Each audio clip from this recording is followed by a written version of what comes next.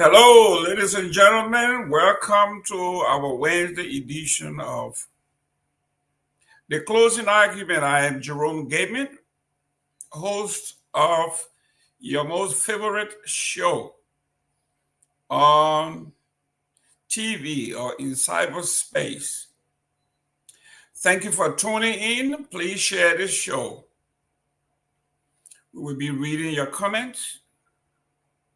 And please let us know where you're tuning in from.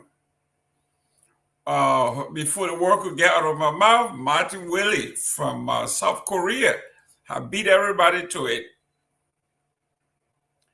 Thank you very much for being loyal. We want to welcome all of our friends and family members tuning in by way of Truth FM 96.1, Hot FM 107.9, and Care Radio. We have a couple of issues we're going to be talking about, many to talk about, but we picked few. I'm going to begin today with a sad news on the international scene. As a registered Republican, it is disheartening and a sad day in these United States that one of the most provocative, opinionated young man by the name of Charlie Kirk was shot and killed on a university campus in Utah.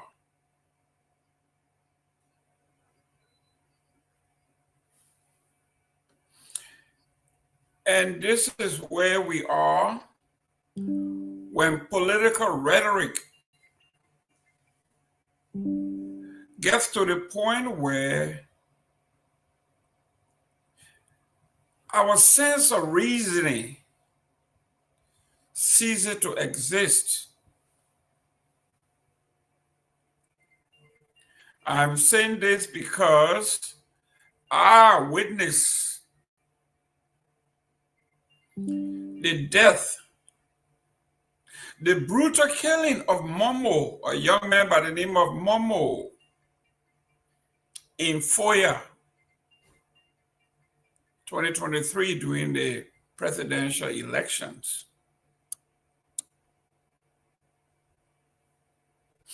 I've seen the brutal murder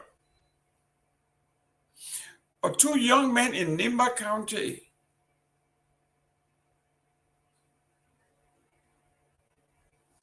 We've seen the brutality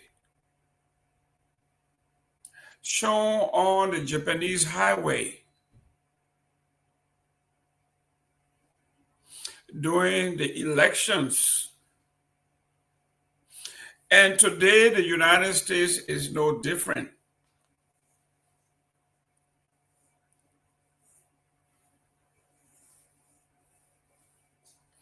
It says, this is from the AP, just in, it says, Charlie Kirk, the conservative political activist and co-founder of the Turning Point USA, was killed after being shot in the neck at an event at Utah Valley University.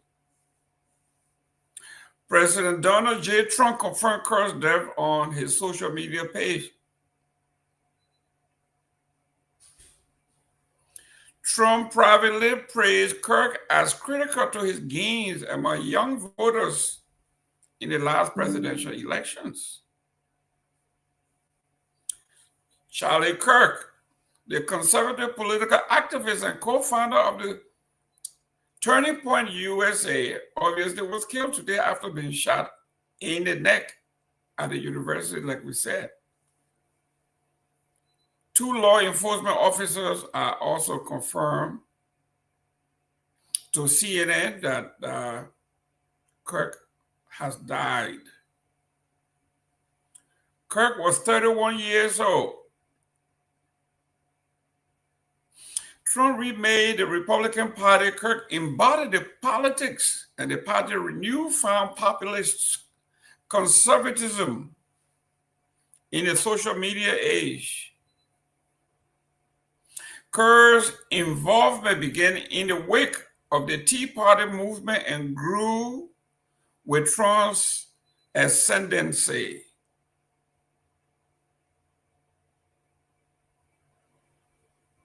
He frequently traveled to colleges around the campuses around the country, speaking and taking questions from audience.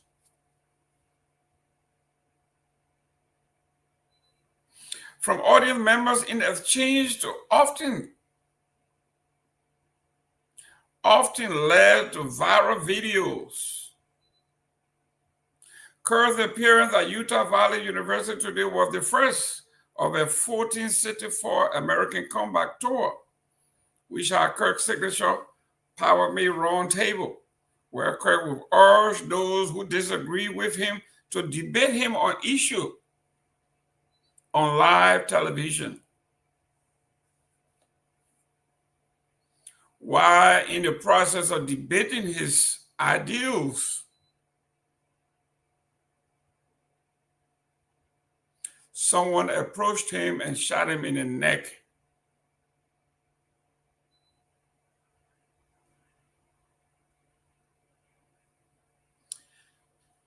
Since when the view of another person is equivalent to a death sentence?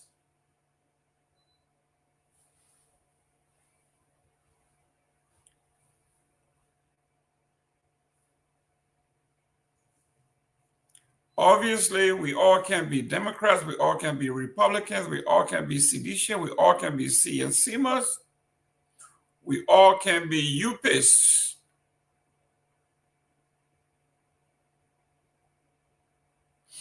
And this leads me to our leading topic today.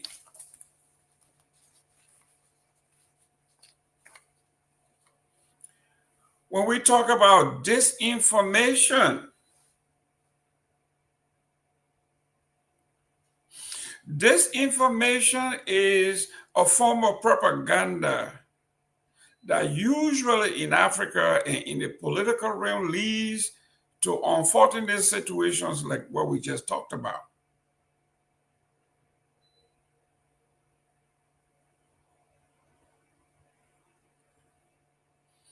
It is the disinformation that the least educated and least informed among us takes literally.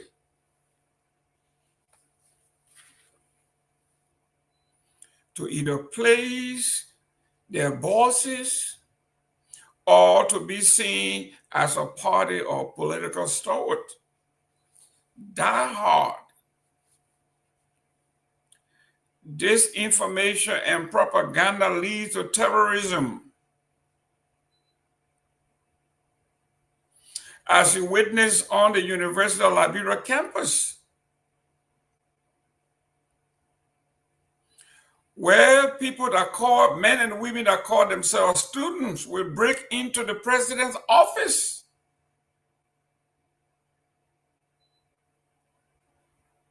Intimidating her and asking her to resign and leave the country. That's domestic terrorism.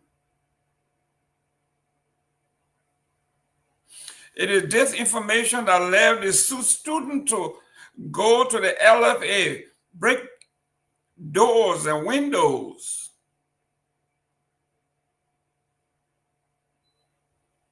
They said they were enforcing the Liberian Immigration Act, Liberian immigration law, that there was some suspicion that the LFA boss was not a Liberian.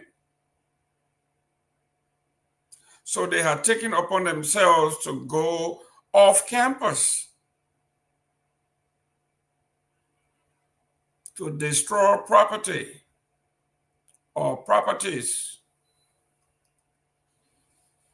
During the 2023 presidential and legislative elections, you saw the students walking down the streets, marching, and breaking windows of private citizens' cars.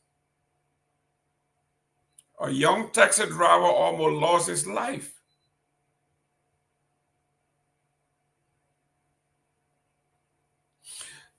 This is what this is leading to, and the senior EU diplomat warned disinformation is a major threat to Liberia's democracy.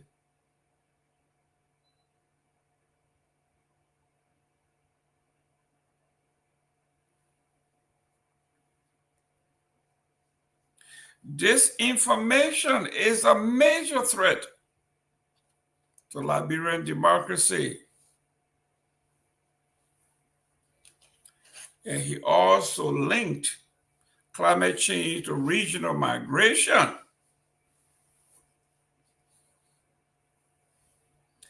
This is written by Anthony Stevens, senior correspondent with the Liberian New Narratives. Cravino, the EU special representative to the Sahara, visiting country, warned that disinformation is a major threat to democracy. Speaking at the end of a 3-day visit to Monrovia, where he met government and civil society leaders, Cravino noted that Liberia could use its seat on the U.S. Security Council to support stability in the Sahel.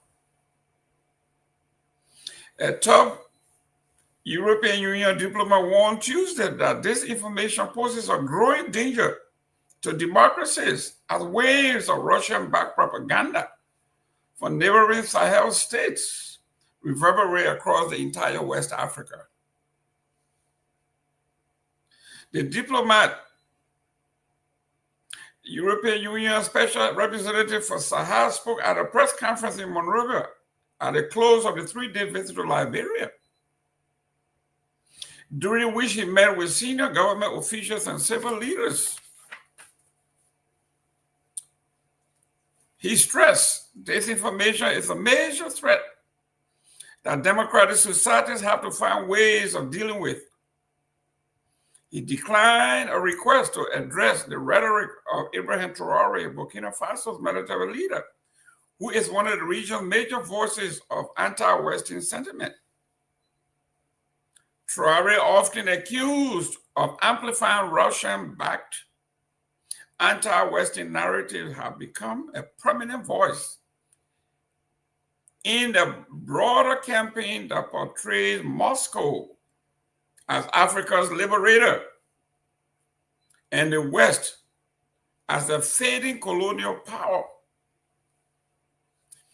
Videos glorifying Traoré, many of them AI generated, have flooded social media platforms, resonating particularly with young audiences. The diplomat he spoke generally of the growing threat in West Africa. We have seen how democracies in various parts of the world have been negatively affected by disinformation, he said. Disinformation is aimed at destabilizing and weakening the democratic structures and promoting non-democratic forms of government. For those of you who have been preaching that our government has failed so badly that maybe we should give autocracy a chance, the EU diplomat is warning us we may be treading on the wrong path. This is what we are talking about when we say disinformation. When you dehumanize other folks, they become easy targets to violence and murder that we just seen in the United States, and as we saw in Foya.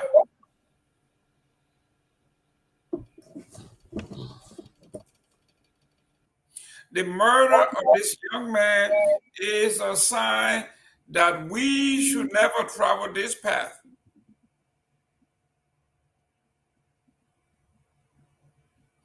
This is why I was on record when I condemned our T5, Thomas Fala, after the death of the young man who campaigned for him. After the young man lost his life after the elections, the first political move that Thomas Fala made was to visit President Joseph Boakai, shaking his hand and bowing to him.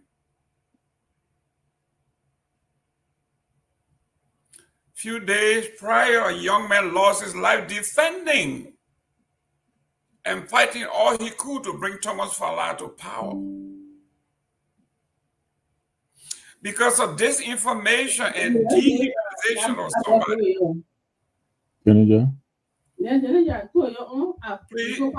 Please, there you go. Because young people have been dehumanized. People took upon themselves to carry out the wishes of their bosses.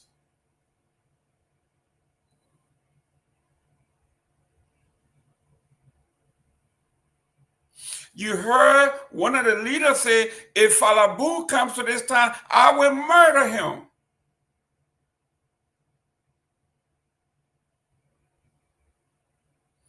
Today in the United States, we're seeing a young man, up-and-coming star, shot in the neck and murdered because of his beliefs. The European Union is warning Liberians of the danger of disinformation and propaganda. If you are a young man, you are treading on the wrong path. Second in this, let me welcome Honorable Victor Nagbe to the show.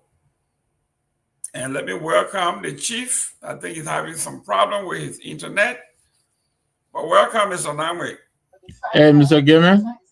How are you, my brother? It is good to be with you. And let me also thank our audience for joining us. It's good to be here with you. Let me extend my sympathies to, the family of the late Charlie Kirk, and of course the Republican organization. I totally agree with you. I think violence has no place in politics.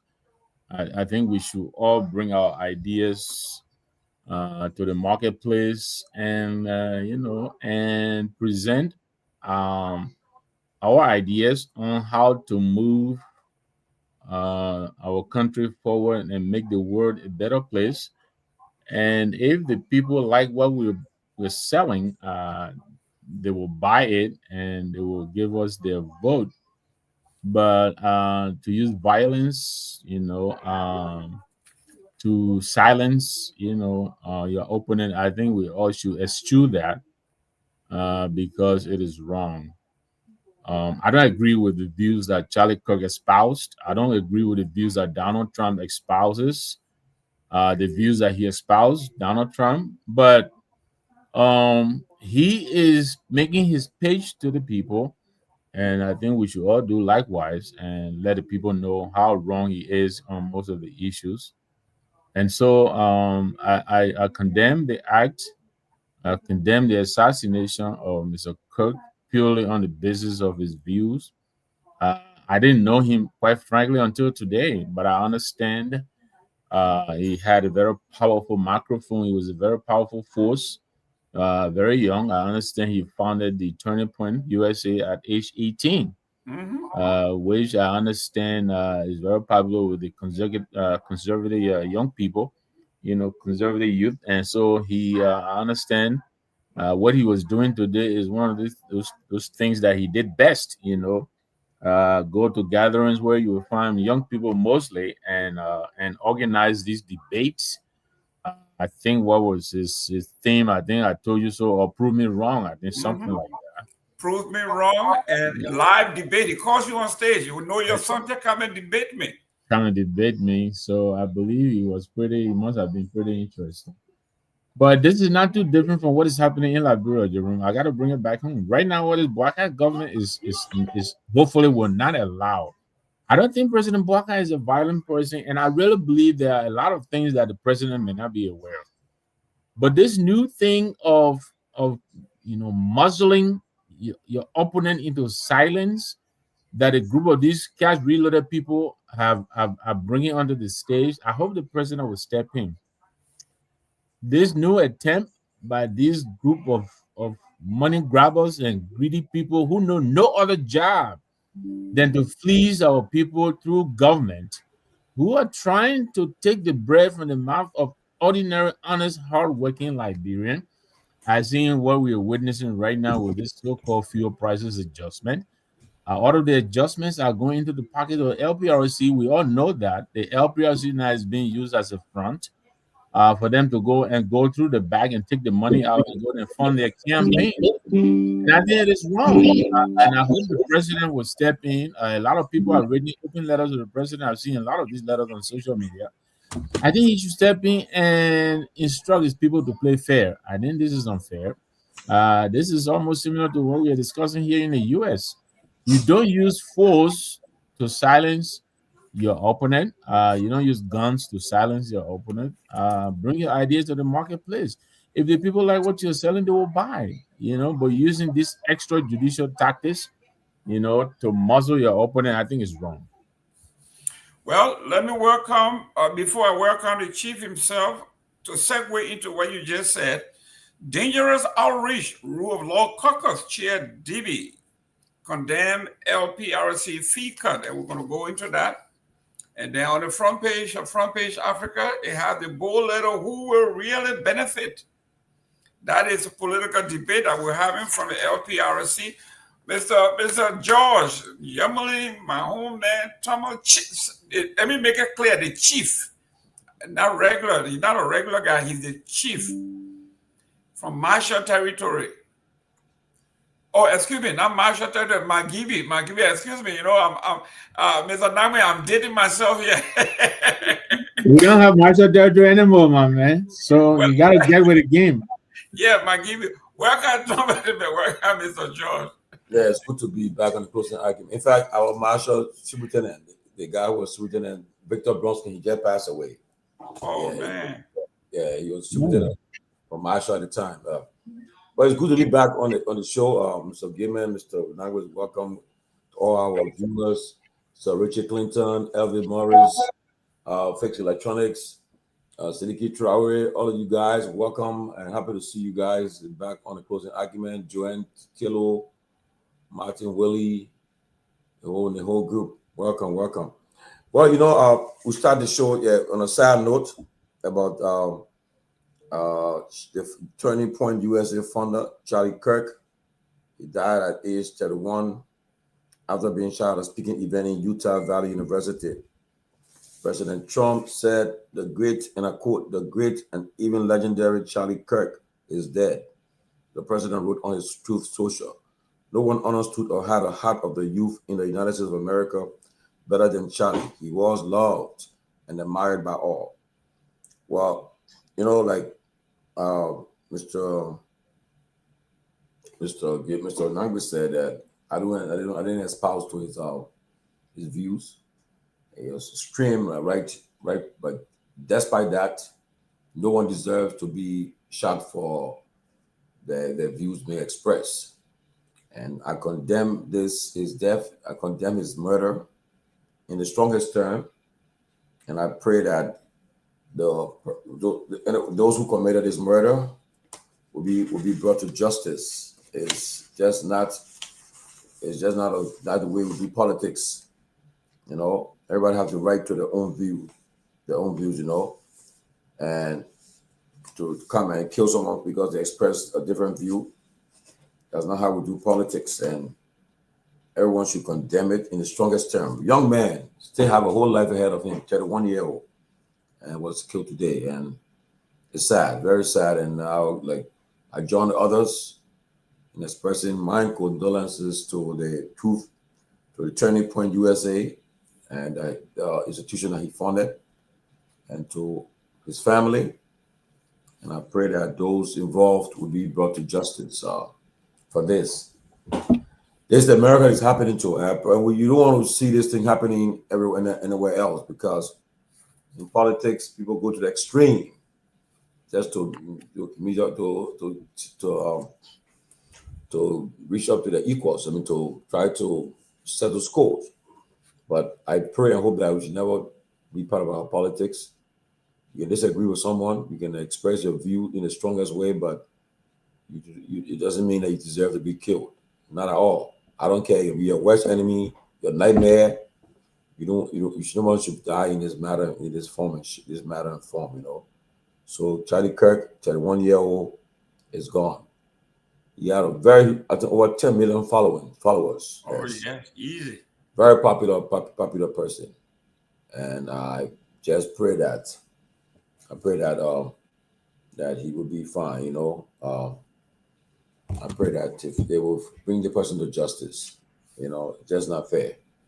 And Mr. Gayman, you're a registered Republican, and I want to say my condolences to other you Republicans, you know, and like I register as an independent, because there are some issues the Democrat for, some issues the Republican for that I depends who's running. You see, like you won't believe it. When Obama during the early primary of the Democrat, I was supporting Hillary Clinton. Later on, when Obama won the nomination, I was even on my papa's side, John McCain. You know, I'm not a Republican, but I was on his side. You know, but it was when he won. I mean, McCain, take it or leave it. He saved Obamacare today. He's someone who was a voice of reasoning, very objective, and he was a real Republican. You know, the President to the Republican Party is not the Republican Party of Lincoln. That's not what we know today. Not at all. And one thing I respect some friends I have, like for instance, I have a friend called Boone Wilson.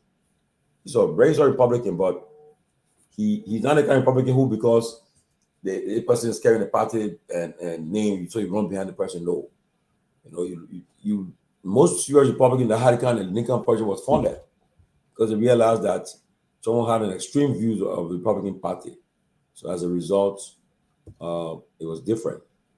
But our thoughts and prayers to the family, and we pray that that person who killed that young man will be brought to justice. And also today, the word today, we have a new rich man in the world. Larry Ellison today, he passed Elon Musk.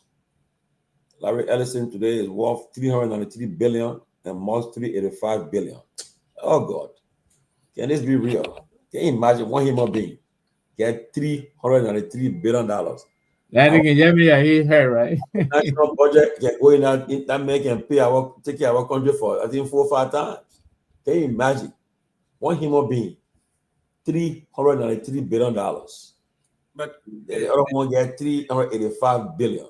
The new contract that Elon Musk just signed will put him. He will be the first trillionaire. But according to this thing, yeah, I know. Elon Musk stock got killed from his Tesla. That will kill his stock. The new space venture he just signed, when it's concluded, he will be the first trillionaire.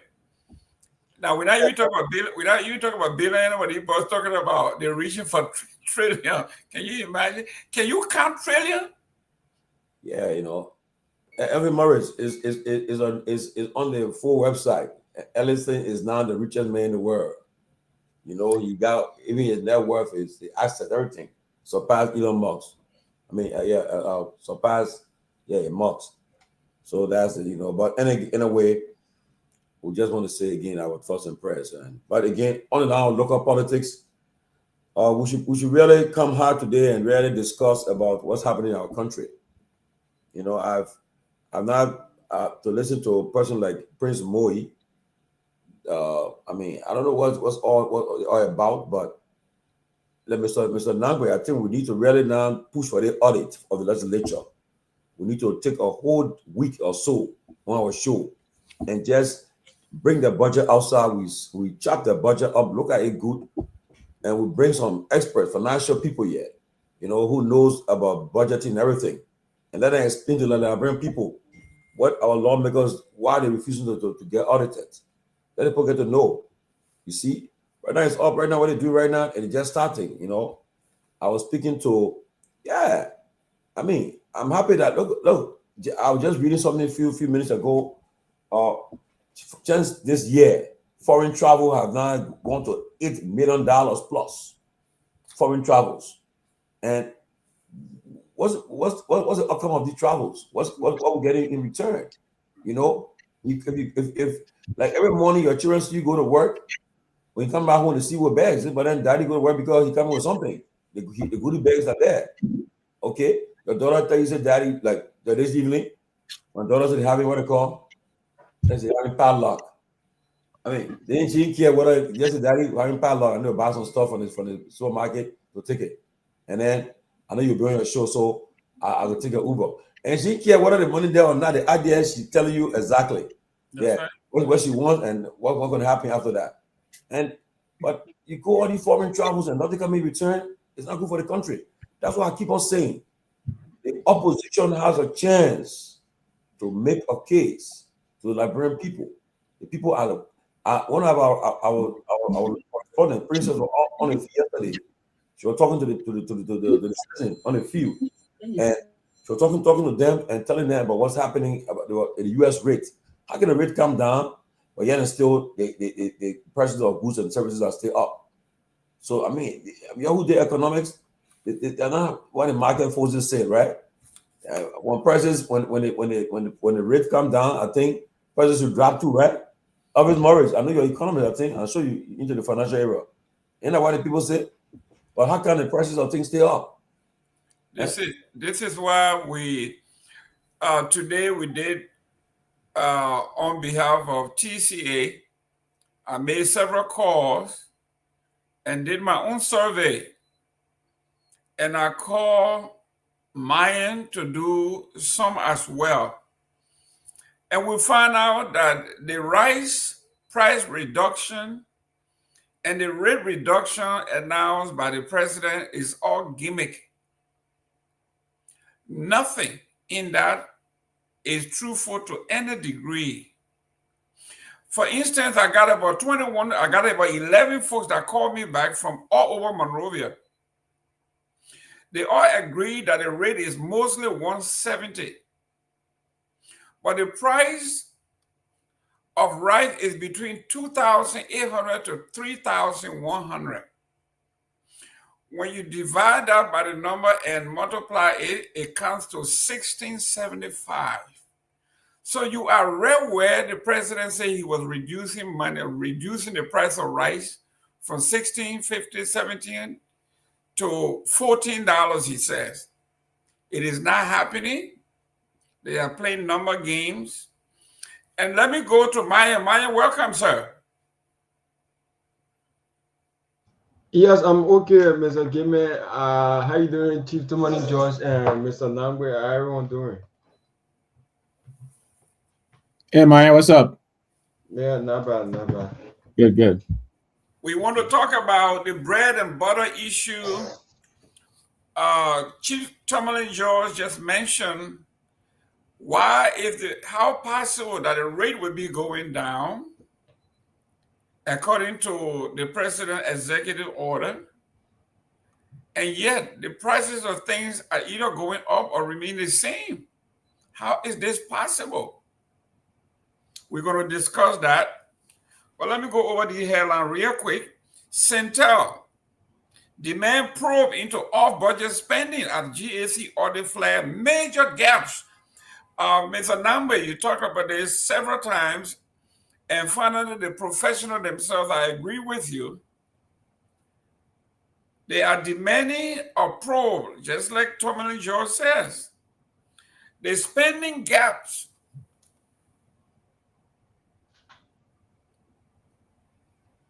This is what they are talking about. They are talking about we have to probe because the spending gap. GAC audits flagged major spending gaps. that this budget needs to be audited. The budget needs we need some serious legal action against these folks who are perpetrating this fraud. The Center for Transparency and Accountability in Liberia, CENTAR, is urging the Liberian Anti-Corruption Commission, LACC, to investigate a large off-budget spending after the General Auditing Commission GSC report exposed major gaps in revenue collection, disbursement, including funds meant for health and education being spent in other areas. The audit of the government consolidated fund accounts of January 1 to December 31st, 2024 found systemic weaknesses that CENTAR described as alarming and reflective of disturbing pattern in this government. Director Anderson D. Myean told reporter Wednesday in Monrovia, the audit found the Liberian Revenue Authority has yet to expand its reporting system. Shortages at rural tax centers, including Bond County, compounded inefficiencies, corruption, rural area living tax collection vulnerable to corruption, staffing shortages at rural tax centers. There's nothing there to be reported on. At the Ministry of Finance and Development Planning, auditors discovered more than $2.8 million disbursed above the approved national budget. At the same time, there was an under disbursement of $78.2 million. We deprived 106 ministries and agencies, including health, education, of approved funding. The report also reviewed that 11 state-owned enterprises, SOEs, were assessed to pay more than $10.1 million in income taxes, but remitted only 5.6, causing significant revenue losses. They were supposed to pay $10.1 million, but only 5.6 was available. These audit findings show continual gross weakness in government revenue collection financial management system. This needs our collective urgent attention, he says. Calls for legislative action. CENTAR urged the Liberian legislature, Joint Public Account Committee, to hold timely public hearings and ensure recommendations are implemented by this presidency. He urged the Joint Public Account Committee of the legislature to timely review and conduct inclusive public hearing on the findings of the audit report. The outcome must be documented and implemented to hold wrongdoers accountable. He added that the LACC must guarantee transparency in any investigation and deliver real consequences for violators of the Public Financial Management Act. CENTAR also called for the reforms to strengthen the system. The group urged LRA to conduct build a new platform to rural tax point and ports, and to recruit, train, and deploy quality staff to the different areas.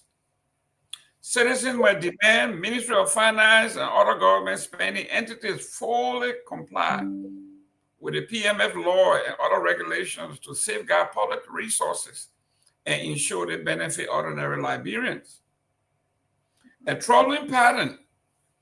It noted that previous audit uncovered similar lapses, underscoring what he described as the government failure to take corrective action. Mr. Nagbe and Chief George, you just talked about it, and now it looks like the LACC has put this in writing. It looked like they were reading your mind. They are asking the government, they're asking the legislature now to get involved, because this particular administration have performed dismally, that they are asking the legislature to get involved. So it looks like asking the Fox to keep an eye on the chicks. That's right. This is what's happening, Mr. Nagbe. This is discouraging. It is. And we know the games you guys are playing. I mean, Centel, I respect Centel, and I think they know what they're talking about. But look, we will continue to make the call. I think the legislature, this government, this government is on a rogue expenditure spree. Somebody has to rein them in, and this is nothing to do with opposition or no opposition. Our people are suffering. You read yesterday, Liberia is the second hungriest country now in West Africa. Every other country here is enjoying, and we are sitting down here every day. You come in here and you highlight what this government is doing that will continue to bring hardship and suffering on our people. And you get people writing nonsense to you and calling you names and all of that. You know what? You can go ahead, but I know that what I'm doing, this has nothing to do with opposition. I know that I'm right to help this government point out where they're going wrong, and they need to change course. They need to change course. There's a lot of expenditure unnecessarily. You just heard Tomalin, $8 million so far on foreign trips, foreign travels.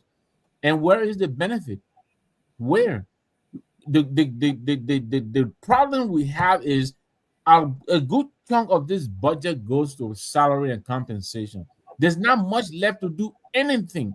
And so therefore, they are bound to employ nefarious means to line their pockets.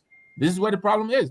As bloated as this government is, no attempt is being made to shrink this government. The president is still appointing boards and people all over the place. These people have to be paid. They're appointing consultants all over the place. Fadiga is a consultant now at the Ministry of Finance. He is going to get paid. Where is that money coming from? It is coming from the budget. And until they take this seriously, we'll continue to languish. We'll continue to suffer because the right calls are not being made. It's not rocket science. If you don't have the money, stop overcommitting yourself. Because if you do that, then you will do what is happening. They will go and begin to plunder the budget that is even yet ahead that has not been passed because they're not spending into the 2025 budget. This is the problem we are faced with. And our people need to realize that our government needs to realize, and the president has to take a lead on this. He has to rein his people in. This runaway spending here, it is unsustainable. It is unsustainable. It doesn't help the situation. But it's like when you come here, you say, before you know it, boom, another foreign trade or something else is happening. Almost every day, there's something that's happening to continue to suffer our people. It's just really mind-boggling. Well, Mr. George, let us take our own folks to task. Let's start. When we were all growing up, Mr. Nagbe, Honorable George, they say charity begins at home.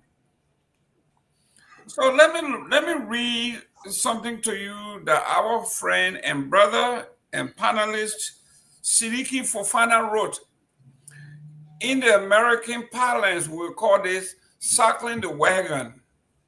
That is, you come to the aid of your own or someone you like or someone within your cycle. Seleke is making the case for the finance minister, Garguah. He is defending Garguah that Garguah is being convicted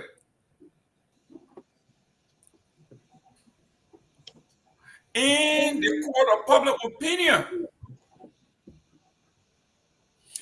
Let me welcome Dr. Peabody here before I take on my own brother here, Mr. Fofana. Mr. Fofana is saying that the finance minister is being convicted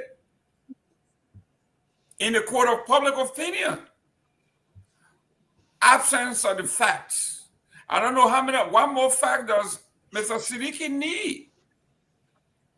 Look, I read. I'm sorry, Jerome. I know Doug is coming and Chief Tomalin is coming. Let me be honest. I like Seleke's writing. I read his writing a lot. But I think he's dead wrong on this one. Nobody, and I mean nobody, told Garguah to go into LELBC and tell the people you cannot drive from here to Maryland. Did anybody tell him to do that? No. So how is that? How is he being crucified by public opinion? He comes out here and misrepresent the situation. What rock is Garguah coming under? And what rock does Seleke also live under? He better come on the show and defend what he wrote. I haven't read it yet, but I'm disappointed. If he wrote it, that rocket's in fire. No, but look, I know Garguah, right? I know the guy, but he's a very brilliant young man, very smart guy. But what I've noticed over the last couple of years, when you into that position as finance minister, everything that once things start to happen with the economy, you become the fall guy. I saw it when they did it to my own friend and brother Tue.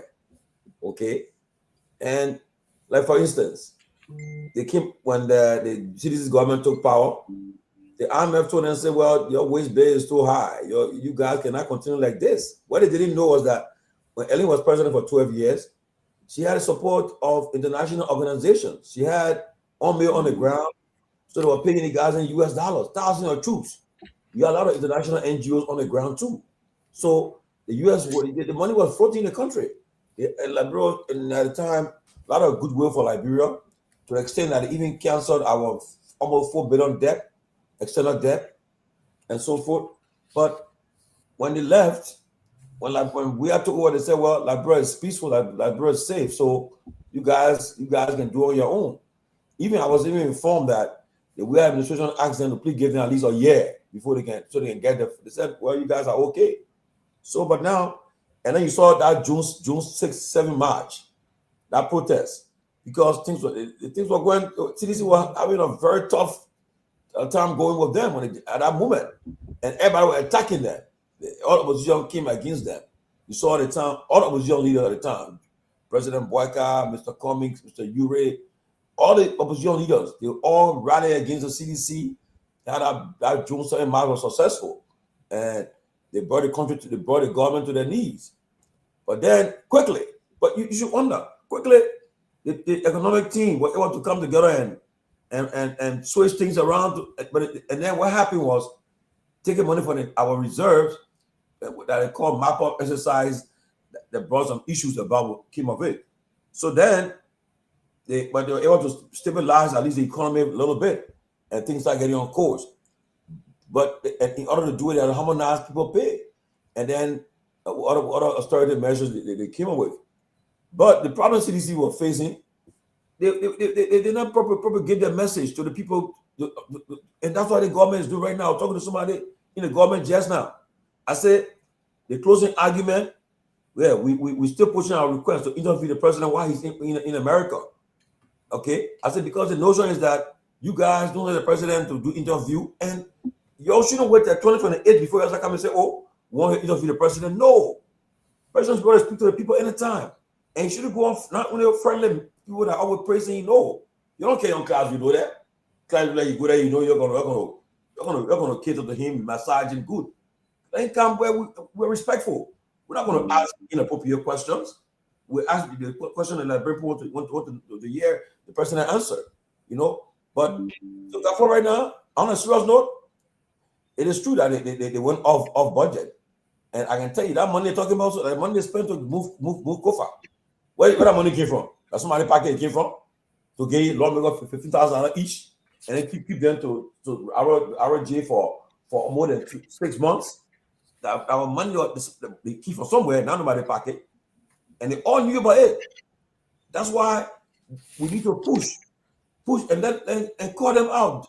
Garguah need to explain where is that money, the money that the people are talking about. I mean, why it was spent? We need to do it.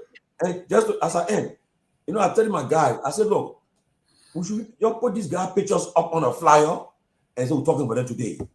Say you put the legislature picture, you put the vice president, the speaker, the deputy speaker, the pro tem, put a picture up. So we're talking about other than the legislature.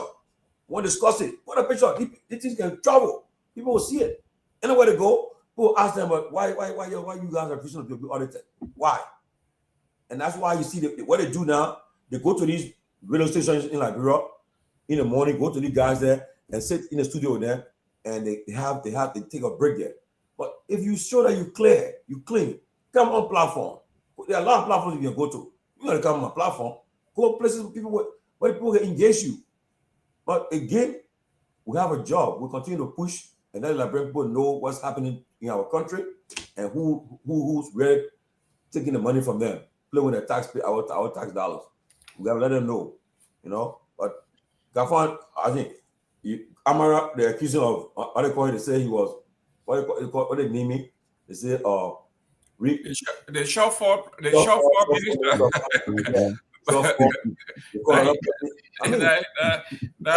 Now he add another one off budget spending. So that's what we are right now. So it's a serious thing. It's a no. And you know, Chief, I'm sorry, Jerome. You know, go ahead. Part of the job that Gafon is doing, you know, is not just about managing the money, or balancing the budget and all of that. It is also that ability to say no, even to the president of the United States. Because Gafon is supposed to be that guy who does not need this job and he can walk away, and therefore that's what people think. That's what we had hoped. You know, I mean, that's also how he presented himself. He had a cushy thing going in Uganda or where somewhere. So he came in here to help us, you know, and rein in this runaway spending and have. But now, you know, you heard something off budget spending, $2.8 million. You know what I can do for the University of Liberia? $2.8 million. It can do a whole lot. Plus a lot of other things that can be done. So, you know, he hasn't really impressed. I'll be honest. He's sitting there, you know, what Mr. Nagbe, why are you being so diplomatic when you know the man is incompetent? The man title is Minister of Finance and Development Planning. That is correct. His job is to make sure that we create jobs and all of these things, and he's not doing it. But let me read what Fofana said here. Then I go to Dr. Peabody. When you finish, I'd like to make you feel welcome here because my boy is all the way in Barobo and watching from there. I've seen it. My boy Charles, that's a feat. So I gotta give a shout out to him. But go ahead. The people, you see, I think the finance minister will rail from Barobo to us here in no time. Is he trouble? He said for nearly 2 decades, Augustin Gafon has worked in Liberia public finance system. Today, as Minister of Finance, and the only man in recent memory to hold posts across 2 administrations, he finds himself on a siege. The course of public opinion, where judgment is quick, merciless, and often driven by political talk show. This is what this young man wrote. And then the GNC and Centel wrote this. Says the audit found that the Liberian Revenue Authority has yet to expand its reporting system. The rural area leaving tax collection vulnerable to corruption, staffing shortages at rural tax center, including Bond County, as big as Bond County is. At the Ministry of Finance itself, auditors discovered more than $2.8 million disbursed above the approved national budget at the same time. So, Mr. Fofana, I hope he comes on today. How on earth will he say he finds himself on a siege, not in the course of law, but in the course of public opinion, where judgment is quick and merciless, and often driven by political talk show hosts? Dr. Peabody, this is what we call in American politics circling the wagon. This is a young man who has an affinity for his brother, his cousin from Lofa. And he's trying to swim across oceans against the tides and saying there is no evidence, but we are talk show hosts, we are talking heads. All we do is crucify this man mercilessly. Doctor, I think he knows who he's talking to. I think when he said talk show host, I think you know exactly who they're referring to. The Well, finance, you are a talk show host. well, We are a talk show host. the finance minister made a reference to a particular talk show host who called him a bloody liar and all of that. You know, but you know, Liberians only talk when the fire burn them. That's when they come up to talk or to say things. You know, because we know that this man has already worked at the finance ministry. He had a job, and who did they run out? They ran out Kamara, but was it they bought out Kamara from a finance minister? They ran him out. They say he had mental health issue. He had this. They ran him out, and they wanted to bring in somebody. Liberian believe in names. If somebody was at a position before, uh, uh, the name Garguah ring a bell. Garguah, the only man, the foreign ministry. I mean, the finance ministry. He is this. Liberian love names. So you can be 100 years old and you be a finance minister. Liberian still want you to be finance minister because of your name. You know, they love those kind of for nothing names and news and stuff like that. But you know, just some that Tomalin said. Most of that money that in question went to support Richard Kuhn and Tomafala illegal coup to remove Fonatine Kofa. They were paid huge some money, 20 something thousand, to pay hotel and additional stuff to support Richard Cohn. Most of the money went there to prove what? Nobody knows. Like Mr. Nagbe said, that money could have gone to LU to even help with that 3 point something million dollars that the president was requesting. But rather they use it to drag a 6 month, almost to a year, just to remove one man from being speaker and back and forth in the court and all kinds of stuff, bribing people, all of that. So, you know, it's wrong country, you know, but Garguah has a political intention. He wants to be president, but with this kind of news going around, hanging over his head, it will be a long-term embarrassment for him if he plans to run in the future. So I don't know. They need to come clean. They need to really come and say it because this will embarrass him. I know he has a political ambition, and if this thing continue to go, because you know, say it talk show or whatever, but when this thing go out, when people just go and Google the names, these things come up. It come right on you. So it will be very bad. You know, for the government, this government, they don't care. You know, they're not accountable to anybody besides themselves. So they really don't care. I mean, money missing and where it's going. You know, you got people in there, guy like Prince Moyi, them, Nukwe, them. Those are seasoned thieves. You know, they fight with that budget. They will do anything, even to remove people from position, just so the budget or what the line item can go through and let them get the hundreds and thousands and millions of dollars. They will do it. Those are seasoned criminals. That's what they do. That's why you see the president is moving with Tomafala, one of the most corrupt criminal in the House. He's moving with him, former chairman. I don't know. He's probably still the chairman of Ways and Means in the House. Criminals that these guys have. The former speaker had just voiced out that he was going to audit them, and they didn't like it. They said they were going to remove him. These are seasoned criminals, and the president is riding the train with these seasoned criminals. So nothing's going to happen. Nothing going to happen. So $2.8 million went in breeze. And I'm sure that money came from the COVID funds. And they misuse it. So I think Garguah need to really, really work hard to change the concept because it's out there. And when Liberian people get one thing, you remember when that whatever $5 billion they say got missing that time, and how it went forever, it could affect them forever. I'm afraid that'll be very, very difficult for them. I'm afraid for them. It's sad though. Chief Tomalin, I know you said we should push hard on this, and people you cannot be in a better spot than when you had the GAC on your side and Santel on your side and say we have the numbers. How can someone say, I know he may have been taking his side of his brother on the talk show. I know he was referring to to Stanton, but as a smart man like Seleke, knowing this kind of indictment hanging over his brother's head, why would he even challenge Stanton to something like this when the evidence is so clear? He's making Stanton look like a star here. The evidence is here. You know, first of all,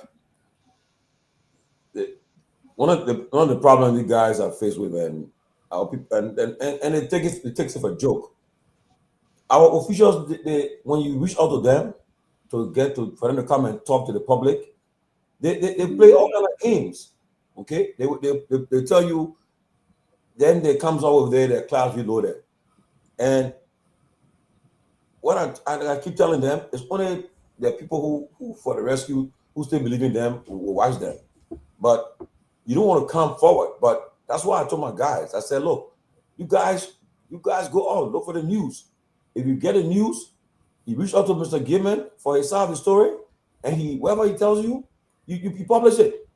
I mean, if he refuses to talk to you, you move on. The idea, the record will show that you try to do your due diligence, try to reach out for the side of the story. Okay?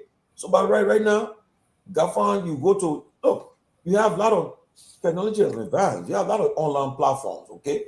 You come forward and say, okay, I will appear on this platform today. Let me address the issue so that people will in other parts of the world can watch you and listen to you. But so that's why people will not make perception about you, you know, that, oh, what they say is true. You need to come up and face it like Liberian people. Tell them exactly what's happening, okay? The issue now, the Central is asking now for an audit. The GAC is asking to, but they have a responsibility to the people of Liberia to come forward and talk to them. But the people just don't like to make themselves available. Mr. Gayman, Mr. Nagbe, Peabody, and Myean, they don't do it.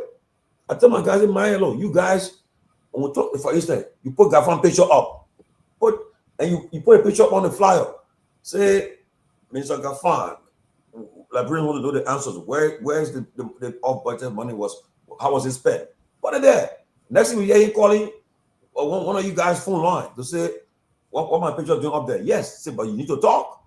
So he will make you talk because we want to hear from you. Or you think about hiding and sending and going to your favorite places where you be comfortable to go there and it will protect you. No, come forward. And it will hurt them. I keep saying it will hurt them. You need to make yourself available to the people. Talk to the people. If you don't do it, it will be a problem.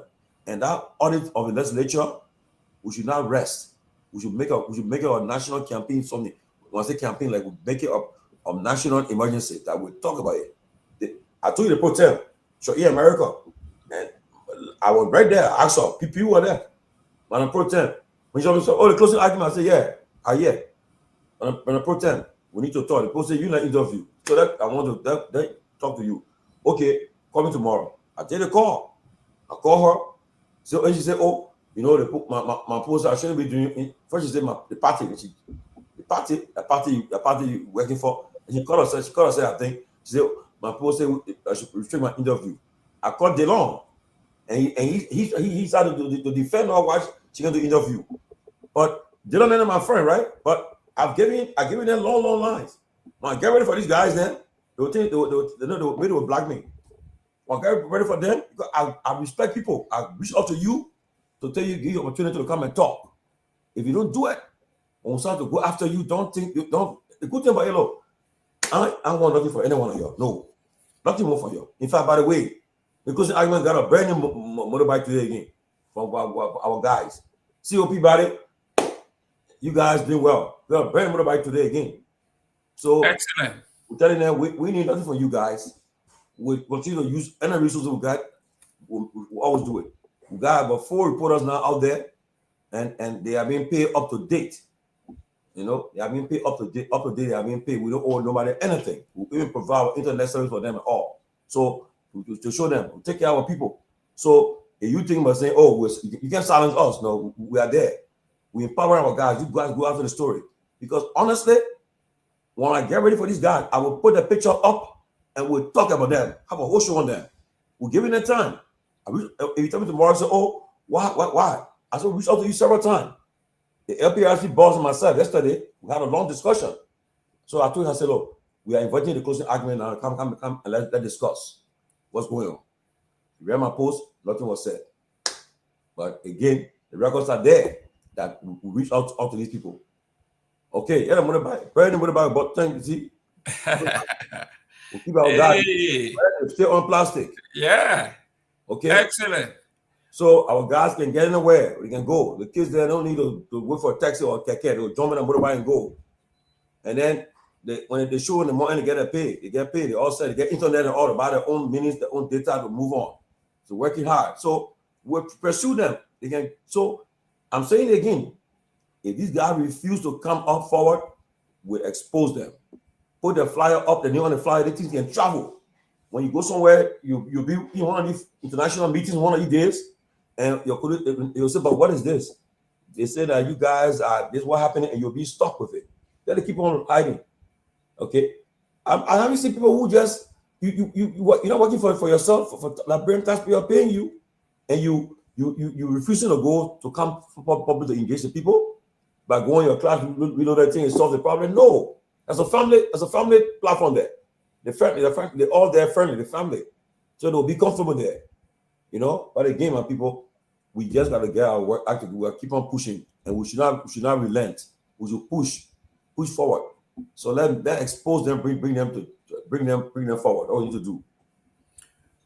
Great. On that note, we were talking about the gimmick that this government is playing in the Republic when the president did the executive order reducing the price of rice and reducing the Liberian dollar rate. But yet and still, the prices of rice are going up. The prices of everything is going up. So we did a survey. And Mr. Myean told me we talked to her briefly about what he observed and what we observe here, what I observed, the calls that I've been getting. Let's see whether the price of rice is actually reduced to $14. Myean, welcome to the show. Okay, thank you, Mr. Gayman, and I would like to welcome everyone if you are just joining us. This is the Closing Argument Show. So, Mr. Gayman, like basically you are talking about the current U.S. rate and that the buying rate within Liberia here. So from this week, the beginning of this week was when we experienced a huge deduction of U.S. rate within Liberia, and also we have spoken with all of our folks within the rural part, and then some of them will also call some of them, they will give us the rate within Lima, Grand Bassam, and the other parts of the country. For most rather in the part of the country that I know about is what I'm going to read out to the public, because I received a call today from one of the ministers within this government. He was asking me about the current rate, and then he was asking me how is it like in terms of the buying rate outside, because when he and I was talking, he told me that the Commerce Ministry, they are fooling the president. That was the message from that minister. He was telling me that the Commerce Ministry, the entire ministry, they are fooling the president, because you cannot say you drop the rate, and then right now, if you drop the rate, some places you will see 170, the higher rate in some places, maybe in a bureau, you see 180, sometimes you see 175. That's the higher rate you see. And then if you go in a place to go and change your money, then you go to buy a card within that same area, they will sell card to you for 200, while the rate have already dropped to 170 or 180. Card should be sold for $180 or $170, but rather card is being sold for 200. So if you look at the red spreads, the minister, when we're talking today about the red spread, he told me that, Maya, what's the actual rate for the red spread? Others are saying the rest is $14. While I did my own research, and then according to the marketers, I also play some of the interview out so that you can listen to marketers giving their own view, because they are the ones who are in the market every day, making ends meet for their family and see how best they can be able to sustain their children and themselves. So if you ask some of them, they will tell you that they are buying Garguah for $17. Some of them will tell you $18 in some places. In most rather here, you'll find it in some places. You'll see rice is being sold for $17, $18, while the government have announced that rice is being sold on market for $14. Just imagine. And then you will see in some of the fuller stores or the Lebanese stores, you see rice is being sold there for $17, $18 in some places. So if the people, the local business owner, if they buy from the Lebanese for maybe they buy around $16 or $17, if they carry in a various communities or home, how do you think they'll be able to sell the rice? Because some of them might likely be selling them by cup. So they will sell that rice by cup, but for maybe $70 or $80 per cup. Because our experience is some people are selling rice in the rural part of Monrovia here for $70, $80. If you go somewhere around the Omika area, or if you go somewhere around the highway, just right before the highway area, you will see going to Nagbe way. You see there are some villages along the way. When I was coming from Nima, I did a stop back there. You'll see some places there. You see people selling cover red for $70, $80, just because they want to eat the rice. Because Liberia, we see Liberians staple food to be rice. So if Liberians don't eat rice a day, they have been eating. So people will just be forced to buy that rice just to be able to eat. So even if you open the line right now, Liberian will call in and tell you from Liberia location or Liberia destination. Let's open the line a little bit and see what the people are feeling, what they are buying the rice for, what the rice is going for, because the propagandists are saying rice is now being sold in Liberia for $14 because the president says so. And we are telling them that the Liberian people say that was vla. It is a complete fake for you to say rice is $14 because the president says so. But it's not a reality. This is what the European chief diplomat were telling us today. This information is dangerous for our democracy. Basically lying to your own people. This is what's happening here. If you can open the line, go ahead and open the line. Let's hear from a few folks. How much? Yeah, so if you want to put in your calls, you can put in your call 0777 649986 0777 649986 plus 231 777 649986.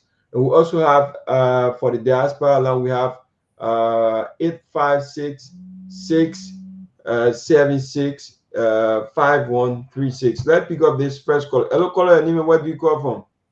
I'm Eric Potter from Nugutan Borough. Okay, Nugutan Borough. Go ahead, make a point. Yeah, for what I just heard on the radio, the caller are saying red is not so in like growth of food. That guy is so red, brother. The rate of 200, right? Yes. Okay.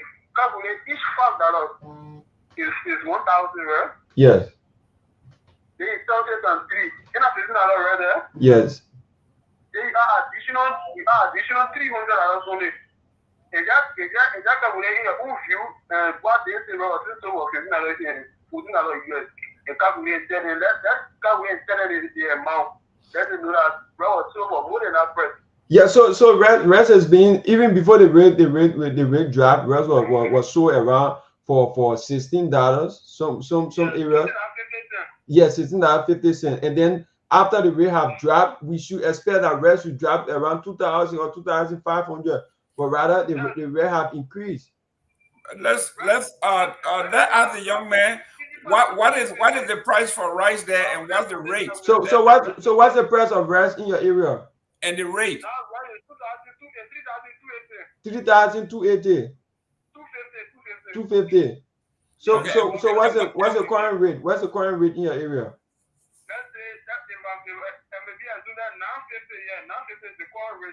In your area? $850. Okay. But what is the exchange rate? Okay. The exchange rate is what, 170 or 180 or 200? What is the exchange rate? In some places, the exchange rate is 170. Yeah, but Others area at 180. let us the caller that question. Let him answer it. Hello, so we can get it caller. from him. Yes, my name is Seleke Kromah. I'm calling from Dopoh. Okay, Dopoh. So what's the current rate at your area? Today I paid for rice for $3,000. The reason the woman gave me was that they bought their rice before, they talk about the price. Mm-hmm. So she can't sell her rice for what they're talking about, so this one the 3,000. But then what bad for me today I went to write the Kehleboe used to be $5 for a dozen. They had 100 pages Kehleboe.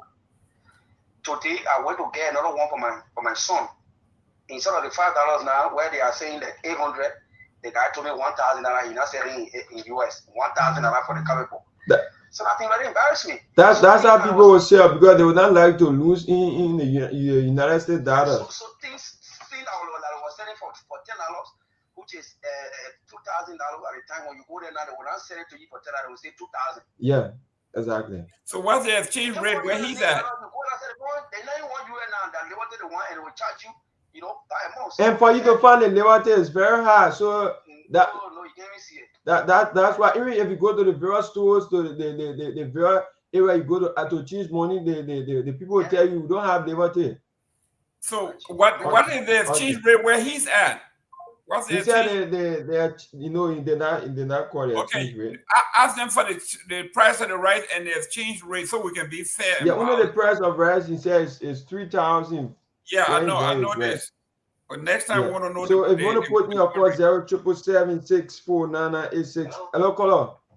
Yeah, my name is George Walker. Calling from where? Calling from 540. 540. Okay, so what's the exchange rate there? The rate is 168. 168, Mr. Gayman. So how much do the people sell rice in your area? Let me tell you now. You know what happened? No. If you tell somebody say $14 for rice, and the $14 you buy from the store for the wholesale is $14 from the port. Then if you pay 50 cents per bag for transportation, when you bring it, how much will you add on this rice bag? How much profit you will be looking for? So when the rice can oil, they will be selling it for $16.50 or $15.50. So why the Pope continue to tell you say the rice price drop, the rice price drop? What sense it make? That's why the commerce ministry is saying. And then when you go to buy in US, the people will tell you say, send us selling my things for $1,000, and then the previous price was $5. When you carry the $5, they will tell you say no, you got to add Liberty to it. Exactly. So what sense it make? What sense it make? So that means they try to tell us that the US is not important again. You know what I'm saying? Thank you. So they plan fooling us, man. And then I want to share something with you. Go ahead. Hello. And then the book bag they giving to the Bureau government school there. You just look at it, kid. The car, my son, the class on it. Do we have evidence to that? I got evidence in my phone, pressing it. Okay. Let me send it to you. You know the sound walking in the car there? Exactly. I know that. Okay. I know that. Okay. I posted it and I asked him, I was asking the people, I said, which type of sound is this? I don't want to post it. Okay, so you can send it on this number. This number is also on WhatsApp. Okay. All right. Okay. Thank you. 077764986. I think what he's saying, I took note of it, but I did not really view it because what I saw on it was JMB, but that sound he's talking about, I did not really take note of it. So 077764986. So wait, the price of rice. What was the price of rice? We are left at what price? 16. And right now, what's the price now? Some people 17, some people, according to him, 18, 16, 50, 16, 75. But the executive order said rice should be sold for $14. Hello, caller. Yeah, Neiman, where do you call from? The economists help us understand. For Dopoh community, what's the actual rate in your area? 850. Yeah, so you are talking about 185, right? Are you hearing me? Wow, we lost that caller. What the price of how much one US rate is what? One to what? The One to US one rate is not stable. In some It's places not you find for 170, 180, 172, 162, just like that.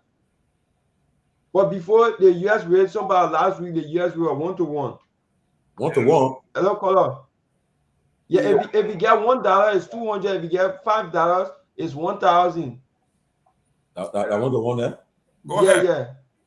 My name is Jerome Gayman. I do join from Federal last and last one time. Okay, Fena, what's the actual rate there?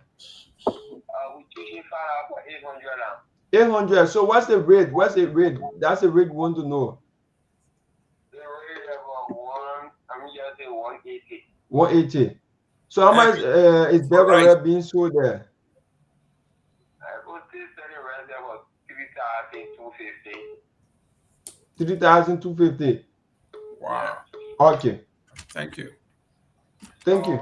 Yeah, go ahead. So my main point is that we're talking about rate dropping and why the team president still in the school. That's a question. That's why we still wondering. I don't be surprised when Andrew Tiger is doing black and for travel, they are stealing for the people. They take $5 for 800 and what they carry about 14 hours by the right there, but it's a whole around it. It's just a bit. That made no sense. Okay, thank you. And that's why you said I got a call. Your name, where you calling from? All right, thank you, Mr. Gayman. This is Elvis from.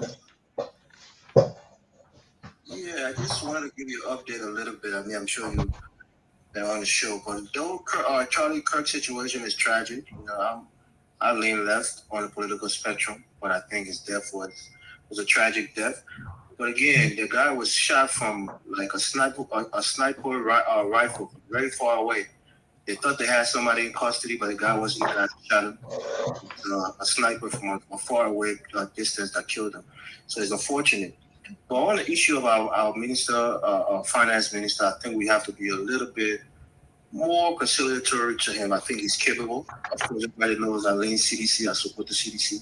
So I'm not a unity partisan, but I want us to be fair. I think there's certain monetary policies that, this government is trying to put in place now that perhaps will kind of bring down, the inflation, the prices of goods and commodities in the country. But I would just caution him not to try to strong arm or stronghold the economy. You can't make economic policies by decree. You have to let the market forces decide how prices will fluctuate in the market. So I think the president and the minister of finance, both have to put their minds together, and other cabinet members who can help them and try to make economic policies that will, relieve the Liberian people stress when it comes to economic matters. But lastly, I would say this to you, Mr. Gayman, look, when it comes to Charlie Kirk, I know there's a lot of American politics. Do you know, you're a Republican, and we've had these conversations outside of the public eye. Charlie Kirk, they asked him about gun violence. When the guy was shot, he was talking about gun violence in America. And he said that, they're asking him, what do you think about the gun violence in America? He said, if you subtract gang violence, so he was talking about black people killing each other. Right in that instant, he got shot. So it's unfortunate, but it's almost, ironic that he got killed the way he got killed. But thank you for taking my part. I just wanted to give my 2 cents. Thank you. Well, ladies and gentlemen, we are talking about the economic situation. Let me welcome Mr. Deeks. Mr. D, welcome to the show while we take some calls. Good evening, gentlemen. It's been a while. Happy to be on tonight. Thank you. Myean, we are talking about the bread and butter issue. The folks are calling. We want to know what's happening because they keep saying, the right should be $14 because it is a decree and it doesn't work that way. So, Mr. Gayman, like one of the callers said, some Liberians, one day will come, Liberians will go after the Fulanese and the Leredunians to go in that store. That was the same thing, the same fellow the minister I was talking about. he said it seems to be like the Ministry of Commerce and the Fulanins, they are inserting coup. Like they don't want to bring out the money they have. They don't want to come out with certain things. Because one thing ourselves, send this US rate, we haven't seen any inspector from the Ministry of Commerce to come out to do any inspection or any, like sometimes when they say the rate drop, you see the inspector from the ministry will come out to be checked on various businesses or areas for the rate. If your rate is high up, they will be able to arrest you and carry you at the area. But since then, I haven't seen anything like that. But Mr. What, let me hello, caller. Yeah, your name and where do you call from? I call from Red Line. Your name? Emmanuel Isaac. So what's the rate in Red Line? Red Line is 170, the rate. 170. Yeah. So how much is Beggar Red being sold for? The Beggar Red is supposed to be 2,800. No, what is it? We're not saying why it's supposed to be. When you carry Liberty, Uh-huh. they will tell you they don't want. When you carry US, they will tell you they don't want US. Oh. They want Liberty. And so the government have to come down on it. So if they're holding the Liberty, why are they holding the Liberty? How much? Because the rate dropped. Yeah, so how much are they holding the Liberty with? They're holding it as 200 rate. 200. So it means the Beggar Red is going. When you say $14, they will tell you say $14.50. So you will be paying 2,900. In real life. Money is the problem in this country when it comes to the business level. Because they're taking over the businesses now in this country. So the government, the Ministry of Commerce, have to get on their feet to see how best they can implement the government order. If not so, the government will not get good name in the market when it comes to the marketing. The citizen will still suffer. So Okay. So the question is, I'm hearing that there are shortages of Liberian dollars. That's a problem. And then, but look, while we're talking about this, this is a country called Nepal. The people. They changed their lawmaker and stoned them to death. Some of them to death. The Prime Minister resigned. The Army Minister will take. Look, but I don't wish for this for Liberia, but these are what people call protests. These are serious protesters. They're not protests where you do it for a few hours and you move on there. These are serious protesters here. And we have on the line here, Chief. Hello, caller. Okay, make your point. What's the rate there in your area? I said it is the rate at 850. Yeah. So how much is Beggar Red being sold for? It's 2,900. 3,900 or 2,900? 2,900. Oh, okay. Okay, thank you. Wow. So 077764986 07776. Can I come in for a minute, please, Myean? Yes, go ahead. You know, this whole rice business has been an age-old problem. Until we can come up with a real comprehensive plan to say 5 years from now, how we're going to reduce the import of rice by a certain percentage and put money into local rice production, not individuals having their own farm. You know, we have a tendency in the country when we talk about local rice production, then we call one of our friends' farm. That's not national rice production. The government has to come up with a comprehensive plan so we can reduce the importation of rice. If it requires putting the tariff back on rice, because sometimes you got to go through pain to have better days.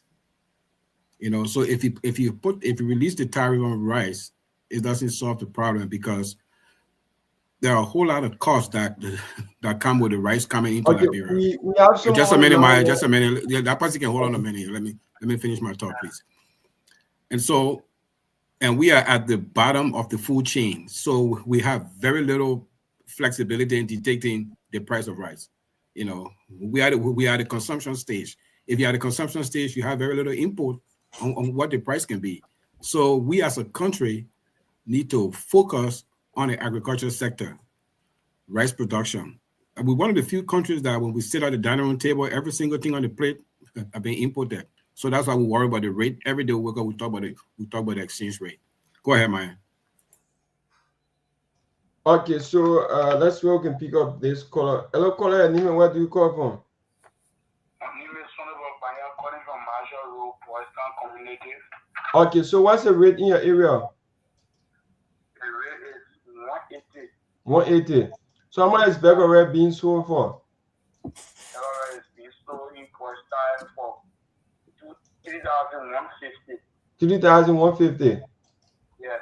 Okay. So before the rate drop, what was the rest being sold for?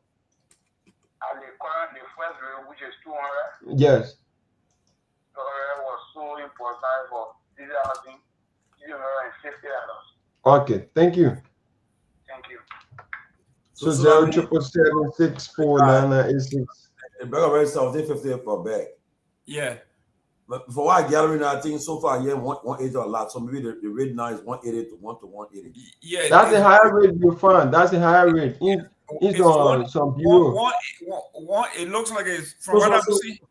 You're who the economist. I'm not economist, but so why is the Liberian dollars being who holding onto the Liberian dollars? Why is the shortage? So like Chief Tomalin, let me kind of small. The Liberian people are accusing the central bank because they are saying that the central bank is holding on to the money. They don't want to release the money, and we are also getting report that the central bank came out with a report and a release that the system have enough US dollar and Liberian dollar. So the information that is coming out that there's no USD or LD is not true. So the cause of this whole LD and Liberian and USD is from the Liberian people. They are the one who managing it. It's not the central bank. Yeah, but Tomalin, just to a point, just hold on to my, we hold on to my letter. You can have that caller. Where do you call from? Okay, my name is Peter Siboya. I call from the Chief Bell. Okay, so what's the rate in your area? And the rate my area now is 170. 170. Yeah. Okay. And the rice? The rice is sold for $3,000. $3,000. Yeah, but what happened today? I went to Fulani. And Fulani, when they usually do what Fulani with was 1675. When you go buy 100 bags, they gave 20 bags. But now government, they see they should sell the rest for $14. So they give it to the distributor for $14, and they are saying they are not hiring anything on it. So that the distributor will go, pay their transport, and go to alley or two. Now today, anywhere you go, they say they want the money. Anywhere you go, they want US. Now you can't. So it's hard. Now I saw comments people who they do the passing around, but now I'm going to ask anybody. Do on their own, and then government try actually is unhappy. We don't want for citizens to get in the street, and tomorrow government will begin to spoil. Because if they continue, you will see citizens will go from shop to shop, from store to store to put the rest out. Because that's our staple food. And you can't say because I get US dollar, so you now hold the US and think I only want the water. No. So that government try to get out so they can see our best. But if you check the rate will be sold for 2,500 or less than that. But when you go to say 170, then when you go carry the whole barrel and say, I don't want it. Go nobody want it. So we free hungry? Why get the money in our pocket to pass them our children? So that government please try. You apply to the government, that government try before citizens get in the streets. Because I will know that what we've been crying for. We've been crying for over the years. Because this is our stable food. Thank you. Okay, you're welcome. Yeah, Tomalin, hold on a minute. Just hold on a minute, Myean. 1 minute. Yeah, go ahead, Mr. Dix. Yeah, one of the structural problems we have with our currency in the country is that we have more currency that's outside the banking system that's in the banking system. So yeah, I mean, how many people got bank accounts in Liberia compared to the commercial activity happening in the country? Maybe 10%. Yeah. So when you have more of the currency outside the banking system, it's very difficult for the central bank to have a robust currency control. So you can have individuals can do manipulation and they can play with the rate. So that could be some of the things that are happening. especially when all these price regulation coming up. There might be some manipulation happening in the back. Yeah, but Mr. D, isn't this why you have economic advisor? This is why you got all these smart guys. We've been saying the same thing for years, since Charlie King time, that listen, you got more money outside. So when you do your public policy, you have to take those into account. So when you make these kind of decrees, right? Like you can't control the market. Like say rice is going to be sold for $14 without taking into account how much the seller is buying it for, transportation, storage, and all of these things. You can't just come out and decree.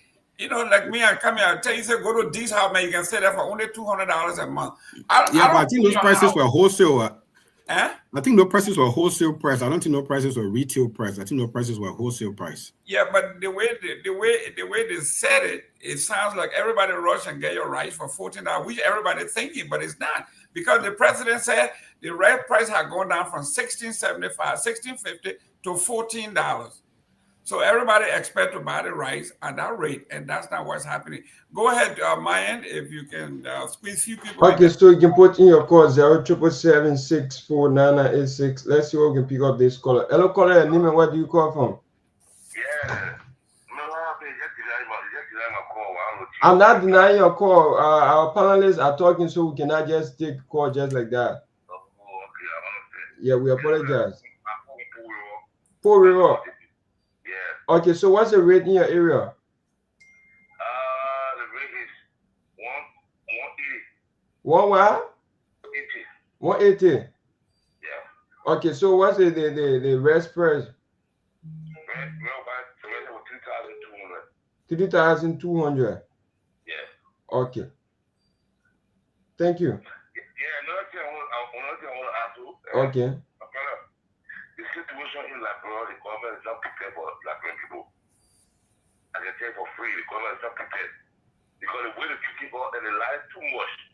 People come here and say a lot of good things about Liberia, they're not looking at that. You come here, when you kind of deal bread in this country, and people keep lying to Liberian people. These are very tough. Someone children in school. I just bought rent the money. Because you can imagine, I got about 5 children of me. I just bought rent the money. Things are very hard. Very, very hard. So the person be calling the radio station, okay, and things getting better, and things, the line call you guys, up there to our football all year. You guys cannot be talking with Liberian people. I'm asking a question, man. I think everyone died in the country because nobody will allow Liberian people are safer, or a lot of people outside are safer. Yeah. We got a question for him. Don't let him hang up. Okay.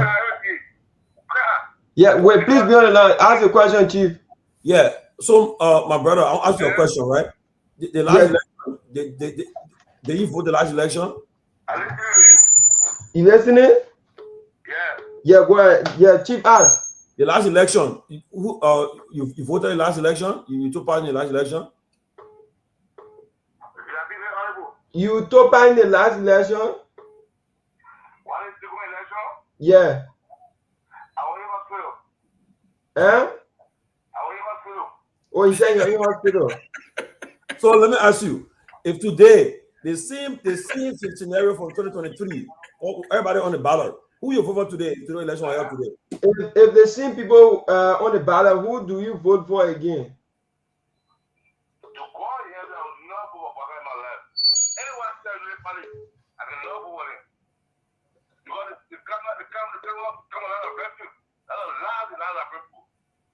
I'm sure, brother, you know, things are very hard, very, very hard.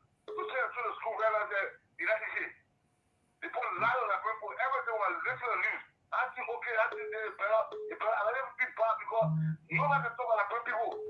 People make mistakes by putting Baga there. A complete mistake. I just mistake Liberian people made by putting the left Baga as president. Complete mistake. Even Baga, anybody go there, even the president party, anybody wrong. All everybody together, you're not going to no way for that poor. You're not going to win for that poor. Because we're in front of it, the lie, the gossip, they talk a lot of rubbish about other parties of people. They talk about this reality. They lie too much. They lie. They lie too much in the comment. Well, listen to that. We cry every day. Like people are creepy. You don't know that people women are 90 times more than the school.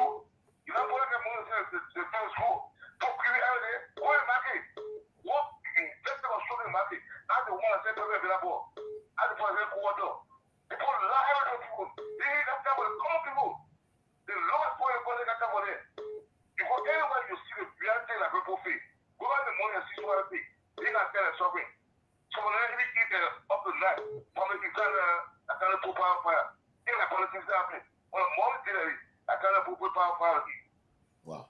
Thank you. Okay. Thank you. Thank you. Thank I you.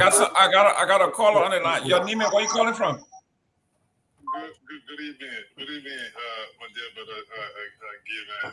This is Abraham Conner. I'm calling from New Jersey. Let me say good evening to Dad and all of the guys in the studio, man. Tomalin and all. Fascinating topic. But there are a lot of things that are happening here. There are a lot of uncertainty when it comes to Liberia's economy.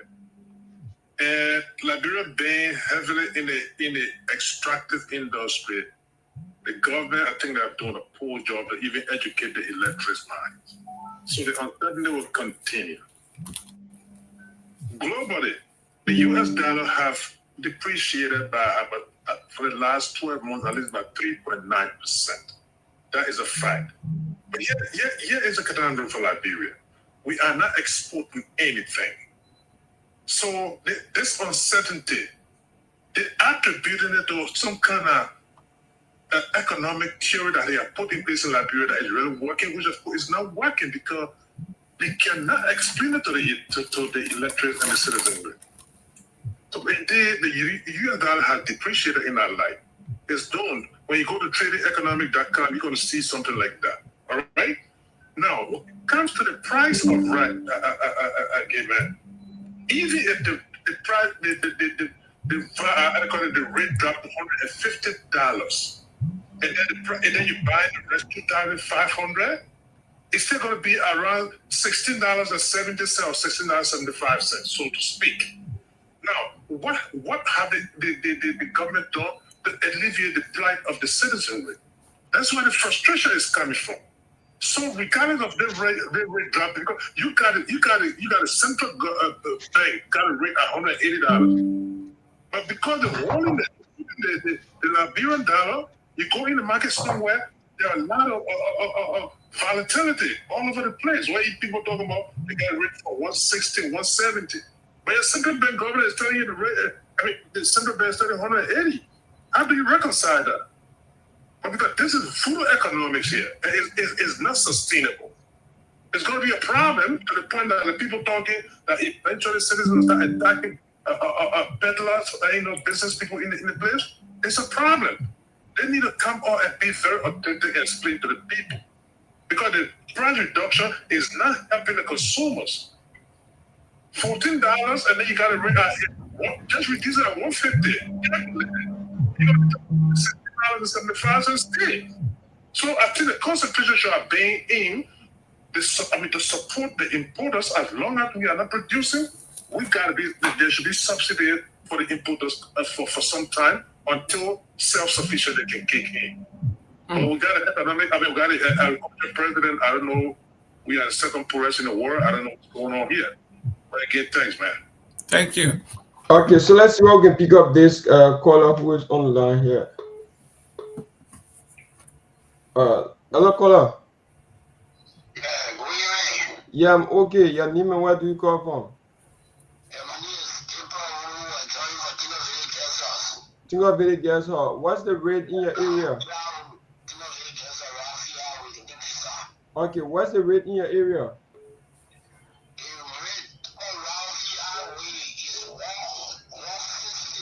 160.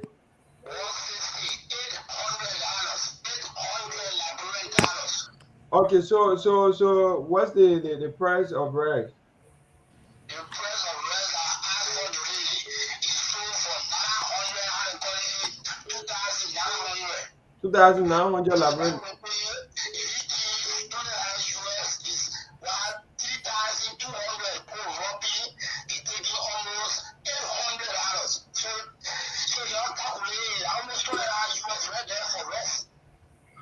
Okay.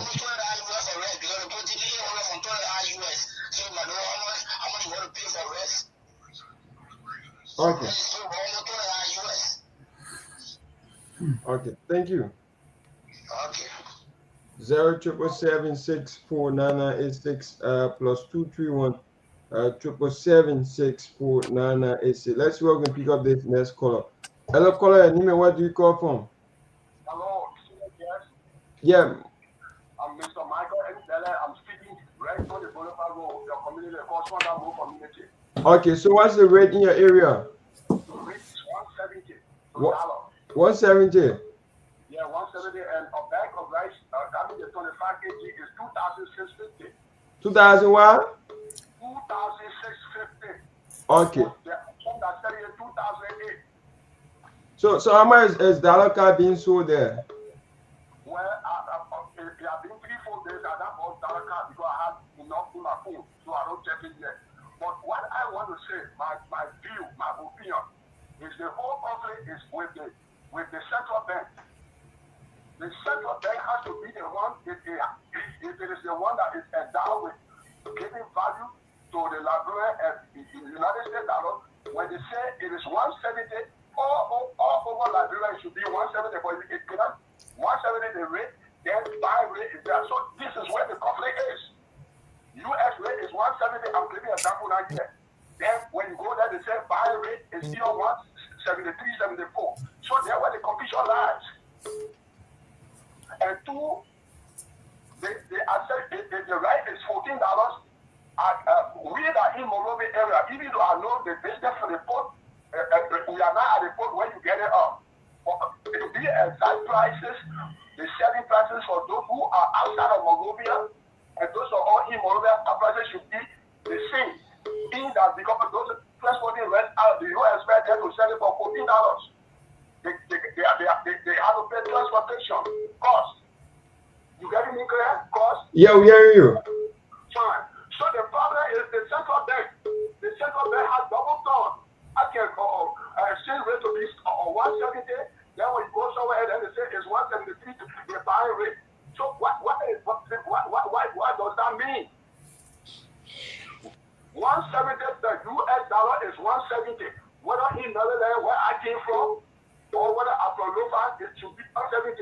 So it's the one that carrying it, if that would be $14, maybe if that person is adding 50 cents or $1 on it, it's clear.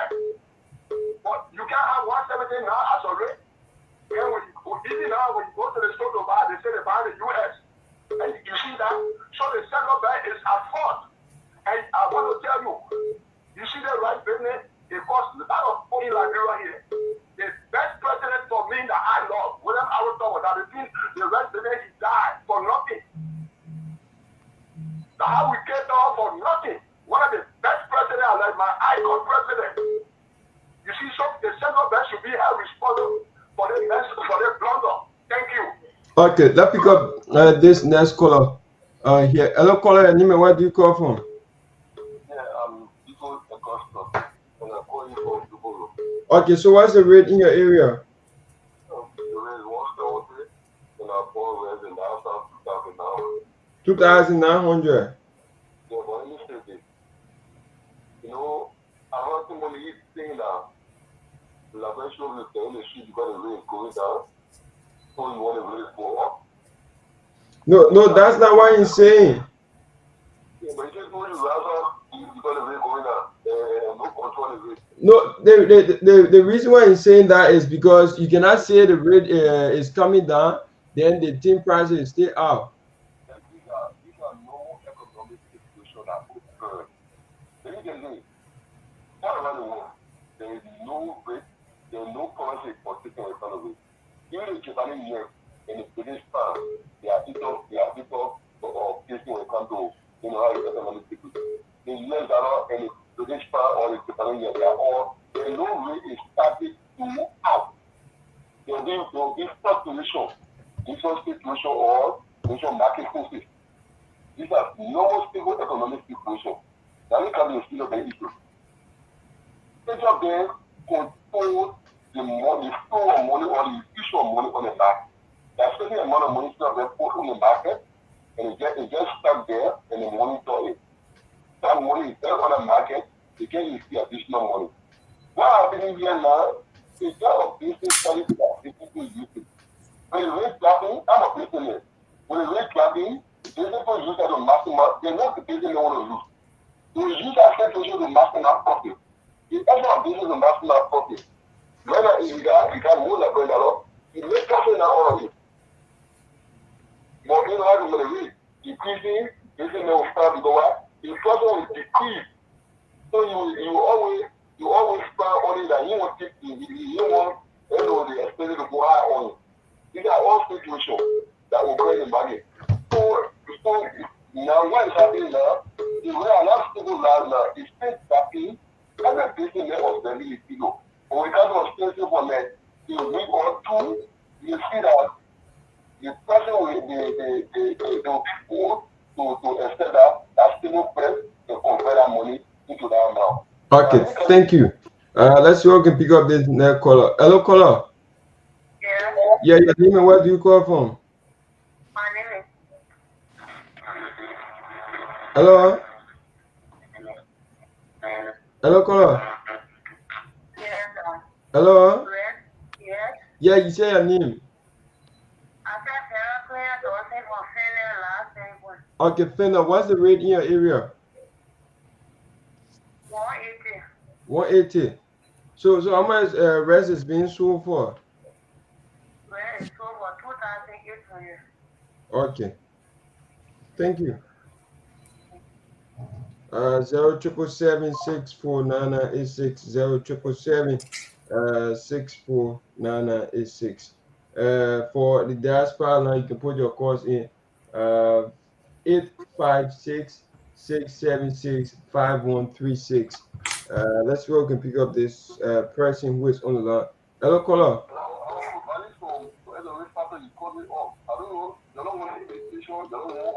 No, others are on the line. That's why sometimes the call just off.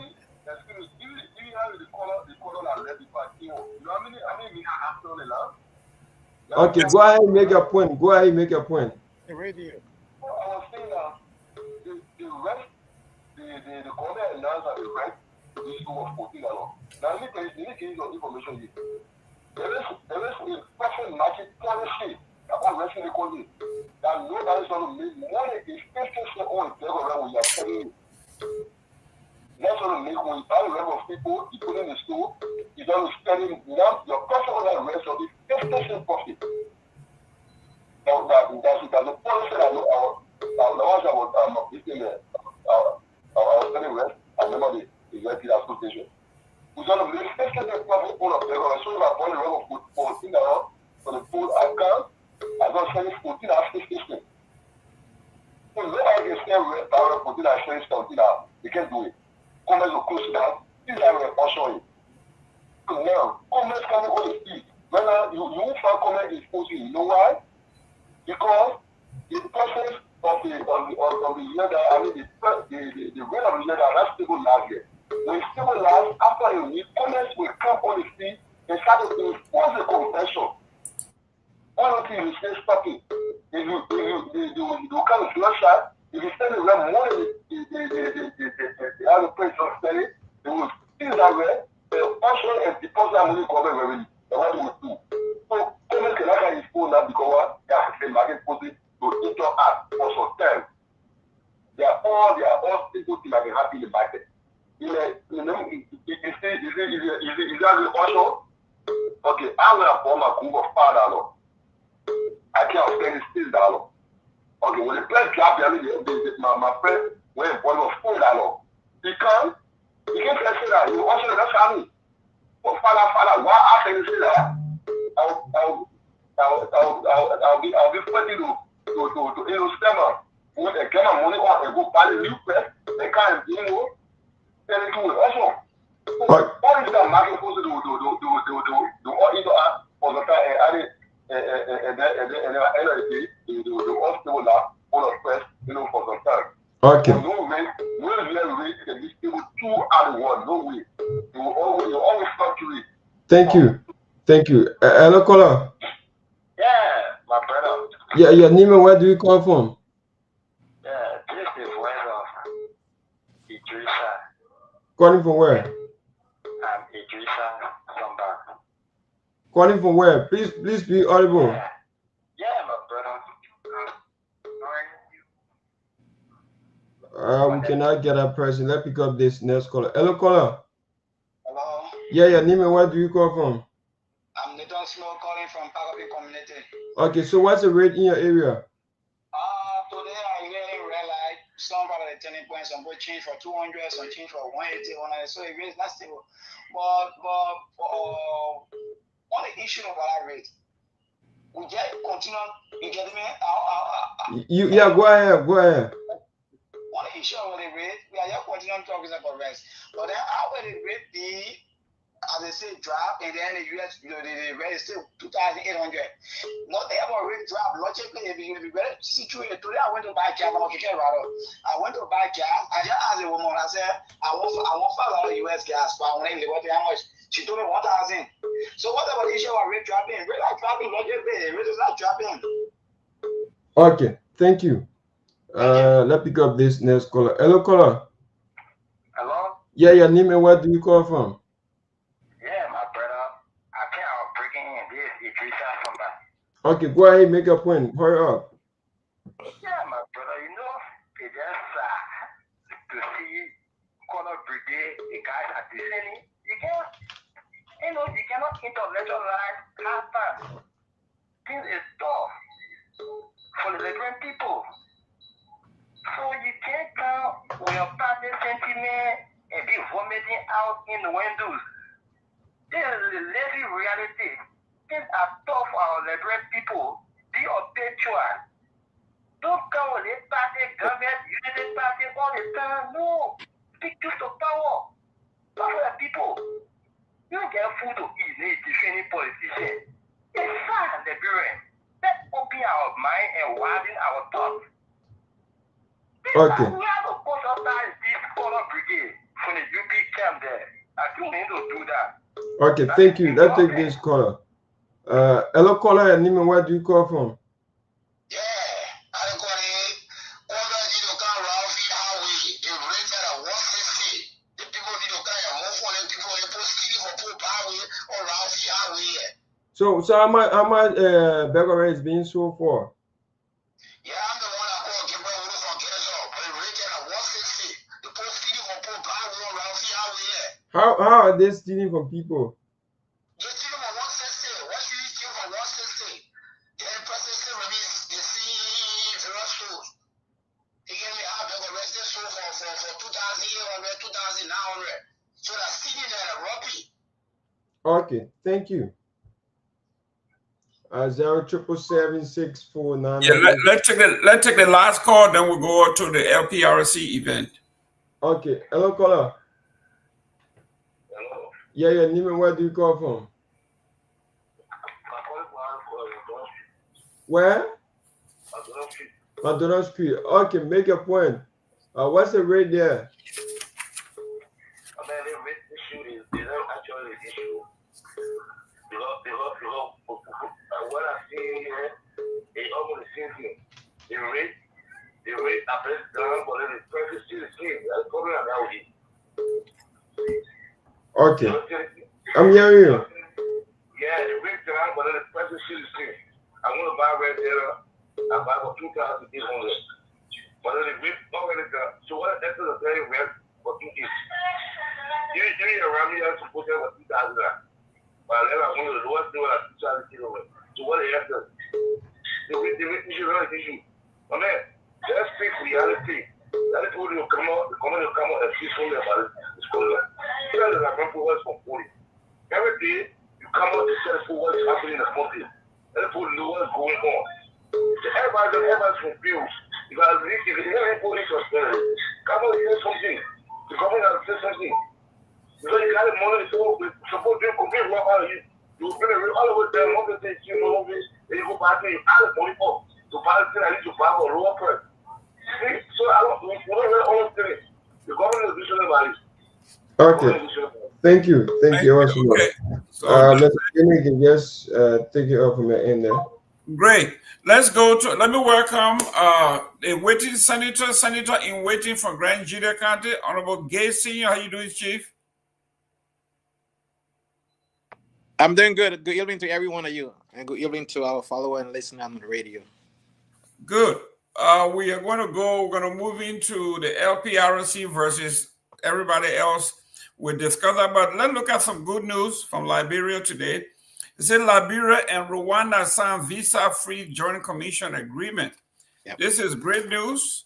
because it looks like we have been having most of our kids go to Rwanda, and Liberians are now trending towards Rwanda. So Liberia and Rwanda on Wednesday signed 2 landmark agreements establishing a joint permanent mission of cooperation and a reciprocal visa waiver, marking a new chapter in diplomatic and economic relations between the two nations. The ceremony at Liberia Ministry of Foreign Affairs brought together senior officials, including Liberia Foreign Minister Sarah Beslow, Nyati, and Rwanda Minister of Foreign Affairs and International Cooperation Oliver Jean Patrick. Both hailed the agreement as a step forward, deepening ties, stronger economic diplomacy, and Africa-wider integration policy. Let me go to Mr. Dix yet. Mr. Dix, this is awesome. Well, I mean, that shouldn't be any big news. I mean, for me personally, because if you've been following Rwanda and you've been following Kagame is one of the person that is always pushing for open Africa, free travel amongst all African countries. And he's one of the pioneers about the African free trade. I think it's called Africa. Yeah, so open sky. So I mean, that's just a president that's just put more action toward his philosophy, you know. So excellent, Senator in waiting. You know, they said every 1,000 miles begins with the first step. I think this is great. We got a lot of students going to Rwanda. We got a lot of Liberians going to Rwanda, being visa free. I think that's a great way to start. Absolutely. For me, this is a great news for Liberia. If what is happening in Rwanda, not in a European country, then Liberia have no excuse, right? You go to Rwanda and see what is happening there. They too also have an ugly past, even more people are even unalive in that country compared to our civil war. So if they found a regimen and found a solution outside of everything that they have had to, forge ahead, I think this is the good thing. Second thing here is, Africa coming together, like, Mr. Dick said, and, it's a good thing. But here is what I really like for this whole episode is that instead of all going to Europeans, we are seeking, solution among ourselves, right? Finding ways that we can work together, finding ways that we can, collaborate and help each other out. I think this is a good thing for our nation. Kudos to the minister and kudos to this administration for a step in the right direction. I think this is a very good news for our country. Mr. Nagbe, according to the latest report from Liberia, we got over 3,000 Liberians, and people are flocking that way. I don't know whether Rwandans are coming our way, but this is a great thing, even though it's benefiting us more because most of our people going there, we're now sending our money to Rwanda. So it actually benefits us. Absolutely. I had hoped, and I still do hope, that our colleague here, Seleke, he lives, he goes to school there. Hope he can come in and probably expound on this a little bit more. But I know that our fellows in the East African chapter in the CMC chat room have been, discussing this, and I think it's a good thing for Liberia. It's one hurdle removed. I think it's a good day for Liberia. Just as you indicated, a good number of our young fellows now go to Rwanda. Is becoming the go-to country for, advanced education. I know a friend of mine's daughter just left, I think about 2 weeks or so ago. He just sent me the schedule yesterday. She has been able to register and all of that. So I think this is good. Is good. I think we need to give credit to the government on this one, especially Minister Sarah Beslow Yanti and the team. I think this is a victory lap that they should take. For our citizens to be able to go in and out of Rwanda. Now, I hope that this will also open up new avenues of cooperation with Rwanda, because Rwanda is becoming one of the model countries on the continent now. How to come out of war and quickly find your bearings and begin to excel. Yes, I know Kagame is a military man, he came to power through a rebellion, what all of that. But I have never been to Rwanda, but I understand that they have been able to do wonders in that country. So yes, hopefully even our guys going to school there will let some of that rub off them and bring it back home. And hopefully we can also take one or two pages out of how they have been able to turn that country around, because almost everyone I know who has been to Rwanda, they're full of praise for what the country has become. So congratulations to the government of President Bouakai and the Foreign Minister Besley Yanti and the team. Honorable George, this is great news. Unfortunately, it's like a one-way traffic. There are more people going to Rwanda than coming to Liberia. What can we do to turn that around the other way? Well, before I said it, the FBI arrested the person of interest in the shooting of Charlie Kirk has been arrested. Okay, excellent. Thank you. He's in custody now, according to FBI Director Cox Patel and the Utah Governor Spencer Cox. Well, that's good news. At least the person who did his murder, the execution, is now in custody. We'll look forward to them bringing him to justice. Wow.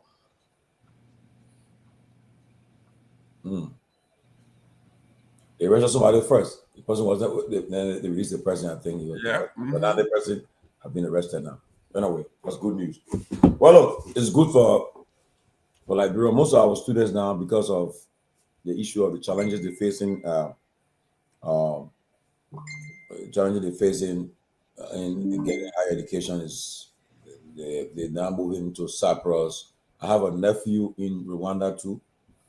My oldest daughter is in Cyprus. Hopefully, I'll be going there next year, February or so, for graduation.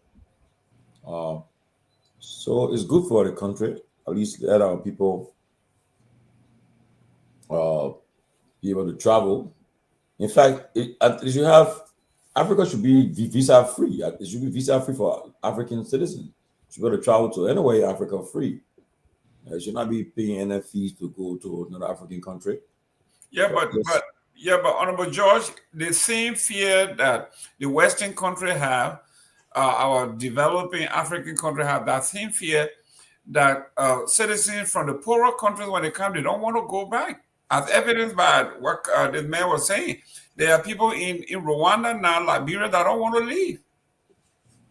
Yeah, and it's all because of the conditions back home. People migrate for different reasons, Even the great America we're in, everybody want to come in because of the opportunities that they have, You can come here, and once you got status, you can work and earn a living, we saw people. We all came here first. We came here initially, and we started from scratch. Like I was in Rhode Island all the weekend, where I started from.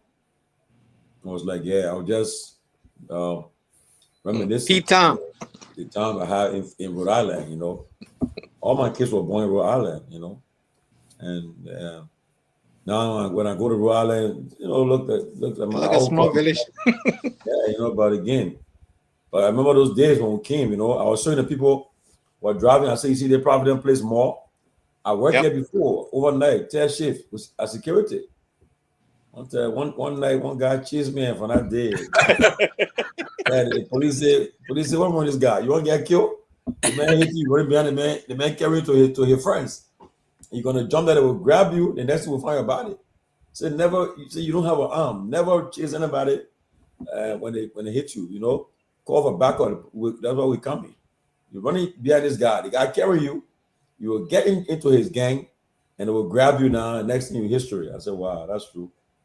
But yeah, so I mean, it's a good thing for Liberia, Rwanda. Let's make sure that we make the best use of it, and we should return home when the time comes. Again, if the conditions back home is not feasible, we will not go home. We won't go home, and that's just the reality, and sad. But Mr. Gayman, while we here, Maybe you may ask my brother Gail a question, man, quickly. Yeah, go ahead. Yeah, today is the death or the time the late President Doe was killed, murdered. I know you from the county President Doe came from. I remember that day. That was yesterday on the 9th, today the 10th? Yesterday he was captured yesterday. Today he was killed. Yeah. Yes. Yesterday that when he was captured at the port. Yeah, you're right. I saw a picture today of Brother Uboti put a picture, and also Fred Gwen, the day that he came to the country, you know, and just a reflection of our dark past, because I remember that's on September 10, 1990, when Elizabeth Blunt reported that President Doe has been murdered, and we all watched it live and see what happened to him that day. You know, I was talking to Reverend Roberts. Reverend Roberts, his father was killed among the 13 people. You know, and these are I tell people we should not forget these times. We should always talk about it. We should talk about our past so that we can do better. Because I've said to say that all what occurred during the war, before the war, what the coup was for, everything we say the coup, the brought about the coup, we saw is gone worse. Everything, rampant corruption is our past is off the roof. Misuse of public offices, nepotism, and everything. We're seeing it still. So we just got to reflect on these days when it happens and comes. I pay tribute to these 13 people. I pray may the souls rest in peace, and all those who died during the war. But today, think how we want to say it, was the day our former Democratic president was killed, Samuel Doe. I mean, you get history can judge him for his 10 years rule, but we recognize the time he was murdered. But I just want to bring it up, Mr. Gayman, sorry. Yeah, well, you know, yesterday we talked about the greatness of Liberian literature. That's part of our history. We cannot deny who we are. The graphic capture and murder of a sitting president, basically on national TV, that gruesome photograph. Everywhere you go, when you say you're Liberian, knowledgeable people will tell you, wow, you know, so that's it. Why do we talk about these things repeatedly? It is part of our history, so hopefully we cannot repeat some of the wrong that we did in the past. It does not endorse it. It doesn't mean that we shouldn't talk about anybody who attempt to sweep it under the carpet. You are wasting your time. This is part of our history. That's who we are. And because of what happened, we are where we are today. Mr. Gay, you are from that part of the world. What are they saying? What are they saying on the streets, in the corners, family setting, political settings? What are the conversations? Well, it's a very tough moment. My own household, my dear uncle, was slain that very day alongside the president. His first badge he wore as an officer with the Liberia National Police in the CID was a captain. The man went to the academy, graduated from the academy, and came strictly, was assigned to Ralphie. But when the whole episode started in 1990, the president sent for him and said, we noticed that you're one of the young, brightest minds that we have and we need to the executive mansion. My mom was like, come home. Just take out your uniform and come home. He said, no, I signed up for this. So this day, you know, is a day that we reflect on. This Saturday, we're going to be a Grand Jury Association inauguration because we're in Kentucky last year. No, this year. I'm sorry. And we re-elected our current president because she did a fantastic job. So we re-elected her. So it's going to be the inauguration. I'm also, coincidentally, I'm wearing the 50th anniversary of GGA. And every time we go to convention, they always, commemorate the former president. And, but Our nation should not face anything like such, man. Regardless what the circumstances, the war is not the answer. Violent is not the answer. We got to find a different way to resolve our differences. And the 13 people that was slain on the pole, the 250,000 people lost their lives, millions of Liberians displaced. I mean, our nation should never ever go back to that past. And the fact that Rwanda and Liberia collaborating, I hope we can learn from them and find a way forward. Because part of the reason why we sit and talk the way we're talking, our nation not moving forward. If the country start developing and people start getting jobs and people start getting opportunity, we will be busy thinking on the next adventure instead of sitting, discussing politics, discussing sorrowful things, discussing all the other things. But if nothing is happening positively, then the nation gets to a level where things become recycle. People keep saying the same thing over and over. I'm not saying the Rwandans don't reflect on the circumstances, but the amount of gain that they have had in that country.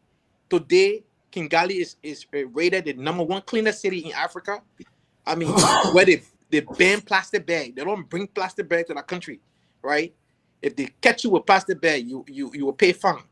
They make sure that you go to the supermarket, they give you paper bag, not plastic bag. So the people have found a way to work together and to do things to move that country forward. I hope Liberia can come to that stage where we can just work together and for the common good. I saw a 9-year-old little boy, reciting, the revolutionary statement in Burkina Faso that, Burkina Faso is there for him. He's here to serve the nation. And he went to go, lift up one piece of block just to give to the people that are constructing the street. I mean, something of that sort. There's this national urgency that we need as Liberians to just come together and find a positive way to move our nation forward so that we can, turn the ugly past to a positive thing. I just want to leave it there. Thank you. Let me go to Mr. Nagbe. Mr. Nagbe, you can be a philosopher, you can be a theologian, you can be the smartest man, but they say empty bag can't stand. We are under this government, we have something called the arrest agenda, and agriculture should be the #1 in that arrest. And here we are 2 years into his administration. We are considered the hungriest country in West Africa, and second in Africa, in the total Africa, behind Niger. Even Somalia is doing better than us. Can you imagine? So Can you imagine? Well, and Mr. Gay is, making a point that patriotism, love of country. This is something that we lost for decades.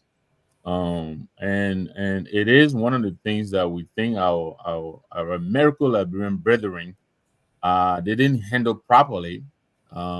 We came up really without a national rallying, symbol or a national rallying, call. We don't have that one thing besides maybe sport in Liberia that that we all will. We have not been able to. We haven't been sensitized enough to that, to awaken that patriotic spirit in us. Even the corruption we're talking about in government is all part of the patriotism. If you love your country, you will put your country first before you engage in any thievery. You will first say, well, am I really helping my country? So yeah, Rwanda, they went, we all know they went through a very bloody civil war, but like he's saying, they've been able to figure it out. And we need that leadership that will help us unlock that patriotic spirit, love of country first. Do I love my country enough not to drop this orange peeling here? Or do I love my country enough, not to drop this piece of dirt here? Do I want my country to look beautiful? More beautiful than Sierra Leone, more beautiful than Ghana, more beautiful than the USA. We need that. We need that rally. That leadership, and we haven't really found that. And this is, something that is lacking. It's one of the problems we have.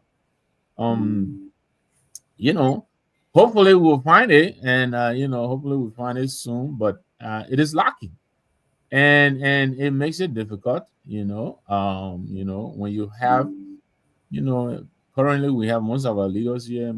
As soon as they get in government, they want to buy homes in South Africa. They want to buy homes in Dubai. They want to buy homes.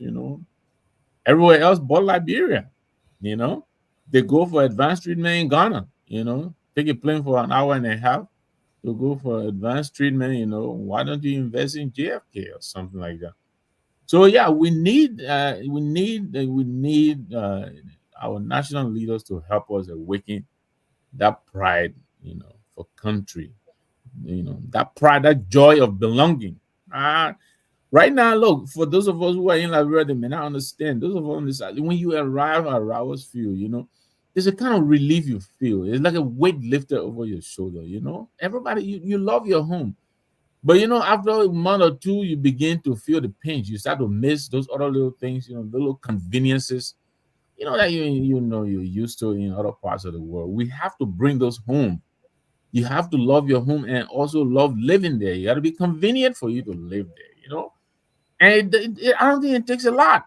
I don't think it takes a lot. It's a small country, small population. I don't think we need billions upon billions upon billions, to do what is needed.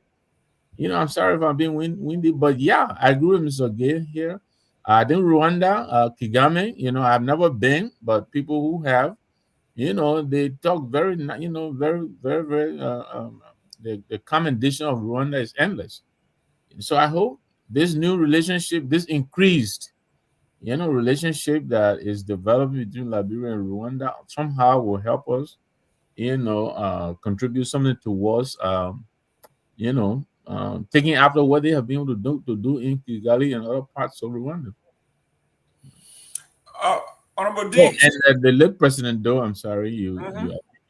you introduced that, and may his soul rest in peace. It's almost like what we started the show with today, violence in the political space. Again, we have to distinguish, the political violence from a liberation struggle. With all due respect to Mr. Gay and his, his parents and ancestors and kinfolk, our President Doe was very brutal to his own people. And Mr. Gay's father participated in what Doe was meeting out to all of us. That was wrong too. I've seen the video. It is still hard to watch. I don't think anybody should have been treated the way the president was. I detest that. But we should also take time and take care not to unleash the kind of relationship, the kind of brutality that President Doe unleashed on his own people. He was brutal. I mean, student leaders in prison, political leaders in prison, he would take to the airways and threaten the whole country. Those kinds of things, I think they don't belong in the political space. So yeah, we mourn his loss. This is the anniversary of his departure. But Again, Mr. Nagbe, is he the first president to go on air and warn and threaten people? in modern history, I can't remember anyone who has. The form and manner in which he did. Did you remember when Tolo came from abroad? What did he say about protesters and those? I don't know if you remember that particular clip. I have listened to the clip. The former president.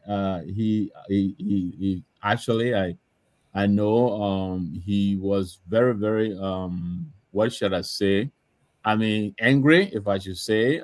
His statement on the aftermath of the April 14th rice protest. But I don't think that statement equals what President Doe, and this is something President Doe did more than once, more than twice. He would take to this podium. I mean, the president of the nation, when the president speaks, fear reverberates throughout the nation. And for the president to be so careless and free with threats, and then followed by reports of disappearances.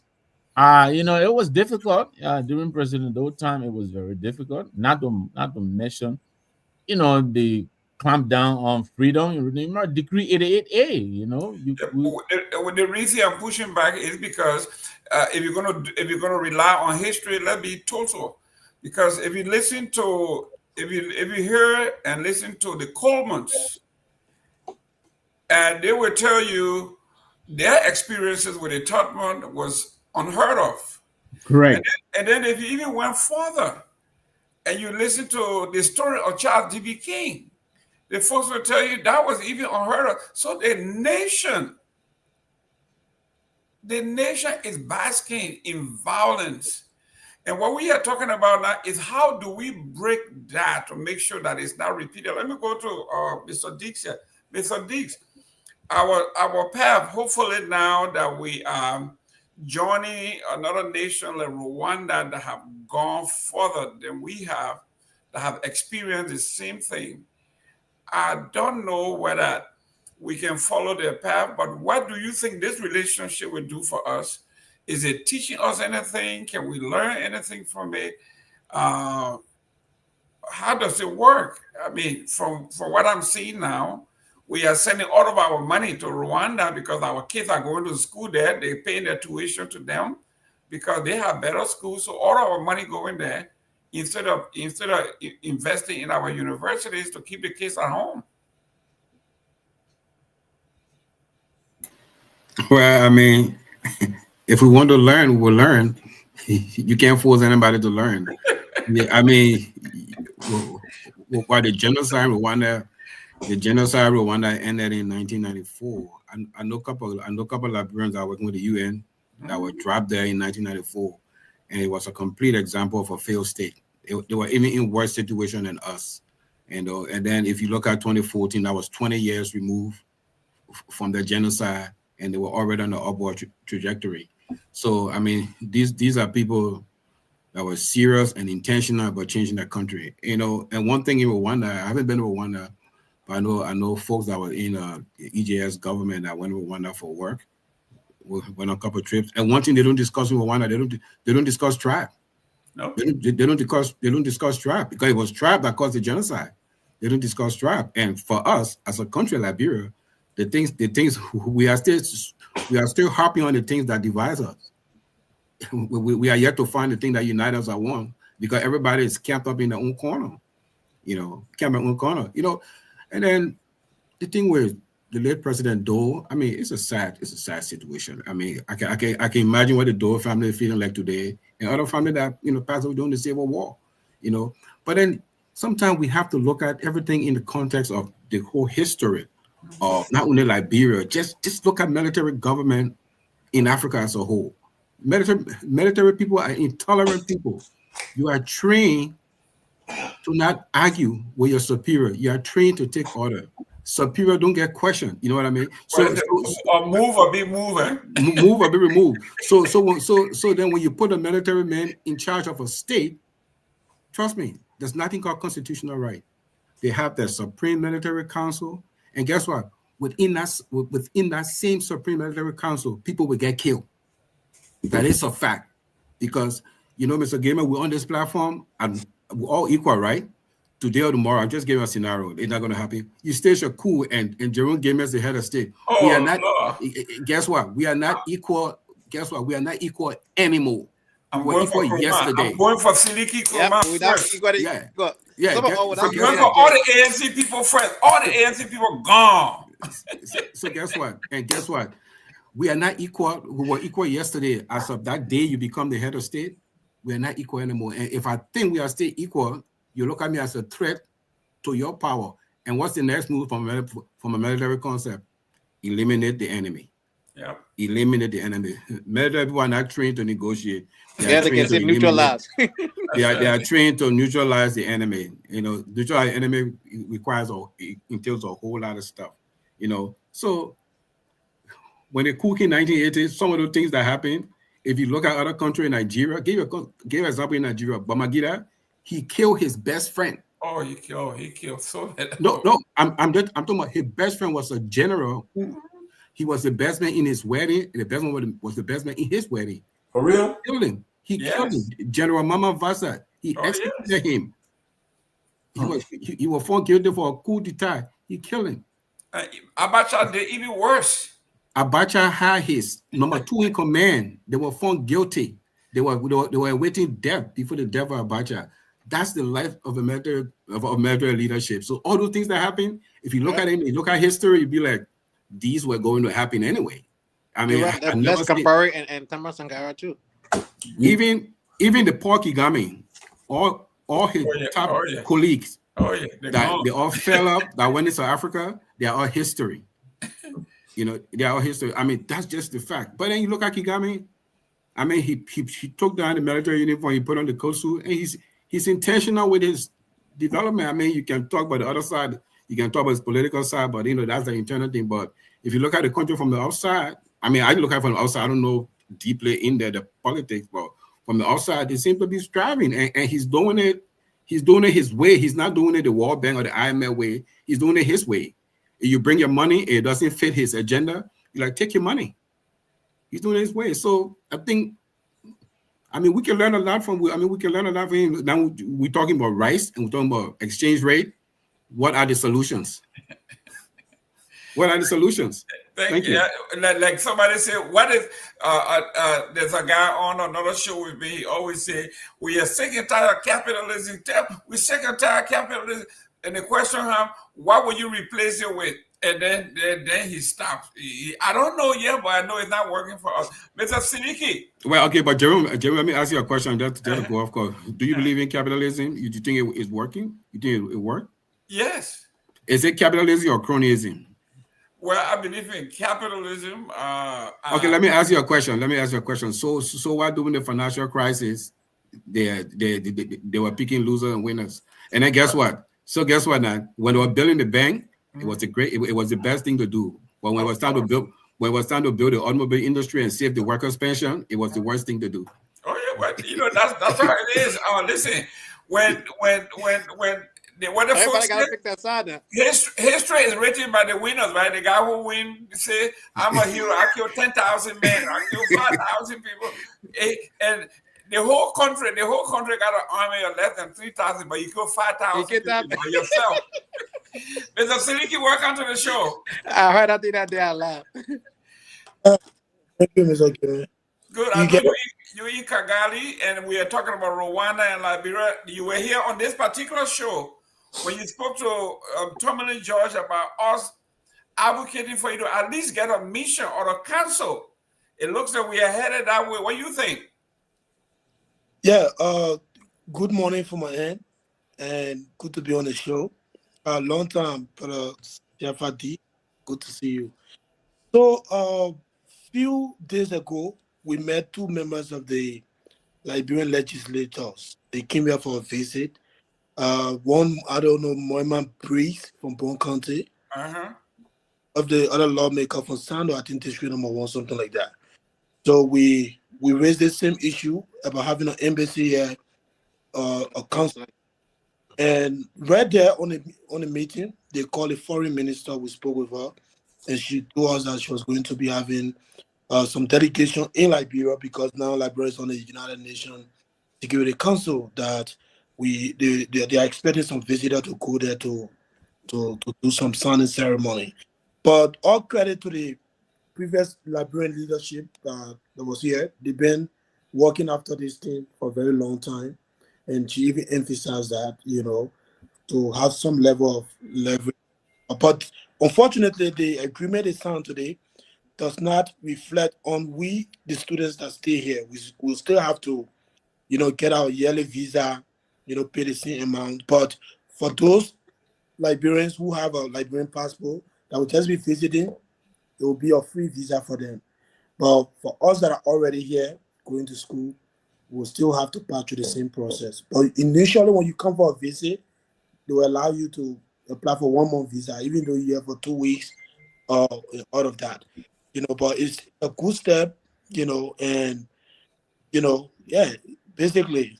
But it's a good one. We are fully aware, Mr. Gayman. We had a meeting a few days ago. Yeah. Thank you very much. We are happy that you have it, Honorable George. Just Jerome, if I could ask before Chief comes in, Seleke, why don't you guys putting an appeal to the foreign ministry for them to drop your visa application as students.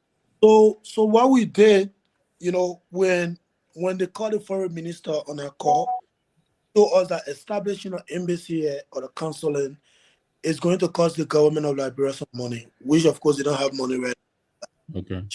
There with us, but she told us that they were having today, because well last week, the annual last week we had, but what we try to do as a leadership, Mr. Nagbe, is to establish some level of relationship with the foreign ministry in Liberia, wherein we can be able to update the foreign ministry on a monthly basis, maybe have a meeting about things that are happening here.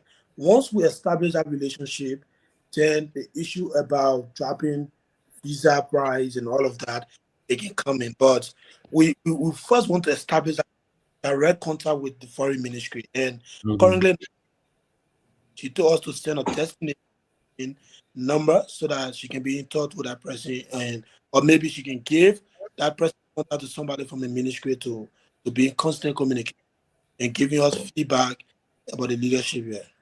So thank you, Bob. So where is the consulate? Who's responsible for that region? There is no consulate. That's what the closest is Ethiopia. Yeah, Ethiopia. Okay. Ethiopia. Thank you. Yeah. It has always been that. It has always been that way, Mr. Nagbe. It was Ethiopia way back. We used to have one in Kenya that covered Tanzania, Uganda, other places. So we haven't had a presence there. Probably beside Ethiopia and Kenya back then. The next one might be Cameroon. Okay. Yeah, it might be Cameroon. Yeah. No, I didn't know that. All right. Thank you. Thank you. Yeah. Honorable George, back to you. You were on. Yeah. I was. I've been social media. I've been trending. We're talking earlier about our past. We just have to be careful because, like right now, this guy who was murdered today, I'm seeing. I've been hearing snippets about him, but I see they posting all the things he said. Mm-hmm. Even when George Floyd died, he called George Floyd a scumbag. Mm-hmm. And now the people are saying it, then they're having problem. All the quote is quoting, and for a young man to just and be spewing all divisive rhetorics that have the tendency to do what happened today is terrible. I mean, I just hope we can take note of that. I read this one quotes that he said, yeah, uttered. I said, wow, I didn't know. Well, Tomalin, let me just step in for a minute. I don't cut you off. This whole thing about gun control, both the Democrats and Republicans are now honest with this gun control. I was going to say the exact same thing. Let me give you an example. I think it was last year or 2 years ago, the senator from Alabama that used to be the Auburn football coach, Tommy Tuberville, he held up the entire United States Armed Forces for almost a year. Yeah. Because there's no general going, no general coming because of certain abortion-related line that was in the defense appropriation bill. If anybody's serious about gun control, they will put their name on the line. They will hold up stuff and do it. But until then, these are all talks. Because you had shooting right in my state at the Cali school the other day. They killed those folks that over there. Mm-hmm. And what would they respond? Vigil, thoughts, and prayers. And they would go back there. If our senator, Amy Klobuchar and Tina Smith serious, they will hold up a bill. They will hold up a nomination and say, if we cannot get gun control legislation, we're not going to pass this through. But until they can do it, they're not serious about gun control. It's all talk, So you're right. It's was Sandy Hook happy and we missed Sandy Hook. I just forget about that gun control thing in the country because Sandy Hook in Connecticut. When you kill preschool kids, and everybody act like it was normal. Are these people? These are normal folks? In fact, Mr. Dix, it was on that Senate that people like Alex Jones really gained notoriety because he's going around here telling people the whole thing was a hoax. Yeah. And a good number of them. Even Sean Hannity said it was a hoax. Yeah, I don't celebrate anybody. Nobody should be killed for the political view. No. If I disagree with you, I'll argue with you. Yeah. If you can't convince me, I can't convince you. I respect you. Even though I don't respect your view, I still respect it as a person. Nobody should be killed. But our lawmakers, if they're serious about gun control, they will put their feet on the ground. Until then, it's all just talk. Because shut down the government because kids getting shot why they ain't mask and tell me whether you'll be popular or not popular. I don't know why this gun control issue is still, because NRA is they hold these guys in hostage because of their support. But well, you got Democrats, Republican, and NRA folks. Pray that we'll get all of this thing one of these days. But let's see what happens in a couple of months. Well, Mr. Gayman, yes, you guys talking about this issue. What is the issue that Prince Moses to put Musa in jail? What is it about? Well, but Tomalin, that's a bigger issue, Mr. Gayman. You know that even a bigger issue that I don't have to deal with petroleum. I hope one of these days we can tackle it. But it's a bigger issue. These lawmakers are taking executive function onto themselves. Grand Bassa County and Bombing County, they are negotiating contracts to extract the iron ore that's on the ground out of the country. For real? Who's doing it? I mean, the documents, they are signed documents. Call you guys out there in front of. They are signed documents. That's why the fight is in Bassa. They're fighting. So we'll discuss it. Even that resolution. They're fighting the Grand Bassa between President veto is part of it too. The resolution they came out with between Yobli Kanga and Bezaga Finley. That is the fight. The remnant of the iron ore from Lamco that was supposed to be shipped but was not shipped, millions of tons of them. Yep. They call it tailing, right? Yeah. So it is already there. Hold on 1 minute. Oh, there you go. So Yobli Kanga has a company that want to bid for it. Bezaga Finley and the rest of the Bassa caucus has a company that is duly licensed by Lands and Mines. But that group does not have any contact with the Yobli Kanga and her group. So they went and signed a contract on behalf of the county. And Yobli Kanga says that the contract is null and void, called Bezaga Finley or BM. Yeah. Oh, yeah. Oh, yeah. But Jerome, but Tomalin, hold up for a minute. These people are lawmakers. They don't know the country history. Yeah. Lamco ceased to exist 1989. It became Limco. Absolutely. Yep. It became Limco, 100% owned by the Liberian government. That iron ore lying on the ground is not for Grand Bassa County. It's for the Republic of Liberia. That's correct. But at the Uniboy convention, all the Bassa leader was there. I don't know. The Pocharanti was there. She was the guest speaker. The Senator Wesson was there. The former presidential VP for the CPP, Charlene, was there. But what I didn't see, I know, I saw Besson guy, but he left. He just left his contribution for the rally, the fundraiser. He left it with Mr. Reeves there, I think, and then he left. But I saw pictures being taken by Yobli and others, but I didn't see she and Besson guy taking pictures as a leader. But here's the thing, though. One thing I keep saying it. 2029 is coming. We're in 2026 already, and Yobli is on a ballot for 20. Is on the ballot for 2029. DeLong is on a ballot. Snow is on a ballot. Now there will be a fierce fight for them to defend their seats. So Yobli is the leader of the Liberty Party right now. So she has to decide whether she run for president or vice president, because if she's running for any of these positions, she can run for the Senate again. So what will happen is that if she runs on a ticket, that ticket better win. So if she assume that she's running on the ANC ticket with the ANC and the Liberty Party form a collaboration, and they decide to come together, okay, send the opposition parties and come and decide to choose her as running mate. That means that ticket got to win. If that ticket don't win, I think her political career ends, because you can't run for senator and VP at the same time. See PYJ, only time he ran for president and said when he knows his seat wasn't on the ballot. I kept him in the Senate all those years.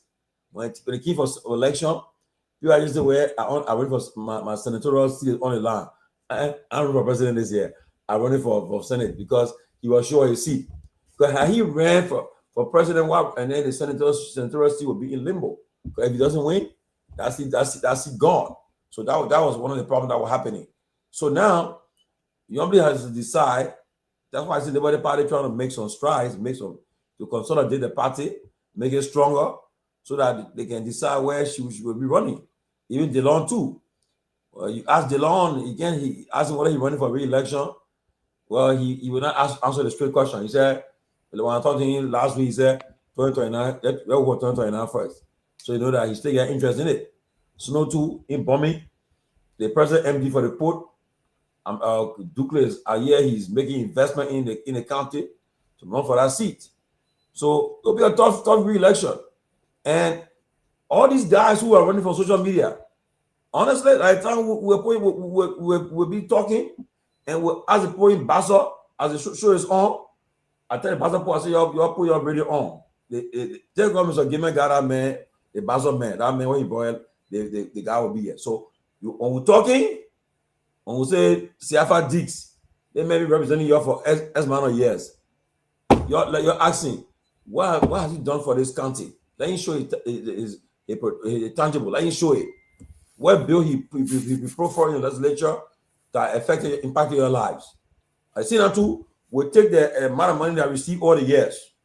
I repeat, the 5 elected officials in Liberia today, our national budget is $10.6 million that we're paying there. The president, the vice president, the speaker, deputy speaker, the pro tem, $10.6 million. And then the people calling on the telephone today saying the country is hard, it's suffering. They have nowhere. They want, when you tell them, they say not only the lawmaker, the entire government, yeah, we know that. But we will educate the people. We will spend our time telling the people that these people have kept your in poverty, sustained poverty, abject poverty for so long. But I have been calling. You don't let them fool your election time and come and say, oh, we're going to do this for you. No, because some of us, in fact, these are us sitting on the side, we're jumping the election, we'll be calling her out. We'll call her out. Is Seleke Kromah running? I said, Seleke Kromah doesn't deserve to be elected. This guy, you're elect Anthony Gay over him because I think you give him a chance. So we shame them. That's why I keep telling them. And you tell me, say you want to come on the show. I said, you come on the show, you will pay $500 to come on the show. You can't, we'll still grill you. We'll question you. Because we cannot continue in this manner. So that's what they're doing. Watch 2029 coming. It will be a tough election for most people. You either retire or you look at the man is in the States now, T5, right? The middle speaker. I reached out to my friend today. I said, look, my brother, your brother there, I want to talk to that guy. Let him want him to talk. Don't I'm trying the president. Don't have been a president. The president cannot do his job, and you cannot do your job. We want to talk to you guys. And so we'll be aggressive more than ever before. So if you think you run away from us, we'll catch you. In last week, a particular minister, they put a poster on closing argument pay one low. The phone started ringing all over the place. He call and low. They said, oh, I said, no, but the guys reached out to you. You say you want to talk to the guy. You say you're sick. Now the men they posted a picture that you calling now. What are you calling for?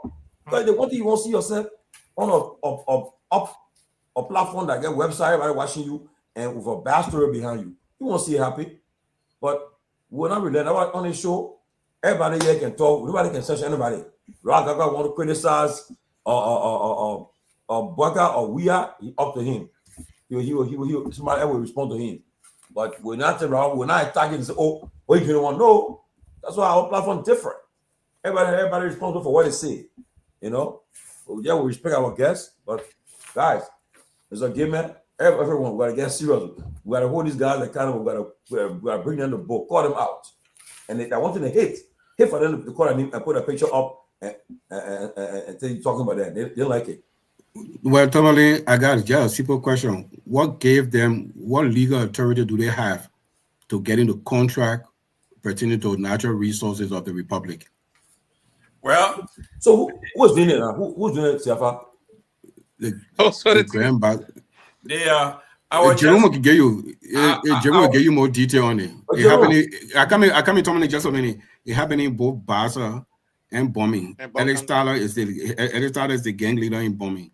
Also, so actually, I don't care about 2029. I care about right now that people are, guess what? People are signing contracts, having chiefs to sign paper. You get a news up, especially that stockpile land Mhm. left there. Giving chief to sign paper, and then you see these things, they happen under the cover of darkness. One day you will see a ship just pulling this thing out of the country, and then we'll start screaming and shouting. I tell you what, you, Jerome. Okay, guys, we are now at a critical juncture in this place about contract. The headline this morning is, who is going to benefit from what is happening in Liberia? The government new petroleum pricing instruction and their structure draw mixed reaction. Representative Musa Ability blasts the harmful maneuver. Senator Moe says it will boost the revenue. So here we are. The government is trying to. Let me welcome Honorable Garguah. How you doing, there, Chief? I'm great to be. I've been following. I'm driving home, so I just thought to come on a little bit. But Okay, great, man. Great following. Keep your eyes on the road. Oh no, yeah, hands off. Oh, I can. Okay, there you go. Yeah. Who will benefit? That's the question that Front Page Africa is asking. Liberian government new petroleum pricing structure draws mixed reviews.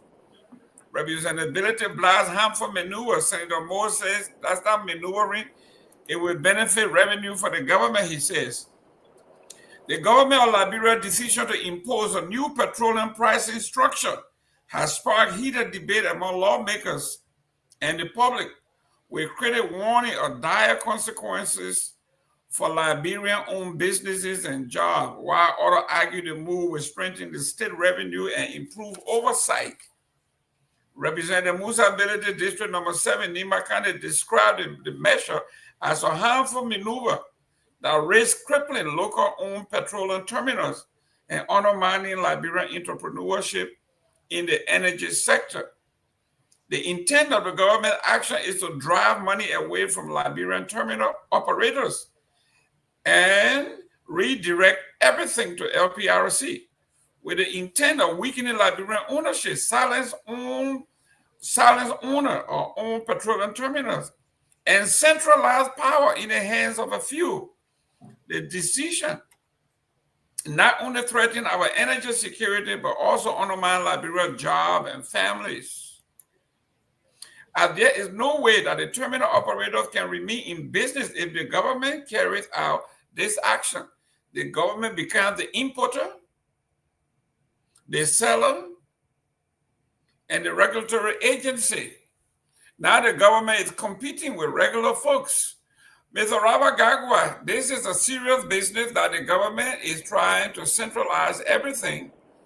It starts with LPRC, and it will go and go and go. And by the time you turn around, every agency in the country is under the auspices of the government, putting everybody else out of business. Yeah, that's the. I think that's the overall objective here. I mean, I kind of briefly listened to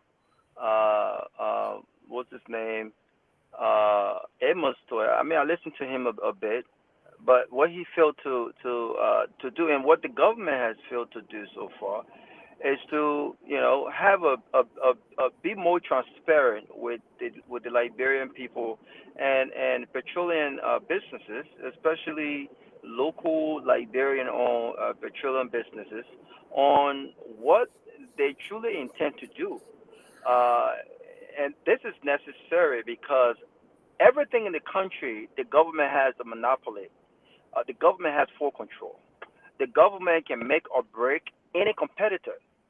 And in the real world, you cannot have the government, in the business of selling petroleum, especially when local businesses depend on the government for regulation. And so, I still don't understand the level of petroleum capability at LPRC. I don't understand. I don't understand. The level of the reserve. I don't understand. I don't understand what the government plans to do. But I do know for a fact, some of the actions that will be taken,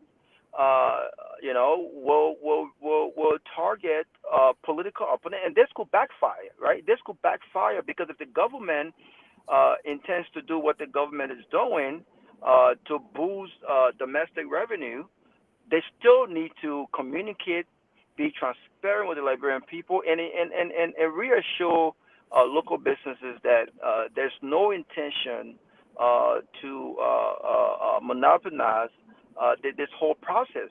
But the mere fact that the government is involved in this process, I think, raises a lot of questions. If I was in the petroleum business, I think I would be thinking about an exit strategy, because you cannot compete with the government. You just can't compete with the government. And so I look for, this is not an area of I don't know so much about the petroleum area, but what I do know is that whenever you have the government strictly involved into doing business that other locals are doing, it raises a lot of questions. And I think that those who have questions, or those who have reservations, I think they have the right to be concerned. I will be concerned as well. Honorable, let me go to Seleke. Seleke, this You're government. muted, Mr. Gayman. No, I'm not. You're muted. We're not hearing you. No, we can hear him. I think it's from your side, Siddiqui. We are hearing him. I can hear him very clear. Exit and come back. But I'm hearing you, Brother Robert. I'm not hearing him. That's all. Oh, okay. So I think you gotta refresh your exit and come back. Get out and come back in. Yeah, everybody can hear you. Seleke Kagami, you got selected hearing. Mr. Dix, here is the government's conundrum. At first, they began by going after Musa Ability, by taking his businesses, his tank, and all of that stuff. Now, the rest of the business he had, while they were paying, he was making 35 cents per gallon for storage. They cut it down to 2 cents. Basically, there's no way, if you don't have a reserve, that you can keep a business open that has that lost that kind of revenue from 35 cents to 2 cents. There is no way that any business that doesn't have a reserve will keep the door open, keep your employee going when 95% of your revenue is taken away. So, okay, so who's the regulator in that space? LPRC. Okay, so they do so they regulate the downstream, and then and so I mean they also play a referee. That's and everything. And that's a tough man, that's a tough business environment. I can tell you, that's a tough business environment. I know back then the LPRC, I knew they were refining. They stopped refining. They were importing. When they were importing, they just had distributors, and then the war broke out, and it's just that we haven't rebuilt this country to a normal functional state. Yep. If you want to say, okay, I'm just a regulator, be a regulator. If you want to participate in the industry, in some country they have, well, in Nigeria they have NNPC. Then nobody competes with NNPC. NNPC brings in the finished petroleum product, and you have distributors, you have people that provide the logistic for them to move around the country. So we have, Mr. Gayman, we have a lot of work to do. We have a lot of work to do to build an environment so that everybody can operate in there and make money. At this point right now, when you're competing against the government, hey, it's a lost cause. The government is all powerful. How can you compete against the government? And then I come here. Then when it comes to the fee structure, who sets up the fee structure? Are these fees or taxes? Well, so they got both. This is where Gray came in. Former Maserado County Representative Aquarius Gray weighed in, accusing LPRC of violating the Constitution by levying fees without legislative approval. He cited Article 34D, I, and 3, which says taxation is vested in the revenue raising authority exclusively in the legislature. He said the LPRC action amounted to usurping of the legislative powers and obstruction of legislative duty under Article 44, where taxes and levies go through the legislative body, not a separate agency. So what he's saying, LPRC does not have the power to raise taxes or raise revenue outside the legislation. No, okay. So guess what? The reason I'm asking, okay, say LPRC has a tank farm. I have my tank farm. Okay, so no matter what the fee imposed, who am I paying that fee to? I can be paying that fee to LPRC. I have my own private tank farm. That's you right. See how you come here, right? So if I'm paying it to the government, then those fees are some form of taxes that go to the government. Correct. And then even if it's originated from the first branch of government, it has to originate from the house side. Everything that has to do with taxes and spending has to originate from the house side before it goes to the Senate side. So if Senator Moye is standing in front of it right now, I think he's a few steps ahead of the game. It's originated from the house side. But I think I share with you guys, when I spoke to the LPRC boss, he told me that the legislature has sent it, they approve of that and send it to the president. The president sent it to his team to look at it, and whatever they did, they came out with that decision. So I don't know. No, but Tomalin, it wasn't voted upon. It can't be an edict. It has to be voted upon. If it comes from the legislature, the legislature is on break right now. So, that's what I'm talking about. But you see, look, for me, so these are proposed. So these are proposals, right? Because you can put it. They can be law. They put it into effect. I think maybe the cabinet have endorsed it. But one thing is that no, but you don't need. But the point, Tomalin, don't re-echo that. I think the point here is that they're using the proposal. They're implementing a proposal without legislative review and approval. It doesn't work that way. No, but you got lawmakers then like not defending it. You say it. Yeah, it doesn't matter though. The question is, it's not law. They are on break. Nobody has voted. So that's why I'm asking: Are these fees that should be paid to? Like you have concession here. So who are these fees paid to? Are these fees taxes? Because if they are, there's nothing wrong. There's nothing wrong in passing law, and raising or reducing taxes. It just has to be the right process. On the legislature now, since they're on break, and from what I gather from the MD, the president has approved it. I mean, he's supporting it, right? So the lawmakers then they came out with it and submitted with, because I was told that they had a hearing with all the petroleum importers in Liberia, and then and so forth. But then why he kept asking me why Connex not making noise? Why the another importer, why they not making noise? So I said, but you guys targeting one person or what? So something's wrong. So now I'm glad Musa's in the house. I mean, I'm making noise. Connex not making noise. Where you see everybody making from the break. Take away police there, put on the floor.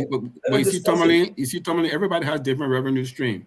So in the case of StreamX, I don't like to call individual name, I would call the entity name. The entity, So in the case of StreamX revenue stream is also storage, because they have tank. But some other petroleum players, their revenue stream is just import and distribution.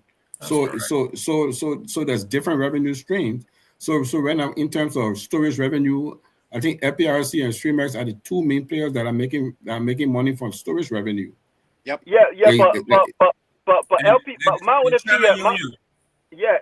only fear here is, and this is not political, I think the government have got to thrill very, very carefully here, because this could potentially backfire. If LPR, the only thing the MD said today, he did not go in detail, was LPRC has enough to start, selling the petroleum. They did not tell us how much of that is enough, and how long does this even? What is the sustainability strategy here? Do they have enough to to continue in the market. And if they are going to do that, they need to reassure local businesses. This is dangerous business. You cannot be the regulator. You cannot be the judge, the jury, and you cannot do that. I mean, this is not good business. It's not good at all. I think Musa Belete has a point, because the first thing they did was they went after him. They took away some of the tank that he had because blah, blah, blah. Now we are saying here, the managing director is saying that the tank, these guys are making more money. He said they're making a lot of money. Then Moe came and said, basically what he is saying, if there are no investors coming to the country, this is another stream of revenue for the government, according to what he's saying. And because there's no investor coming in, they are doing almost anything to raise money. They said, if I may, Mr. Saying that they will be raising $16 million annually from this. But look, again, the ball falls in the legislature hand. I'm glad Amusa is a member of the legislature, and I'm sure he'll take it over with your colleague when they get back from the break, and they bring it to the floor. And we'll know who are voting for such a bad, if it's a bad deal, we'll see it. And you know, this whole revenue argument, the people that talk about revenue argument, these are the people that gave me away iron ore on the ground to take for tailing for peanuts. Yes. These are the same people in September, less than a month before the election, with 5G passed the B Mountain 25 years concession agreement. Yes. And we don't know, then they're talking about revenue today. I mean, you gave us state asset, because that tailing thing that was a representative on another network saying that so far they estimated the iron ore to be $600 million per Grand Bassa County will get 60 million. Grand Bassa will get $60 million. That's what iron ore on the ground. Then you give somebody other $600 million for iron ore, you will get $60 million. So what would $60 million do for Grand Bassa? I mean, can you imagine? So Grand Bassa are going to sign their own. The Grand Bassa independent protectorate within the Republic of Liberia to sign a $60 million deal. We can you imagine the company getting $600 million, and they are not doing anything because the iron ore has been mined already, have been dug out of the mountain, it have been transported to the port because Buchanan is right there. It's sitting right there. Right there. $600 million. They don't have to spend no money to mine iron ore and transport do anything. And the only thing the people need, they get out of the lawyer onto the ship. That's it. The only people need a conveyor. They need to bring a conveyor to stretch it there and pull it onto the ship and moving it, and then they get the money. How do you negotiate 10%? You know, a good negotiation according to Trump, because that's the deal of the art, right? Or the art of the deal. So you go 50-50, and you negotiate down to at least 40-60. But Mr. Gayman, I can't even do 50-50. I give you agency fee because the first thing is sitting there. Or 70-30. I tell you, I say go and press this thing, find a buyer, and you get 25% of the sale. Just as simple as that. But Siafa, you raised a point earlier. I don't think many lawmakers are aware of this. My dad worked for Lamco. And when Lincoln came in, that was 88, 89. My dad took the early retirement when we left that place, went to Granger there. So when that new company came in, that new company actually mined those iron ore and were shipping it before the war hit the country. So those things were already part that Liberia owned the iron ore. They own it. But you know how they're doing it right now?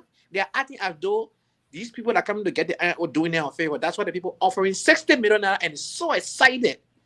Because they don't know that Liberia own the iron ore that's sitting right in Buchanan. They don't know that.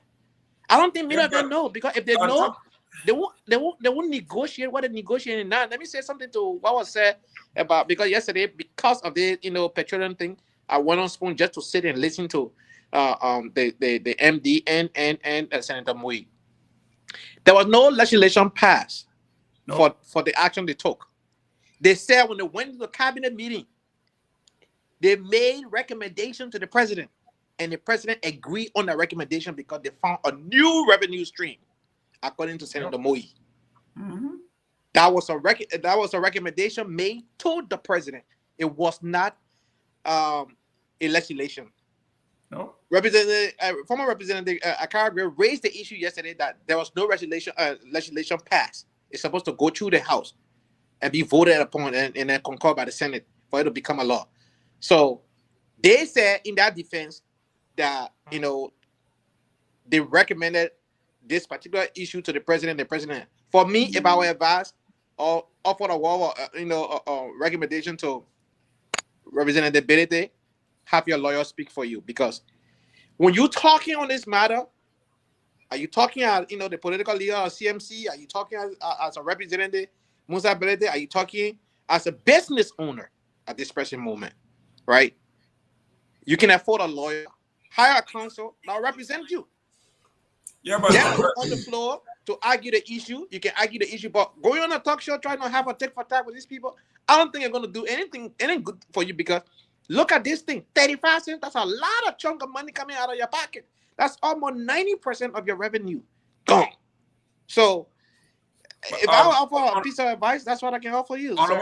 Honorable George, today, according to the Liberian investigator, September 10th, Grand Jita County District Number 3 Representative Jacob Debbie, chair of the House Rule of Law Caucus, has accused the Liberian Petroleum Refining Corporate LPRC of unlawfully bypassing the legislature by slashing petroleum storage fees, calling the move a reckless overreach that threatened Liberia's financial governance.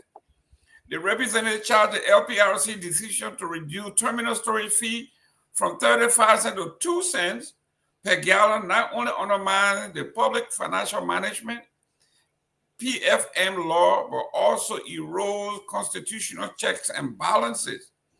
The 1989 Establishment Act gave LPRC the right to import petroleum, but nowhere does it grant authority to unilaterally set storage fee or revise charges that generate state revenue. He said these powers remain subject to legislative scrutiny and the Ministry of Finance oversight. The legal framework in question, though, citing FPMC law of 2009 amended to 2019, Debbie argued that all state-owned enterprises must submit budgets through the Ministry of Finance and Development Planning for legislative approval. He warned that LPRC's actions strip away transparency and risk the credibility of the government. This is what the legislative bodies are fighting back. That this thing never went through the legislative body. So I don't think the president has signed it into law yet, right? No, the president. If the president signs anything, it's illegal. But he did give them. I think he gave them some kind of directive or something like it. It's not an executive order either.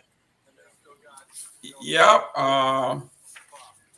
This is the letter that the gentleman wrote. He says, "Your Excellency, I have the honor I have the directive of the Senate to appraise you that growing concerns were raised by members of the Senate relative to the petroleum pricing formulation regulator used by the Liberian Petroleum." And it went on and on, but this is what they are using.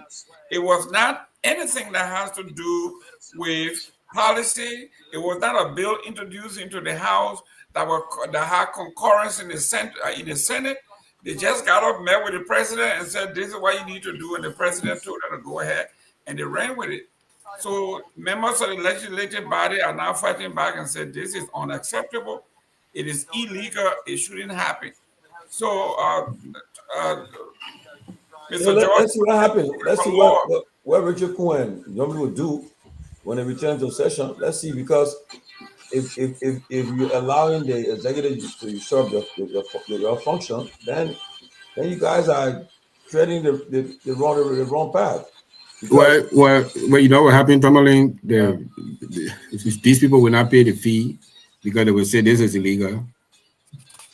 They will not pay the fee and they will go to court. And you see, my disappointment with these people that we call senator representatives, some people call them honorable. I find it difficult to call them honorable. You know, they don't even know their functions.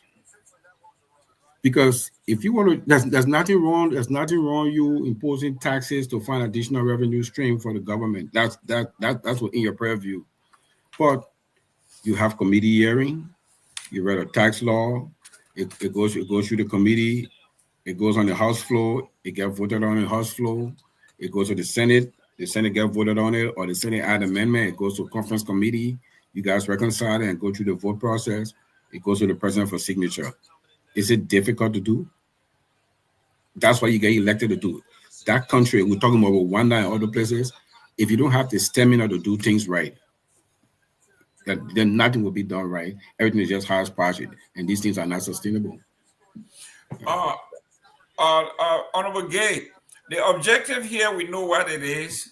Hey, Mr. Gayman, 1 minute. Yes. Check the call there. Your favorite person in Henderson, Nevada would like to call in. Please.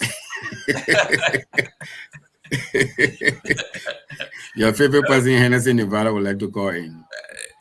No relationship. I don't know who she is. Never heard of her. Go ahead, call in, man. Let's listen. JD, go ahead.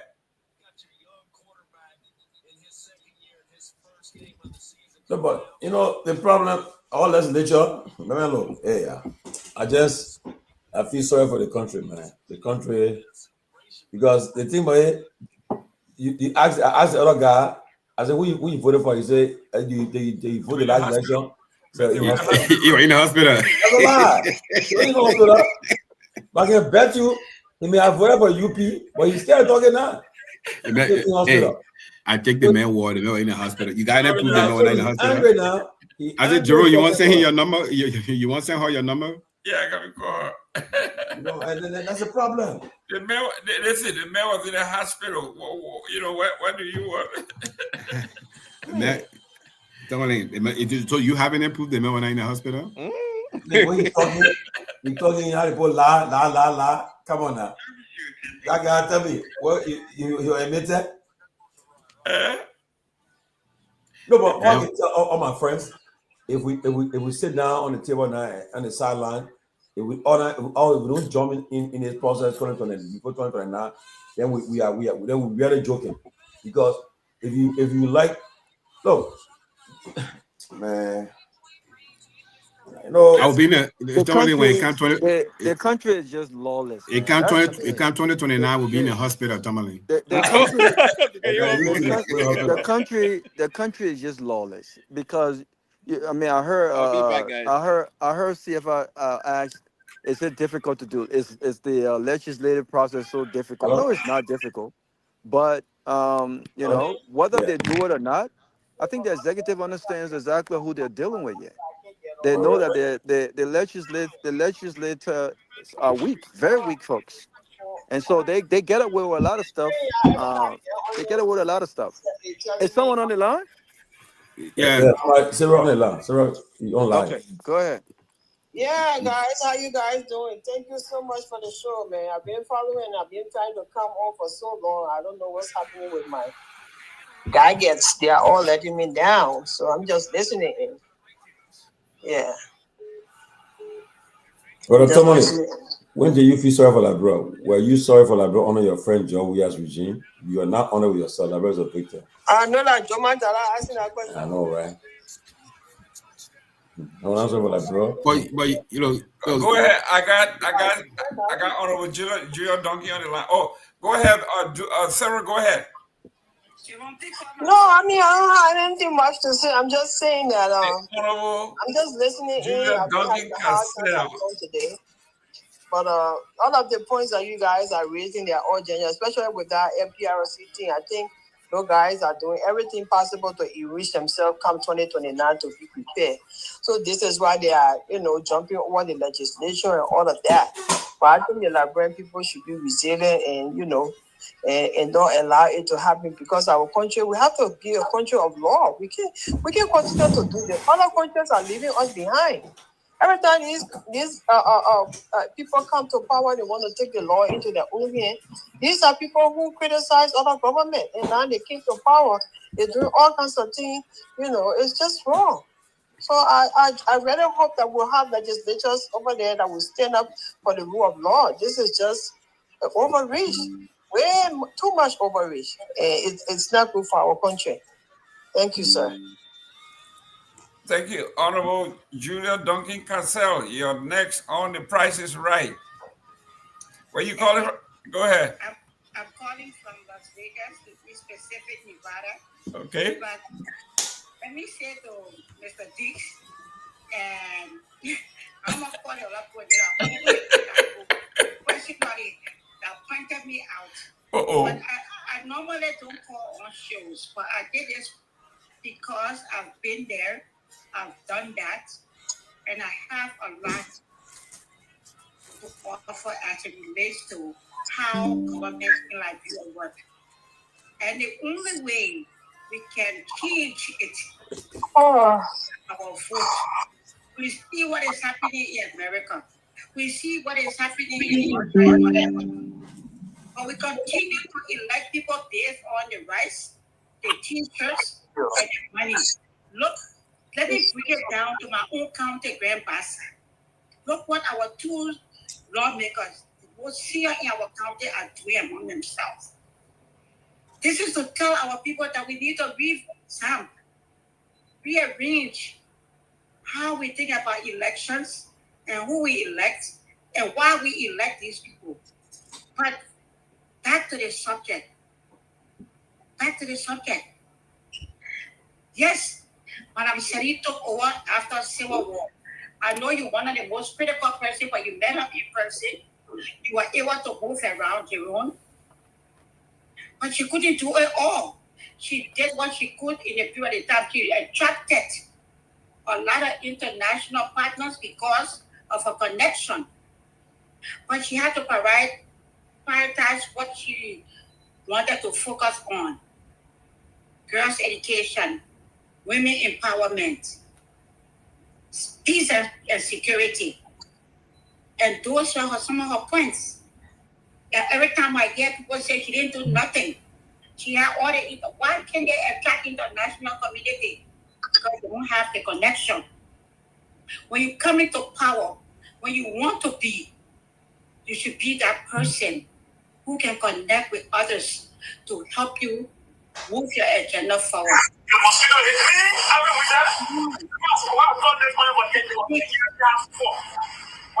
Hold on 1 minute. Please mute. You all went to Liberia during the 12 years of Madam Service. Coming from a war crisis situation. I came from California because I served in different capacity. And I felt it was time for me to go back home and serve my county. That today, as superintendent, I still have the $50 US check that I received as superintendent. I never cashed that check. I never went to the bank. I collected all those checks. I have them as 7 years. I didn't need them. That's not what I took the job for. I took it to serve my country and my county. But to the subject matter, we're talking about the road fund. We're talking about this. Jerome, you support that CDC. You had the likes of Fonati Kofa, a staunch lawyer. You had the like of Sheikh Balase. You have all the lawyers. When you are elected for 3 reasons. To represent your people, to review the laws on the book, and to make recommendations to improve the livelihood of your people. Oversight responsibility. What law did they review? What law did they pass? All of these laws that we are talking about now are already there. What did CDC do? What did they do? Fanatico for one of the best lawyers. He worked with Madam Sharif's government. Then he got elected. As a lawyer, I expected my young brother to go and look at the law books, look at what was on the books of the legislature, and see how they could provide the oversight responsibility of those laws. It was not done. So we keep making the same mistake over. We're not Fanati alone. Not here alone. But there were other lawmakers who criticized since they became lawmakers. What law have they reviewed? What law have they made a recommendation to verify? Let me go back to the reform. People talking about social development, county development. We keep making the same mistake, our lawmakers, when it comes to concession agreements. Okay? And after the agreement is signed by them and approved by the president, then they come back and question the very agreement that is signed. We keep making the same mistake. Closing arguments. I think we should use this platform to start educating our people on election processes. And I say this to say to my people from Grand Bassa, look at our two senators. One chef has pro tem before, the other one is pro tem now, and she's a female. And they can't agree to disagree. They can go in the public. To me, something is wrong on how we elect our lawmakers and people to represent us. Lawmakers have three responsibilities. Are we checking on them to see if they apply those responsibilities? Civil society. You take all of the civil society people, you put them in different jobs to get $150, $200. How will they criticize? How will they be that force to check and balance? Yes, we made mistakes. Yes, we always make mistakes, but we should talk about how we move forward on presenting what others did, what other government did, looking at Madam Sharif, President George Weah, and now we get to Joe Biden, and people already planning for 2029. Are we going to repeat what we did for the last elections? How are we going to move forward? I think for closing argument with Chief Timothy George, with Jerome Gayman, the rest of the crew, how do we move forward? I think our conversation now should be about educating the electors on how to elect the right person for the right positions. What do they bring to the table? Madam Minister, will you run for the Senate? Oh. Oh. No, will you run against Yombly? If the opportunity came up, you are well known in the county. It will be a good thing if you run against Madam Yombly Kanga Lawrence. Well, I got a question. I got a question for the former superintendent, former minister. I'll answer my question. Will she run against Madam Kanga Lawrence? Well, Madam Lawrence is not the only one going to be running. She's the only. That's the only seat that will be available. She's the minimum re-election. Because he represented his seats. No, but when the senator seat, I want to make a bigger price. Listen, she said it's too early. When it comes to 2028, then she will make her decision. It's too early. If she runs, she definitely gonna, because the last time she was here, a lot of people say a positive thing about her, and hearing how she understands the matter. Look, anybody who worked closely with Madam Salih, you gotta get in credit, because Madam Salih don't take nonsense. Yep. But not only that, but we went to the country when there was nothing. That's correct. There was no place to stay, but we made it something. We turned Bassa into a place that nobody thought about going. Before I went there, I was the controller at the executive mansion. I was head of special project. But I felt that my closeness with Madam Sharif, I could make a lot of difference in my county. And people were against me. Why? I wanted to be superintendent. I said, because I don't want to stay under Madam Sharif or not see my strength. I want to go and show my strength. And I did. And because of that, a lot of people who refused to be superintendent became superintendent because of me. But Madam Cassell, so again, this thing, let's leave that thing, Marie. No. I just this, right? I attended the recent. I attended the recent Unibody convention. I was there, and in the halls, in the corridors, I heard people talking about for somebody to run against Yombly. That was thinking about. Timothy, I'm a founding member of Unibody. Yeah. I'm disappointed that people people who serve, who established, Jerome can attest to that. I used to fly from state to state to put Unibond together, and people are not recognized. Okay? You carry somebody working in you to pay $500. Oh, promises. That's a breaking news, though. I'm a member of the United Bars Association of America. I'm a founding member of ULAC. I owe no regrets. I pay my dues. I don't want to be again. I want to lead. I want to make other people. So the Basel citizens are asking you to run 2029. Will you run? So I got one question. I got one question for you. Chef Adis, go ahead, man. Don't leave that, man. I got one question for you. So what's your take on this whole tailing debacle? The tailings were there before I got there. As superintendent, one of the names that they called were one of the people that was so close to Madame Sellis and came to me and took, you know, you can't talk. They said, where, Costa, where? The woman get to all. Woman get to all. This time. When I was superintendent, a delegation from South Africa came and said they wanted to extract the tailings. But what they did after I had a strong view on the tailings, they took the lawmakers, Senator Ines, on about Bachu?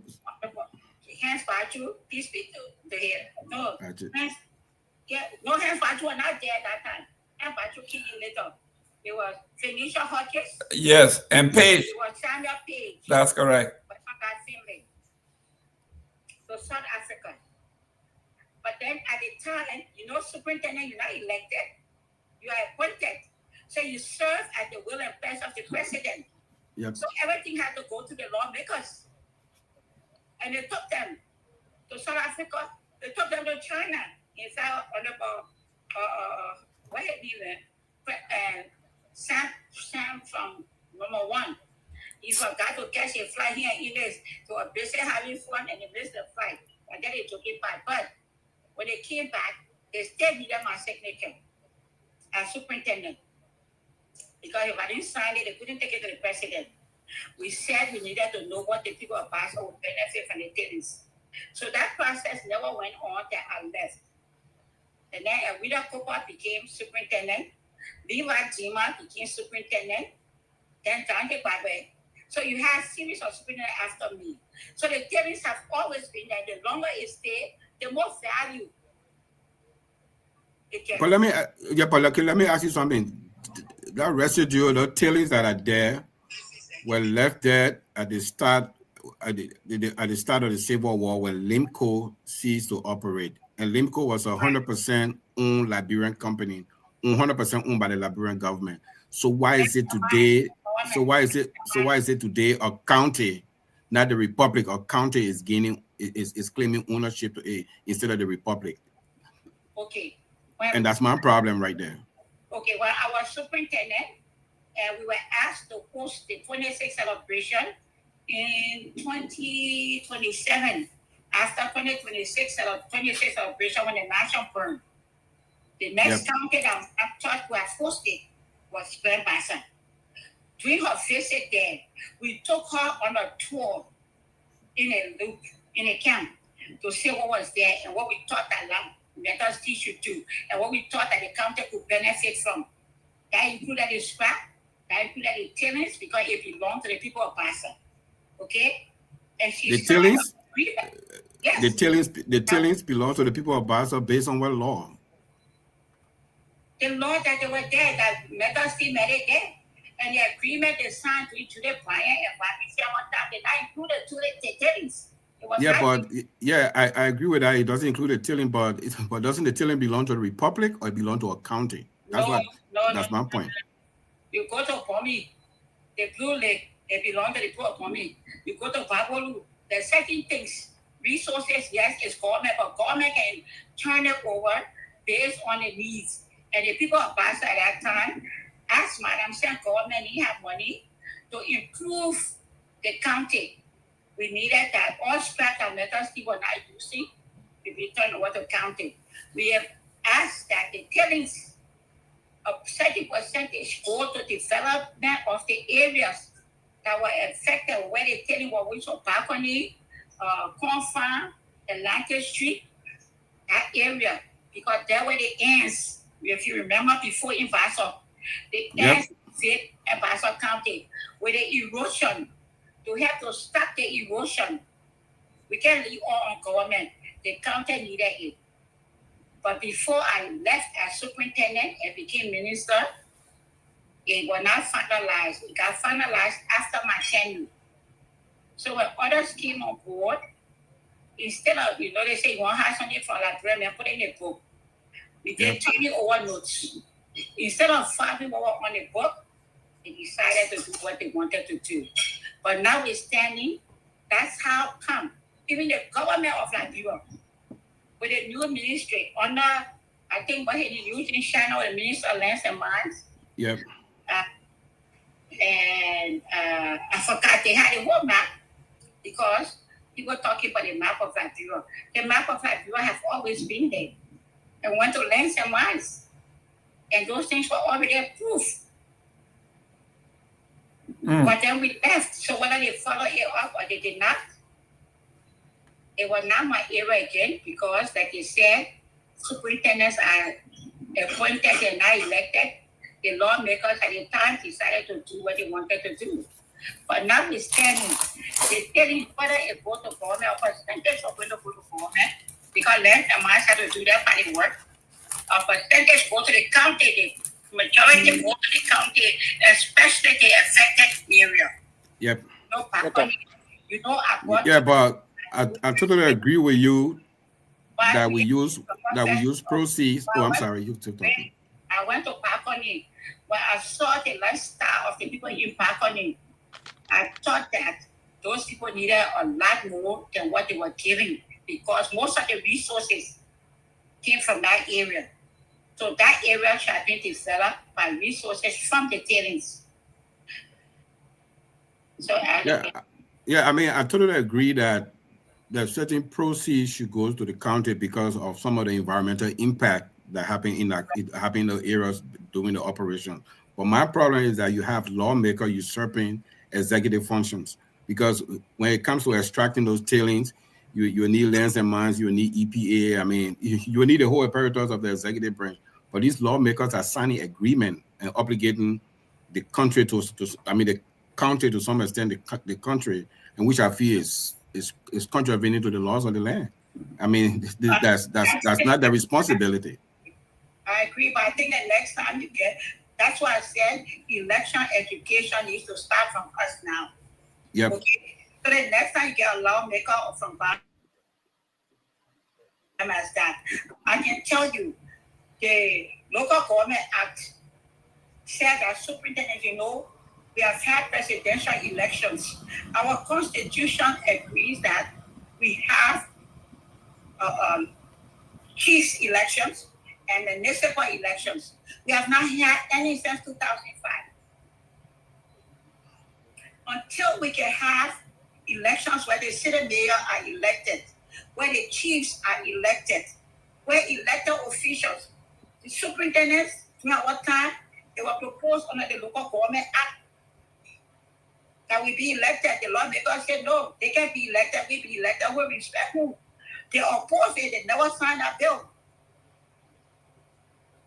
So I can't. I kind of agree with them that we shouldn't elect superintendent for a fact that superintendent isn't as when we elect superintendent, then we pretty much got to reconstruct the state because superintendent is an elected position, it's an executive position. So I don't want to elect you as superintendent of Grand Bassa County and then you don't have the power to generate revenue in your own county. So electing superintendent, that's one thing. Then we have to change the law that these counties should have the ability to generate revenue through taxes in their own counties too. Because I can't elect you superintendent and then you go to central government and asking for money. Let me say to answer your question, okay? In this day and age, the reason why superintendent should be elected, superintendent serve as the governor. We the only county, the only country in Liberia that are still referring to people as superintendent. I came from California where I lived for 38 plus years. Okay? As superintendent, I could not negotiate. Jerome will tell you. I visited all the states, Texas, Florida. There's people who never do things. But because you serve at the will and pleasure of the president, I can move you anytime. You had no negotiation power. Because whatever you do, you have to refer back to the lawmakers. So how will you improve the county that you work in? The lawmakers got duty-free, they got all the privileges. Okay? And they don't want you to have that. They want to be controlled. The lawmakers are makers in our constitution for 3 principal reasons. Those represent the people, oversight responsibility, and to provide the laws that will constitute the people. Yep. The executive, yes, if the superintendent, city mayor is in the constitution, are supposed to be elected. Pastor had the last elected superintendent, Obadiah Sanga. When he died, they started appointing mayors. Mayors are supposed to be elected. Chiefs, you go tell one for when nothing but local government, you make it chief for a whole town. The chief don't say he's supposed to be elected. It's in the constitution. I didn't make that up. No, I mean, I understand we did that election in 1985. We elected chiefs, we elected commissioners and city mayors and all that stuff. We did that. I don't disagree. I don't disagree with you. I'm just saying that if you're going to elect superintendent, we got to reconstruct the state. We got to reconstruct the Republic of Liberia, because or else we'll just elect somebody with very limited power and everything will still be focused on central government. So if we're going to elect superintendent, we got to reconstruct the Republic. Senator Gay, you have a question for the madam?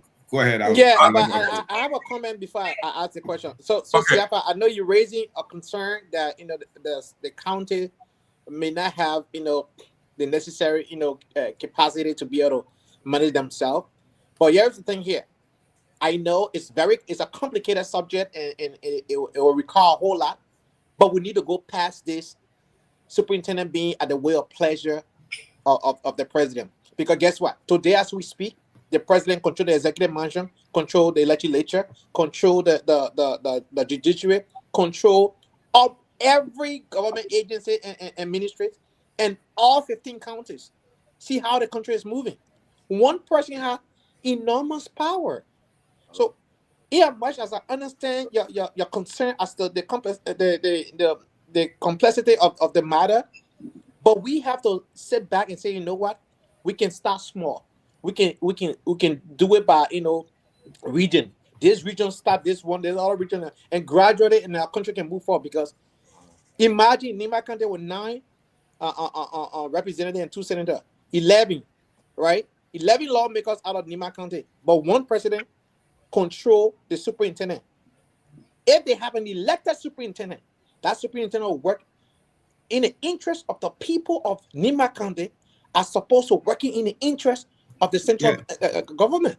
Anthony, I don't disagree with you. What I'm saying that when you do things haphazard, you create chaos than solving the problem.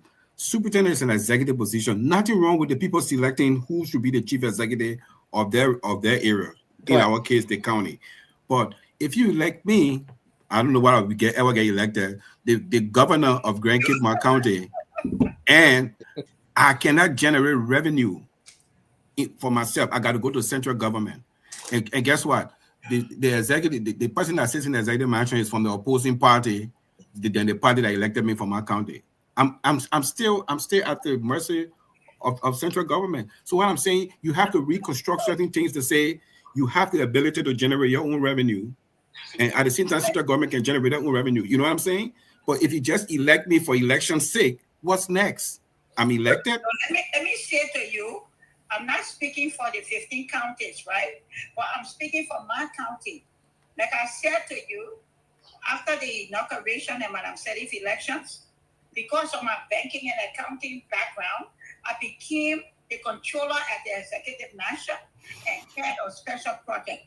But when it came to my county where there was nothing, my house was burned, was blew out during the war.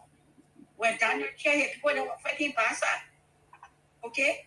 I had nothing left in Bassa.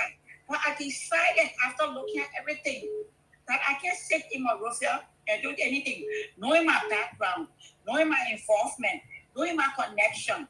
If I go and be superintendent, I can bring things to my county as the second county in the Republic of Liberia. I had the capacity. I still have it. And I was going to use that if I had the opportunity. Okay? Like I said to you, I was a founding member of the Bassa Association in Americas. Jerome can attest to that. So now is the time for you to join in the race. After don't forget about the race. I decided I wanted to go home. I wanted to develop my county, so my county could represent what it stands for as the second county in the Republic of Liberia. Bassa is the only county that they have taken 3 counties from. Makidi was territory under Bassa, where Timothy George came from. They were under us. They made a county. We were first. Were under Bassa's territory. They made a county. They took half of Bassa, they gave it to Boma and Lima County. So they looked at our left for the how can I use tourism? How can I use your you love you, Jerome? Lima, they are not taking no county from Lima. They took Babolo from Lufa. Okay? But I was thinking on how I could improve my county. And based on that, with my connection, if I stayed in California, I could have run to be represented in the county I live in.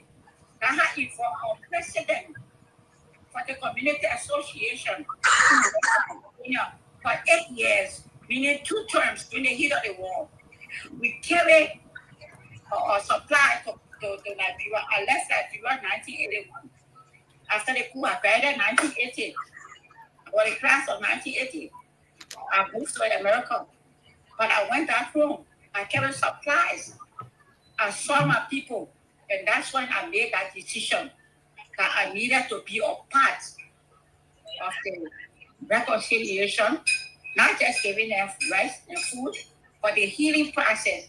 So I couldn't do that as superintendent and being an executive that the president has control over.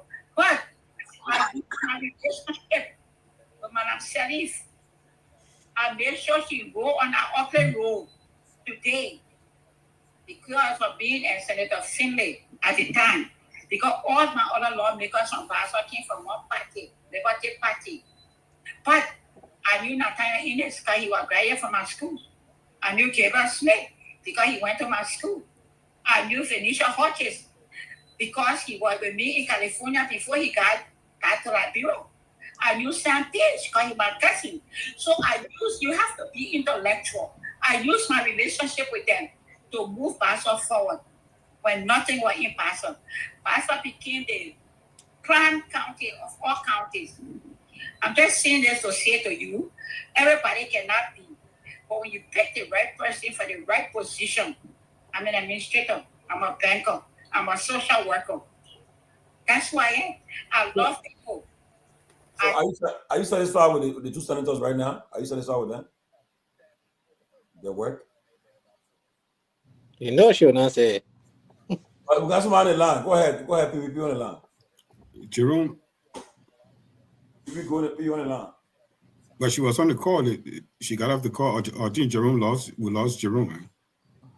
So Tomalin, that's why I'm saying, look, you see, when you come to this, Jerome, you back. Yeah, I'm here. Yeah, go ahead. We lost her? No, she's on it. She's on. On. Yeah. So Tomalin, let me tell you something. Look, this whole thing about electing people to, it's nothing wrong, but you can't just do one thing. You can just do one. There's a whole bunch of stuff that has to be done. Yeah, but what she's saying, Madam Cassell, go ahead and close so we can. Go ahead. Okay, but I want to say to you, you pick your battle. My power was in the military, in the army. Yeah, come on, you there? But somebody talking. Battle will win. You pick your battle and you fight your battle. And because of me becoming superintendent, it got attracted to a lot of other people who never thought they wanted to be superintendent. But now we're standing.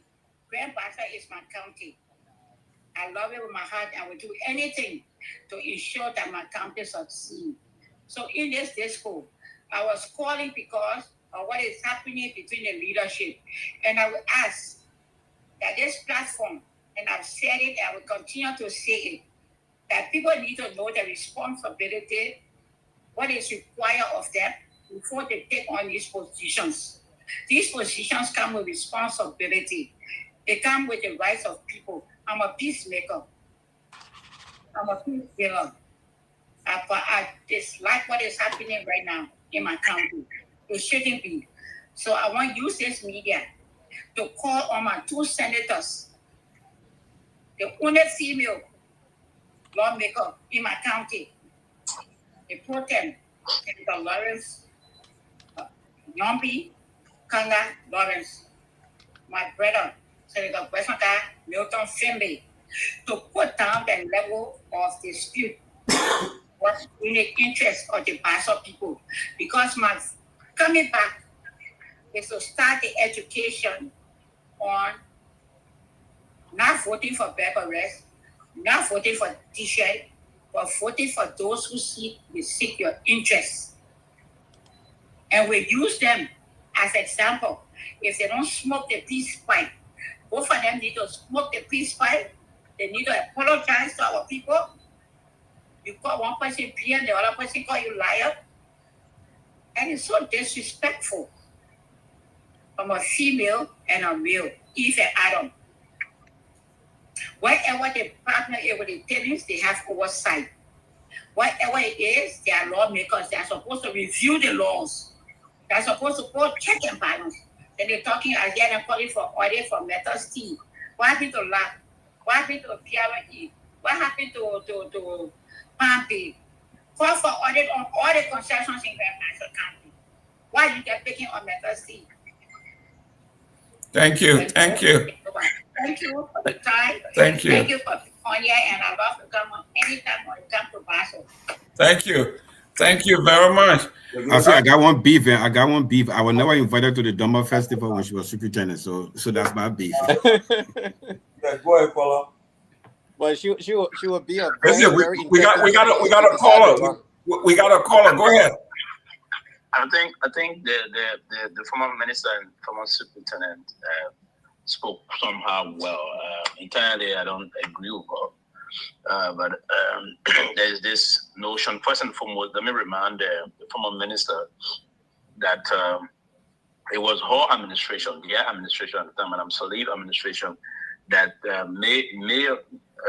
that stopped mayors from being elected, if you will. Madam Salif went to court and went to the Supreme Court, and the Supreme Court, I will remind the Honorable Minister, the Supreme Court ruled that part of the article, the interpretation Article 54 and other officials, they said mayor can positions of those individuals are expected to be appointed by the president. So, Madam Superintendent, that is the reason why today that position is open it's not open for elections moving forward. And secondly, our country is not a federal. We're not in the federal system. It's a unitary states, and that's why Article 50 gave both of the executive power to the president, and 54 was state that there are certain category of officials most of them would be appointed by the president of the republic. So that's the basic reason behind that. But when Madam Salif went to court, it was this whole Mary Brown saga that came out because she needed Mary Brown, all those things.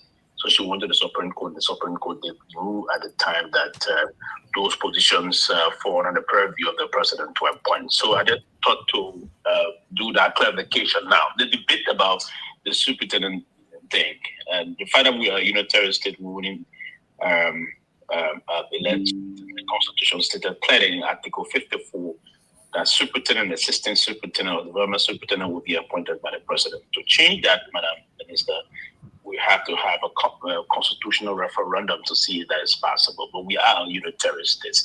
Lastly, I just thought to remind the minister also that it is appropriate to call a spade, right? So the way the pro tem described Bezonga Fende, it was basically inappropriate. And I mean, and sometimes if you want to come and you don't have to shift the blame back to Citizen do it. She's the person attacking the former pro tem. And it's unfortunate. And if it is on the other side of it, you people all want to play the women type of politics, they don't want to balance that. And if you don't always strike the balance, many a time when you come with some intervention, people won't take you that seriously, because it is appropriate when one person is wrong here, you call the person out. To come and name the man, calling him criminal or BM, is a very inappropriate statement. If that statement was coming from Bezonga, totally, I would have seen Madame Duncan Cassette openly criticizing Bezonga on that. I think it's unfortunate that she didn't say, but she tried to shift the blame on both sides. No, Bezonga got no side of the thing here. He was attacked. He was attacked by the pro tem, and I'm seeing a woman from Basel County trying to defend this woman attacking her male counterpart instead of coming to say, hey, pro tem, you're wrong, and she's trying to shift the blame. I think it's unfortunate that we are in the political space. We always have to strike the balance and move forward. So I disagree with you, Madam Superintendent or Madam Minister, on this one, that you're trying to accuse Milton Bezonga Finde on this. He didn't attack. He was attacked. He just tried to defend himself. He's not a PM. I have known him for many years and all those things. So if you want to call someone that is not a criminal, the person will have to come. And one thing, as Logan Duby would say, one would take 1 million years to build his character and other things. It would sometimes take one stupid fool to destroy it in 1 second and other things. So what I'm trying to say is, you to call someone a BM that is not a BM, that is very much uncalled for. It's unacceptable and all those things. So I just talked to coming in with these interventions, particularly on the issue of the mayor position. It was Madam Salif administration that you serve in that stopped that. You ran to the Supreme Court, and the Supreme Court acted on your behalf. So today we cannot elect mayor in Liberia. Mayor will have to be appointed by the president as a precedent set already. Yep. You're right, and that's happening in 2008. I'm reading that right now here. So I thought to do this. So the superintendent, she came in. Probably she knew this, or maybe she didn't know it. She may have inadvertently mixing it out, but I just thought to get the clarification. Thank you. Thank you very much. And one of the things I have to give her credit for, she's right. When President Ellen Johnson got elected, she flew down to Florida. She told me, let's go. I was scared. I said, they could have yanked from go and follow you. And she went. And she's right. They had no money. She was making $50 a month. She showed me those checks when I went down there. But they were able to mobilize. This is what she's talking about. When people have connections, it pays, and you can see that this government is struggling because they don't have friends. And because of her connection, the highway to Bassa was paved from Monrovia. You can go from Monrovia to Buchanan in 1 hour, 45 minutes because of her connection that happened. Because of her connection, we also have the community college. The first community college in the nation was built on her administration. So she did some great stuff. But like she's saying, Honorable George, she said the same thing you are saying. The education of our people depending on us. That for Mr. Gay that have interest in running. The Cape Man people here, we have to go out there and educate our folks. We have to vote beyond t-shirts and rice and $5, $25, $50 up front. We have to educate our folks that if you take the man $50 up front and he gets elected, he owes you nothing. That is the education Honorable George is talking about, that now the onus is on us. to do the public awareness, to educate our folks, and we shouldn't wait for 6 months before the election and start doing it. We got to do it now. Honorable Judge, it's after 9. You're closing. Yeah. Let me say again, thanks again for this wonderful show. How to call it? Tomorrow, I know you will be at a Republican event. That's correct. Which is good. Yeah, happy that you at least maybe through that you will connect us with the Republicans and guys. So one day we'll have a Republican on the platform interviewing him. I trust you. You can do that stuff. So you got a connection. So I trust that. But it was a good show, and I know for the record, there's an ongoing beef going on between the former president Lezon and the minister, former youth and sport minister. He reached out to me and he wanted to come on, but then I didn't want to disrupt the schedule, so I think he'll be going on Spoon instead tomorrow. He just informed me that yes, since I did not give him an answer, but hopefully we'll get to know what happened after that interview tomorrow. But I know Mr. Nagbe will be here tomorrow. He'll be in your place, and we also have the Tomalin people planning to come on too. They already got it on the schedule, and the ANC too for the 2020 the convention in October. The ANC, so we're looking forward to them too. So far, yes, and then I was able to get I have now arranged a date. The Mr. Nia's son, the pilot. Yeah, he will be making his debut on our show too. Good. Also, Reverend Stewart will also be coming here soon too. So a lot of people coming on the show, and we are a diverse platform. We don't want to talk politics and so forth. We are extended invitation to all the officials of government to who want to come forward. We here, and we nobody own this platform. We are the platform not for no political party, and then party because you come they'll be grilled. So the guys are here. They don't hold back their punches. So everybody ready. So again, Mr. Gayman, thanks again, Mr. Diggs. Anthony, thank you. Our listeners will say thank you too. Keep on to make the platform grow. We have a website now. Who you know? TLC. Liberia.com. Yeah. TLC. Yeah. So I hope you can check on the website. It's active. TLC or TCA. TCA. He been reading TLC all the time. Yeah, give me a we are dyslexic. We read backward. Honorable no, because you can be reading TLC for the deaf news. Yeah. you wake up in the morning, you gotta check. Make sure. Always get on the deaf news on the show. Yeah. No. The reason he does that is when you gotta check. Make sure your name not there. Honorable Gay, your party comment. Yeah, I just want to say thank you. It's a fascinating conversation as always. TCA always bring out important people and we discuss the subject matter. I like this platform. I want to say thank you for the opportunity. Sometime I want to come on soon, but my job can't give me a chance. Listen, as you can see in my background, I'm on the clock. But you gotta pay the bills. Nothing much going on, so I can use the time. But thank you for holding it down. Thank you for everyone that always have been. Mr. Dees has always provided, the historicity of things. I'm the youngest of you guys, so. Except for Robert why do you think you're the youngest? I said right now, except for Robert and Siddiqui. You see.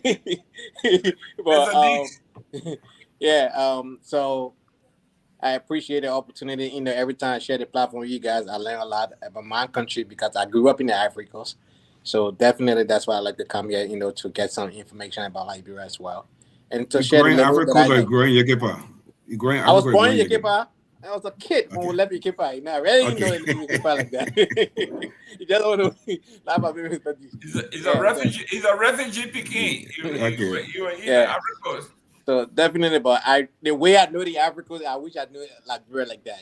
So I know that country in and out and rural area, urban area, just like that. So definitely, but It was a great show, and we look forward. I hope the finance minister can come on the show. That's one of the government officials I want to come on the show. The finance minister, like he can tell us, that 150, minimum wage thing. I don't know how they are calculating that thing, but we don't calculate gross. When we take our paycheck, we don't look at gross. We look at the net, what we bring home. I saw the other day trying to calculate gross and all of that stuff. Everybody gross may be different, and your net is different. It's never the same, right? So, but yeah, great show, and we hope to, folks. The ANC restructuring, reimaging, rebranding, you name it, we are coming back full swing. All type of executive levels and type position open in the diaspora and here and back home as well. If you want a position, contact the ANC, and you'll be able to seek any position. We probably will be behind the scene. We'll still be doing our little 1-2-1-2. Thank you for having me. Great. Mr. Deeks. Yeah, great show, guys. Always coming on the closing argument and sharing knowledge with fellow panelists. And it was great having former superintendent, former minister, Madam Julia Duncan Cassell. Hopefully we can have her back as our guest one of these days, Yes. And then I don't care about 2029. I care about what's happening right now. Because if what's happening right now is not done right, the 2029 it will just be another election again. We need to stop as a country that right after the election, we start looking forward to the next election. Because then that way we get to elect the wrong people, and we'll be like, oh, don't worry, I will see you 2029. Don't worry, I will see you 2035, 2034. So let's educate our listeners, our viewers. Everything in life is a process. You get up in the morning, you brush your teeth, you take a shower, you put your clothes on. That's a process. When you're working in government, you as a lawmaker or senator representative, to pass a law, it's a process. You have to follow the process from the start to the beginning. You can't just write a letter to somebody and like an edict. We're in a constitutional democracy. So hopefully they will follow the process. Hopefully we'll get more information on what's transpiring. That's why I asked the question at the beginning of that topic was that are these figures fees or taxes, and who are they being paid to? Because I don't see no reason why a storage facility to pay a fee to another storage facility, because we are both competing. I shouldn't be paying you fees. If you have your storage facility, I have mine. We collect our revenue and we pay the taxes to the central government. And then with the thing with the tailing, these lawmakers need to focus on being good lawmakers and stop going around and usurping executive functions. They have no legal authority to get in contract whatsoever with anybody to pull natural resources out of the country. And I hope the executive branch will put a stop to that. Just let them know that those contracts are illegal, because any contract binding, anything within the 43,000 square miles that has to do with our natural resources, it has to be attested by the Minister of Justice. So I don't see why they're doing that. Nice show. And just another shameless plug, this weekend, one of my former school, the Cobras of Garguah, will be convening the Twin Cities. Wow, yeah, we'll be convening the Twin Cities. That campus a lot. Oh man. Garguah School, high up Manima slope. Yep, high up Manima. High up Manima slope, so green. That's right. Garguah School, so the Cobras will be convening. Yeah, I should have been class of 89 Garguah, but then when Lamco went through the second round of layoff, so the family left, and then I went to Cathedral. But I'm still a yeah. My cousin graduated 87. I'm still a Cobra. I'm still a Cobra in and out. And my uncle graduated from Last High. Yeah, I'm still a Cobra. No, we are not rival. Those people are trying to be like us. They were trying to be like us. You see, I could not support either of you because I have family. Yeah. Which high school you attended in Liberia? St. Peter Clover. Who, me? St. Peter Clover? Yeah. Oh, all these people I didn't go to high school in Liberia. Top of the school line, and man, we went to St. Peter Clover High School, but don't know who you over there. Wow. I was when we were in Garguah was Garguah were the Christian brothers. The Christian brothers in Garguah, and they were in Banga St. Martin, and then they had the Holy Cross brother at St. Patrick's. So we have a bunch of Irish brothers. Sky blue shirt. Your uniform. Wow. Yeah. My younger brother went to St. Peter all the way. First, he went to St. Michael, from St. Michael to St. Peter. So he's a complete Catholic. Man, where he is now the president of I think Knight of St. John's. So he okay, yeah, it's a big Catholic. He move up. Yeah, man, move up. Guys, let's do this. You know, boy, Israel. So from Israel, right to Kamara, like a walking distance. Yep. I won't be here tomorrow, but guys, I'll see you Friday. Let's do this again Friday. But where will you be? Where will you be? Our local Republican Executive Committee tomorrow is our meeting, so I have to be there. With this attack on this young man, obviously it's going to be very high on the agenda tomorrow. So we're going to be discussing it, but let everybody come on tomorrow so we can make tomorrow a vibrant one. I'm off tomorrow. Mr. Gayman, I'll be on. Oh, good. Mr. D, please come on tomorrow. Yeah, Chief, I'll come on tomorrow briefly. Okay, thank you guys. So okay, thank you. So the African one top. I'm going to talk small football for go, man. So what's the combinations? The World Cup qualifying? Yeah, so right now it's World Cup qualifier for next year, 2026. Canada, USA, and Mexico, and I think the AFCON should be in Morocco next year. Yes, I think the AFCON is in Morocco. AFCON is the competition in Morocco. Who did our zone? Liberia leading that zone? No, Tunisia is leading our zone. I think Liberia coming out of that zone. Listen, and they take the top two. But Morocco already qualified for the World Cup. They qualified last week. Because they're hosting. No, I think they're. I think we got 5 slots, right? I think Africa got 5 or 6 slots. I mean, every zone. I think they make it 6 now. It used to be 5. Yeah, I think every zone. I think just the winner. It's just the winner that go. Oh, okay. Well, this man in Kagari, he even got internet. He want to host. What's wrong with him? The man got good internet. I can tell you guys something. Rwanda being a landlocked country, I will find that video. Rwanda, they're building that modern airport. They have a partnership with Qatar Airways. Mm-hmm. Also from a logistical standpoint, the cargo business in Rwanda, the air cargo, is so vibrant. It's unbelievable. Of course, the only way there. Yeah. So if you get money? No, I mean they have infrastructure from the port of Dar es Salaam. Yeah, you gotta go to all the way, different countries. Wow. Yeah. Okay, guys, tomorrow. Okay, man. So I won't get it. I won't get the. What tomorrow asking me about something, but anyway, but they were Lone Star people coming. I know where they're coming, but hope they can come. You say you say that some misunderstanding with the Minister of Youth and Sport and Presidential Liaison. The former minister and the liaison to the president, the former president, they have some issues. So, but instead of coming here, it will be when the former Minister of Youth and Sports. Yeah. And the former liaison to the president. And the president liaison to the former president. The president liaison to the former president. Yeah. Because and Joga, but so they want to come. Yeah, but why does it have to come on radio?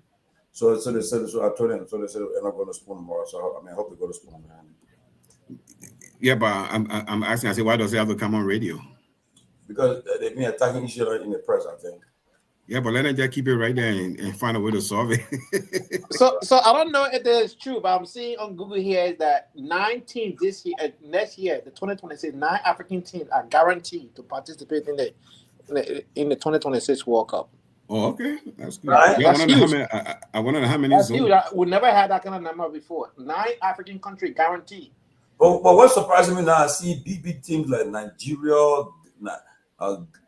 Cameroon being Senegal. They're struggling, right? I wonder what happening. How kept burning all. Tomalin, it's tough for these guys. The season just started. You go play this thing and you go sprain your ankle or sprain a knee. You come back, you'll be on the bench and it'll affect your contract. So some of the guys, they kind of moderate themselves. They kind of glide to this thing. They just make sure to qualify. That's all. Really? Just make sure to qualify. Yeah. I saw a goal. What is the little guy score? What name?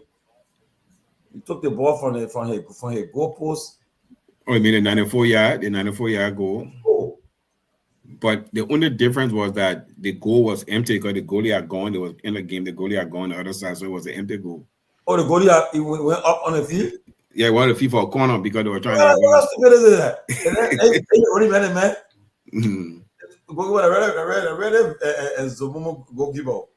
But you know, I watched the Liberian game. I watched both of the games. Who they got to call post? Where he was going to go for Liberia? Where he played?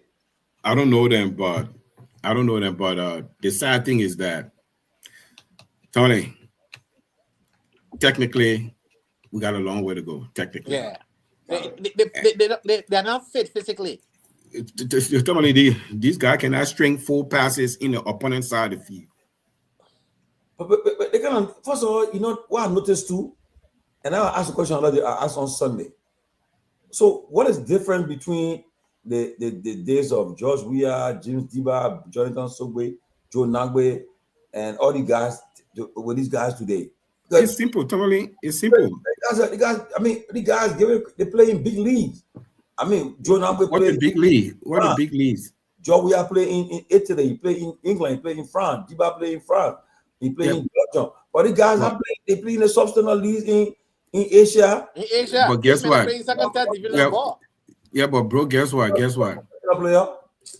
Tomalin, guess what? Before the war shut everything down, those guys were already seasoned in Liberia. Those guys were seasoned Lone Star. Those guys were playing. Those guys, we had a vibrant national league, and we're competing in WAFU and African Cup, Winner Cup. So those guys were seasoned. So when the guys went to Europe, you look at 18-year-old like babies to them. Yeah, these guys were seasoned. Even from a president when we went Europe, we was a seasoned player. We have a physique. Everything they talk about, they always talk about physique. Guess what? Physical Drogba. You talk about Drogba and Eto'o. They went Europe before they started playing for the national team. Weah was a star on his national team before he went Europe. You see the difference? Yeah. So our guys went Europe seasoned. They were seasoned. You know what help that generation of player that would have two trips. The training. They went to Brazil. Morocco. Yeah, that training. Morocco. No. I think Morocco were defense invaders. Morocco, those should have gone, but then they have problems. Those are the many. They wanted some sending money before they go. So when they refused to go, they sent defense invaders. Now, defense invaders when they went to Morocco. I remember vividly in 11 Firestone. They came back. They said they will be the new Lone Star. So they said, I think Barrow a champion. They said they played Barrow. They can't have Barrow. Now they say, my man, they beat them 4-0. Barrow beat them 4-0. Yeah. But look, after that game, I think they fired the coach. They fired the defense minister, invader coach. Barrow beat them 4-0. The person when this is a team called Lone Star. Let's not joking here, man. Barrow gave them 4-0. So I think the current player really need to look and watch old tips from Lone Star to see. And individually, right? The players that came for defender were Isaiah Lincoln came for defender invaders. He was a very good player. Isaiah Lincoln, James Carroll came from defender invader. We played for Barrow. The guys were individually they were very good. They learned a lot in Morocco. Yeah. You remember one year in Liberia we had? Well, he came from Enforcer defender. You remember Elijah Munger? Oh, I don't know. You're a high goal scorer. You remember a high goal scorer, but he couldn't even start on the national team. You remember that? So you know how crack the team was, right? of intensity. So now these kids nowadays, do you know what it takes to wear national team jersey? Just breathe. I mean, we had guys like. I remember my cousin used to go train all day. He would never put jersey on. I mean, you want to put it. We had guys like James Weah and Losher Jalate, all those guys in. Those guys were staple on the teams. Joseph Warrior, Barman. See that those guys were playing good football, but guess what? They were all called the Lone Star camp. But game day, they were subs. I mean, not that they were bad players, but the team was just strong. Correct.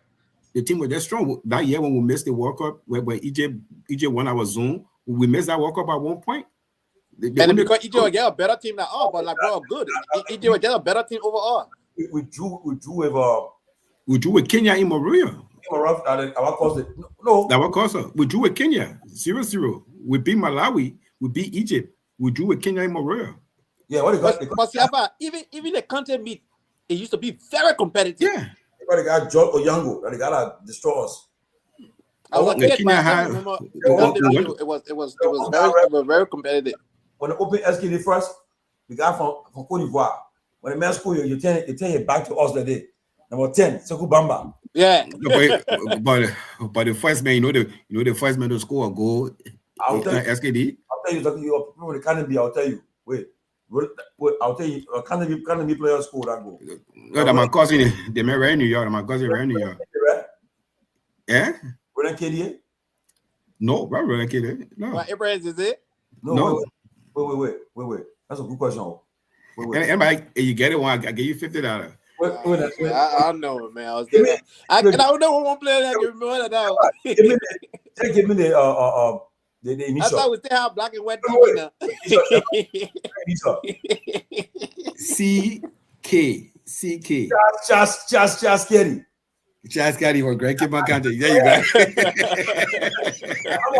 Yes, he was first to score on SKD complex. Yeah, first score on SKD complex. Because when they opened the team, they took the four semi-finalists and they had that tournament with the four semi-finalists. Greg Kimakante. Right in New York there. Wow.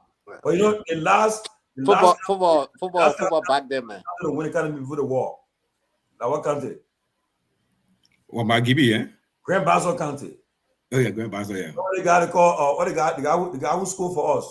And after during the war, the Grand Gina Pose, they will take the call for us. They won't go. What they call him? What the guy name, man?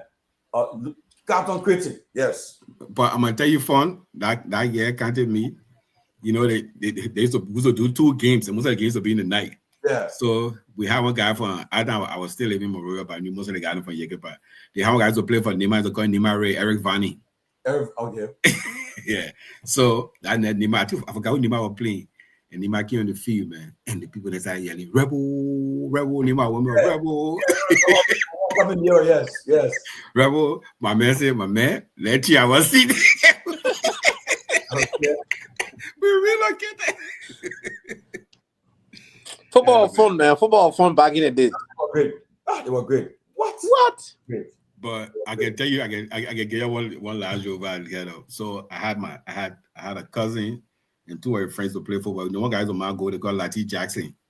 Yeah, I think I played for Iman for Funani, eh? Yeah. So Lati to live Baton running Baman Sharia. That's where my grandma plays.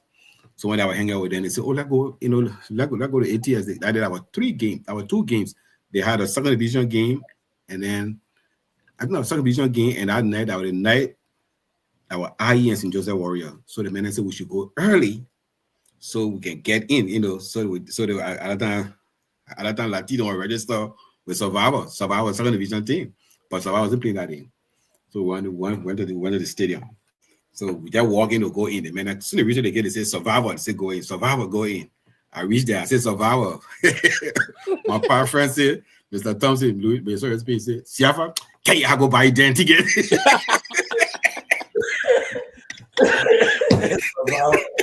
Because back in the day, you couldn't fake it because everybody know everybody. For that day, my manager would call me Survivor. Yeah, man.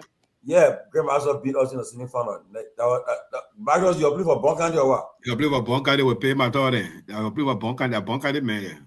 Even your brother, they don't play for Bonkandi. Yeah, he play for Bonkandi. Yeah. Oh, yeah, but then, I call that, I think that Grand Gila or Nima, they became champion.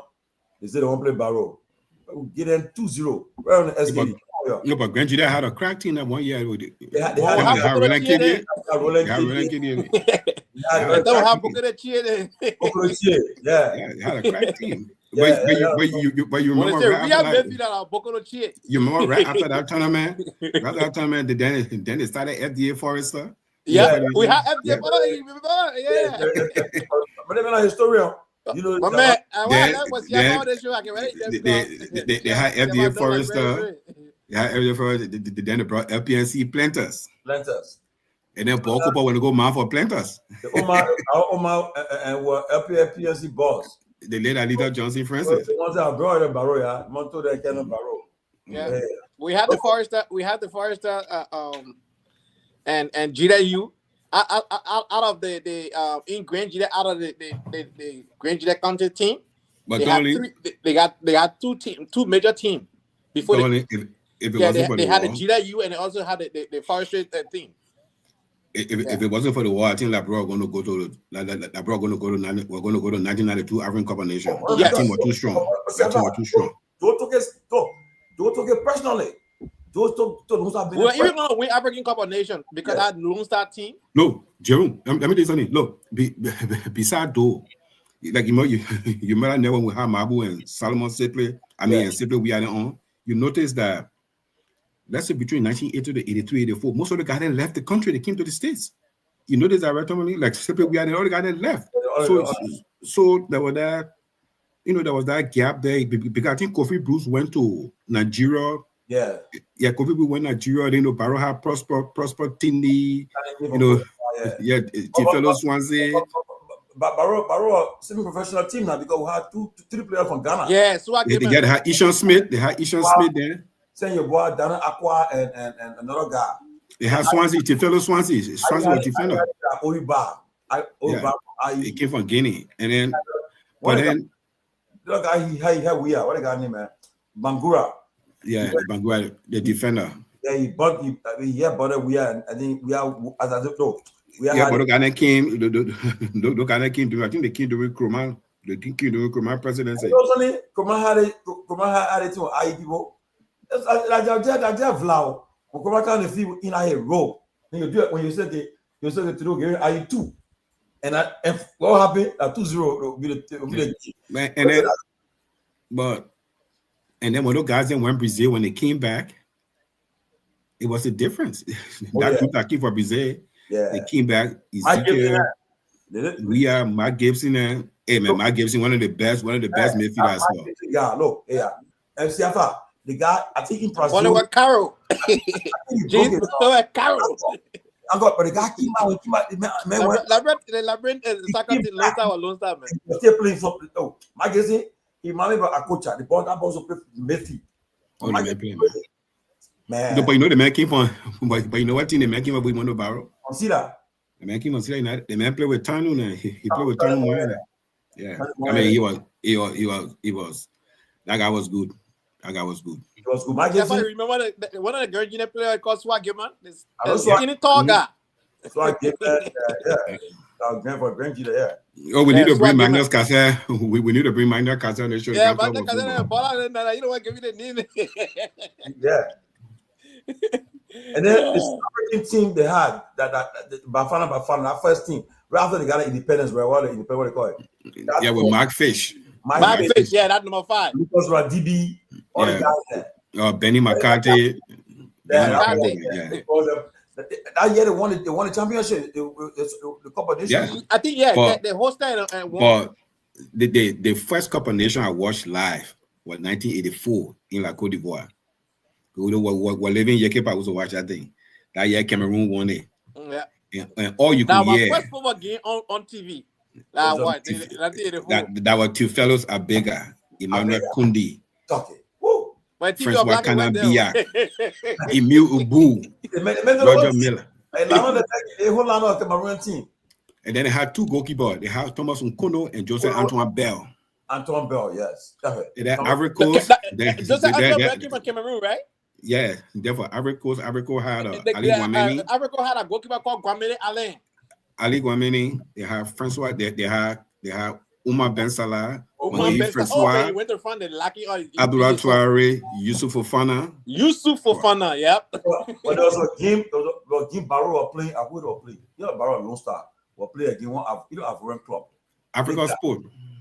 Diba, my man. That ball right. Mongoy Francois, right? 1-on-1. When Diba, bro. Remember that guy knew? Mongoy Francois. He does the best and you're gone. The man right. Oh my God. We lost. I think we lost in Ivory Coast and Liberia, but there was a goal that they canceled, and then there was no small riot after the game. Yeah. African Sport. But I mean, if you ever saw Ivorian Sports prior to the war, African Sports, I said me mobile. Stade Abidjan. Stade Abidjan. Stella. Yo, in And Abidjan, Stella, yeah. what are playing for Asset? No. Tomalin, our in Yekepa, you can watch everything. Yeah, you watch TV, yeah. Oh yeah. But all the Ivorian stations used to get in Yekepa. Wow. Huh? You call him and some Jonathan. Yeah. In Côte d'Ivoire, he played for Asset Mimosa. But you see the funny thing, the Abdullah Traore. But you see Sekou Bamba. You see Sekou Bamba will never start. Sekou Bamba wouldn't start in Liberia. For true? Oh yeah. They started the team with Yusuf Fofana and Abdullah Traore. and then Umar Ben Salah. Umar Ben Salah. Yeah, Umar Ben Salah. Umar Ben Salah was a tall, light-skinned guy, and the musician was the captain. Guy, yeah. Tall, light-skinned guy, and then the musician captain was Gachi Seli was the captain. He's a singer now. Yeah, the musician was captain. Legendary musician Gachi Seli. He made us song African Cup of Nations. Yeah, 92. Yeah. Elephant.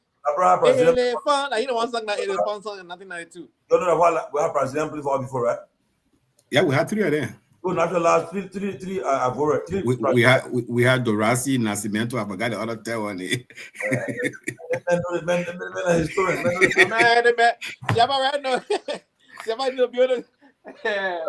But if we're one or three. And then had number 9. I'm gonna go Sergio number 9. Sergio. Yeah. But then the ones who play right back, then Hasima Mata were playing on the left side. Then when the Brazilian left, we put Alexander T on the right side. We had Hasima Mata on the left side. And then we had Blay and Solomon Joe, Osman Blay and Sanon. Then in the midfield were Mark Gazin and Friday Robert. And Robert Clark. But then on the right side, we are then number 10 was then number 10 in the middle. He played for Barrow. Barrow start. But then in the attacking, we used to do like the Baba Yara tournament. They beat us 2-1. No, that game had everybody, man. That bro, they got to call it Abedi Pele. Whoa, man. That ball, he played with that bro, man. That ball. I gotta go. I gotta pick up my daughter for school. Yeah. Thanks for the inside, man. We'll find one night. We'll find one night, but there was one guy that used to love drilling.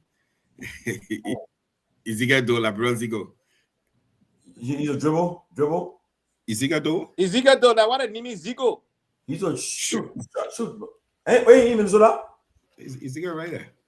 Damn, I know he's on a ship now. No, like, but the man are old men now. But man, do you know where Ezekiel Do that came from? Kante, the Maryland Kante, Robert Clark. Where they came from? Yeah. Then Ezekiel went to St. Joseph and then went to IE. Yeah. Look at that kid from Maryland. Then they got tell me Rural and Sagba. He said, so I said about Sagba, how can Coco would you that kind of score on you? He said, my man. He said, Tomalin, the whole 18 minutes, right? I running behind all the barrows, they struggle with their barrow have. Last minute time, J&J will put the man on the feet, and he said the man said Coco up in 2 for Lone Star. I don't want you said. He'll put him on the feet and he can run. So tell him, man, just run and how you score. Yeah, wrong. Coco, yeah. Then making me Coco down score. It's not Solomon said, oh, in America, when they say Coco scoring going like, bro, I was surprised. I said, well, Coco scoring go for. Number 2 for Lone Star. Yeah. But number 10. Yeah, they really need to invest into sport, man. Sport really kept the nation together, and and it was very competitive. Content meet. That was the party we need to get those guys them back again. On players. Yeah. That Content meet made Liberia Lone Star to select Bokolo Chia from Grange there. We need a Sunday. No, because he and my sister were in the same class, and they used to visit my auntie shop as well. So I already know Bokolochi and Swag Gayman. I already knew them personally. So Sunday to bring the guys them back. Sunday to bring the guys back. Enforcer or the county team of Lamco team or just the regular team? Well, that back then, before Enforcer, there used to be Lamco 65. Yeah, I heard that one. Yeah. So Lamco 65 was sponsored by Lamco, a company team. A lot of people, young people, used to play Lamco 65. Then Lamco, there was a certain time that Lamco 65 morphed into Nima County. And Nima County was dominating the academy in the 70s. And then, the company started pulling back. Then when Julu with PPF, you know, he started Lamco Enforcer. So Lamco Enforcer, how he brought a lot of these guys in Salivia, he brought Daniel Howard, he brought Mongo, all of them, brought Yegepa. And PFS make him Yegepa too, right? Yeah, but people used to play for young people talking about Barclay, then used to play, you know, I mean, they were not playing for 65, they were very young. Okay. Emmanuel Dawson. Yeah, Emmanuel Dawson, Daniel Howard, Elijah Mongo, Salivia, all that need to be with Enforcer. Wow. Mm-hmm. Oh, that's the old team. That's the first time. That's the first time I saw we have played when Enforcer in first division when teammates were kind of about to play. And we came to play on Lamco feeder. Yeah, Lamco had a nice feed too. Huh? I said Lamco had a nice feed. No. Our first division leader, our IE versus Enforcer. Wow. So that was time Enforcers to come over here and play. All the team and other teams to come and play Enforcer. I thought they have Rooster too, and they have Born Reach. Man, they met. Yeah, Sarah, we got to take one day to let y'all all like bro football history. Because if they did not, like they call it Roosters and what the team? Roosters, they have come to the game. Roosters, Born United. Guess what happened to practice today? And let me tell you about the open gym for that. Where it all came from? So well, you can have Magna Carta at the Rooster. This is a Rooster descendant in there. I'm a Banga there. Rooster game of Banga. Yeah, Rooster game of Banga. Is he the man? The man complimenting you. Magna complimenting. Talking about swap coco. Salabia. Oh, Salabia living. I think Magna don't know because Magna play with them. Tama Bagre that too. Tama Bagre that. I saw Tama in Liberia years ago. Yeah, game with. I think he was somewhere in Europe. Hey man. I know our friends with Mongo on Facebook, but you see, you don't recognize it. It's small in the body now. Hey man. Yeah. Yep. Some of the members of Liberia, man. Some of the great members of Liberia. The talent. Then you go to FRC, all us. FRC, all have mad talent. Hey. I didn't need to ring. They won't got to call him Thomas and Puma. They had Puma, they had Jean Chapa, Paul Chapa, they had Yima Collins, they had Sam Bedford, Expole, yeah. They had Ewa, Ado, we said, they had Ansu Salif, all they got it. Yeah, Ado said that. Ewa. Yeah. I mean, all they got were good players. Hey, man. Bro, we lost some good players now. I remember they had their coach was Kadala, then the guy talking, the pap was sick. I wonder he still living George Taylor. Yes. Light skin George Taylor was coaching. Yeah. Until they walk in, then when they walk in, after the war, I just not. After 1990, I just disconnected. He used to wear black and gold. Yeah. After the war, I just disconnected from it. And then they had Alfred Kelly, may so rest in peace. Alfred Kelly to one of the defender. Yeah. One time, almost went to the African Club Championship or final. I think a quarterfinal. They lost to that team from Kenya, a Goma year with Peter Dawo. Peter Dawo. Yeah. That's what the boy do that. Yeah. Man. See, I need to read a book, man. You need to read a book of history. No. We waiting on Mr. Mabu Richard reading a book. If you have done that show down there, you're gonna be wild. That's nice. That's a walking football history here in Benin. We said they even got pictures. Yeah. Wow. We need book like that, man. What? They got pictures. So the day he releasing a book. What are teaching us? The activity they come cut down. When we going to my weekend activity, so we'll be we're coming to you because some nice show, football show, man. Yeah. I mean Sunday night. I mean Sunday afternoon. Yes. Can't get it. They both talk about soccer, Liberian soccer. Most people don't understand where we came from. The country now put us on great players, but we now knew. Yeah, I mean, because I gotta ask Solomon simply about this guy, man. He always talk about he won't got to call what I didn't say Gabriel Williams. I mean Abraham Williams. He was football star like in America or something like that. Yeah, I got to ask him, but they say the man of medicine said that 35, almost 40 years old thing, more than 40 years old. Wow. My man. I used to sit with my pa. You know, my pa was a big athlete growing up. My pa played volleyball, table tennis, and football. My pa played volleyball for Liberia in the 1960s, the All African Games. So yeah, they play. Most of them that play on our team, they're not even living today. Probably only 1 or 2 living. And then when in Yekepa, he follows sports. We had a league in Yekepa that used to shut down the National League. Yeah, I have that league. Everybody's go play. They shut down the National League. They have seasonal, disco, Halloween, Samba. It'll be big league. And sometimes when we read it, almost whole month.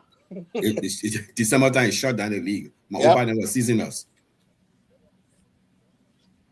My father used to be a sport lover, so every game you go there, I used to be going to the game. Your man Magnus said they had a joke for AY where again Goma here. I didn't want winning, the man passed the ball, but about the goalkeeper, the water stop the ball, the man get a flag and say the man, the yes why or something, the man, hey, you can't scare. It was raining. It rained a whole day before the game. Okay. Because so you can pass the water in the pot of water. Stop the ball. SKD that day. Because when all are playing Kenya, all the ties 0-0 in Kenya. Yeah. And they beat all of them. They beat all of them. Wow. And all I want to be the first Liberian team to go that far in the African Cup in African competition. Yeah, man. They need to elevate sport, man. Tell you believe what the ball saying? Anthony Laffer. Where? After we are, come on, remember how you bring Anthony we are in the sneaker watch about. No, the man say after we are, but again, we argue because my man Minnesota is more accomplished than Laffer. Who man? My man Johnny Mayanga. John Mayanga, like what you mean by that? I mean what? MVP for the team here, the Minnesota Thunder, higher goal scorer in the United Soccer League. He play in Europe. No, they may play South Africa. No, but when you Google the second higher Liberian player out of WIA, that the guy can come up. So I don't know how come he not on there. The guy what you just mentioned. When you Google that particular link for me, myself, I Google it. Anthony's not too long for. Yeah, he play for the team. South He playing South Africa. This guy playing South Africa. Yeah, man, playing South Africa. Yeah. For some die or what?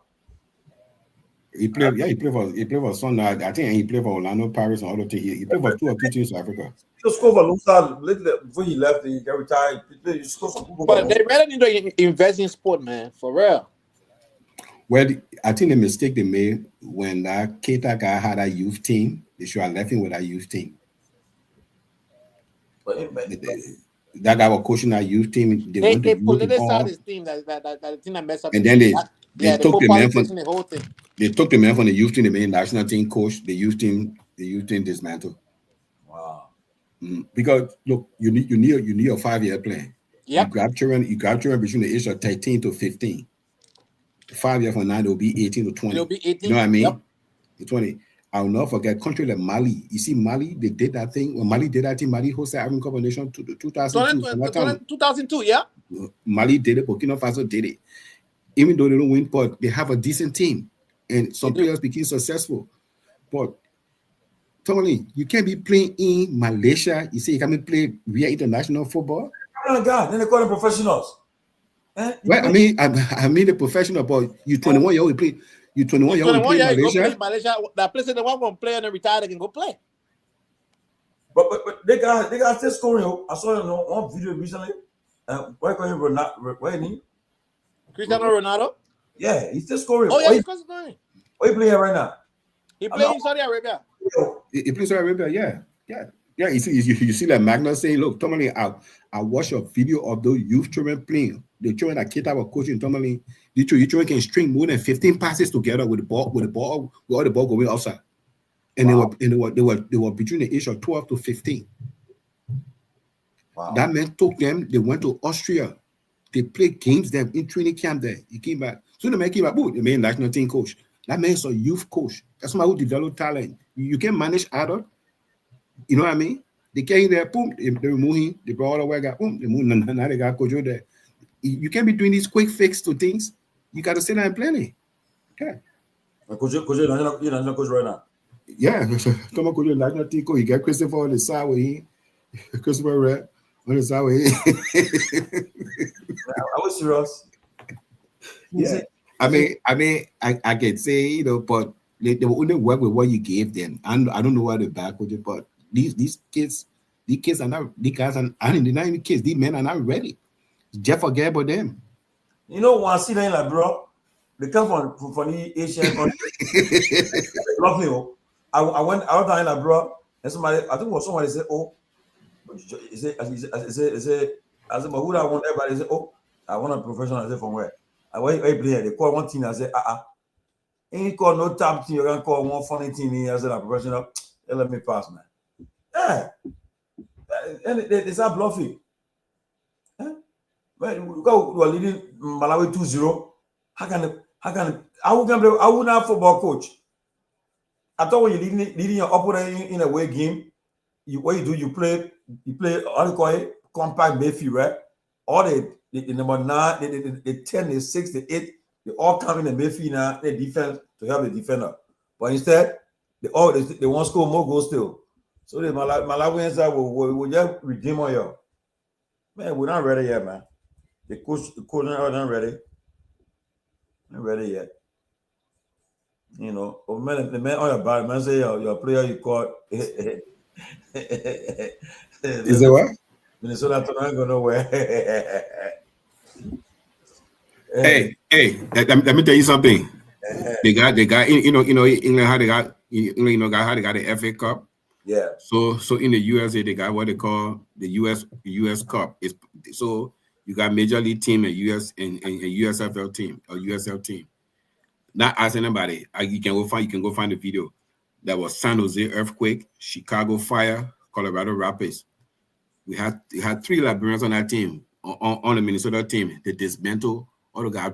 Those guys just come from the World Cup. London Donovan, Clint Mattis, beat all of them. Oh, who are Liberians? That was John Mayanga, Aaron Page Jr., and Melvin Talley. Aaron Page Jr. is in Fellow Dickinson of Football Hall of Fame. Really? Yeah, he played college football at Fellow Dickinson. Oh, but none of them play for the U.S. national team, right? No. I think Melvin went to Liberia once. I know whether Aaron ever went, but Melvin went to Liberia once or twice, and he and John went. But at that time, Liberia in transition doing Julie Bryant time, nothing was happening. Yeah. Wow. So they come back. Yeah. The man said, when I talk about when I compare the man with Lafayette school in the Champions League. At a club World Cup. Wow. And man, people lose that no. What? You remember lose that in the 90s? But I don't know what other European club team he played for, but he played for Lone Star. The man played for Tomalin. The Lone Star game versus Colombia at Giant Stadium, and the man played the 4 game. Oh really? But I'm Magnus. I saw him. I saw him to that boy funeral. I saw him. Yeah, that brother-in-law. That was, guess what? Yeah. That was Matt Gibson that carried John to Barrow 1990. Oh really? But the man played for Barrow. The man played for Barrow and all of until he came to America 99. Yeah, he was a good midfielder too. I saw him play. It's good. That the war, if it wasn't for the war, Liberia, we're gonna win African Cup of Nations and go to World Cup. The man play with Matt Gibson, the man play with Sam Farnball on Barrow team. What the guy said? Let me see what the person said. Oh, Thomas Apuma. Yes, Thomas Apuma. He's in Ghana. George Taylor is there. James Kamara is in front. I know James Kamara from Princeville Academy. John Dopoh is in Holland. I know somewhere. Yeah. Myean Kromah, he played for all of Mama all of in Ivory Coast. Yeah, Ivory Coast. Java and Paul Java. And what? Ansu Seli. Ochichi. They got no other. They got no other. Yeah. Most of Chichi in Texas, most of Chichi Makatira man in Texas. But you know, back in the day, when you watch the game, you know the player they not a sports fan. Oh, yeah. No, but I mean, the guys are people you see every day besides watching on the feed. You see them every day. I hope Barrow I knew them. I knew my whole team. I knew my what the guy named Tio, Blaze, Solo, Friday Robbers, James Carroll, Dominic Brapo, James Diba, Alfred Hammond, Little Afi, Yeah. The only team I knew like that, outside of Liberian team, the France 1998 team. Oh yeah, everyone knew that team there. My man Fabio Bates. Myean Petit. But I'm gonna tell you that whole team. I'm gonna tell you that whole team. That whole team. There are two players in a little year. Joseph?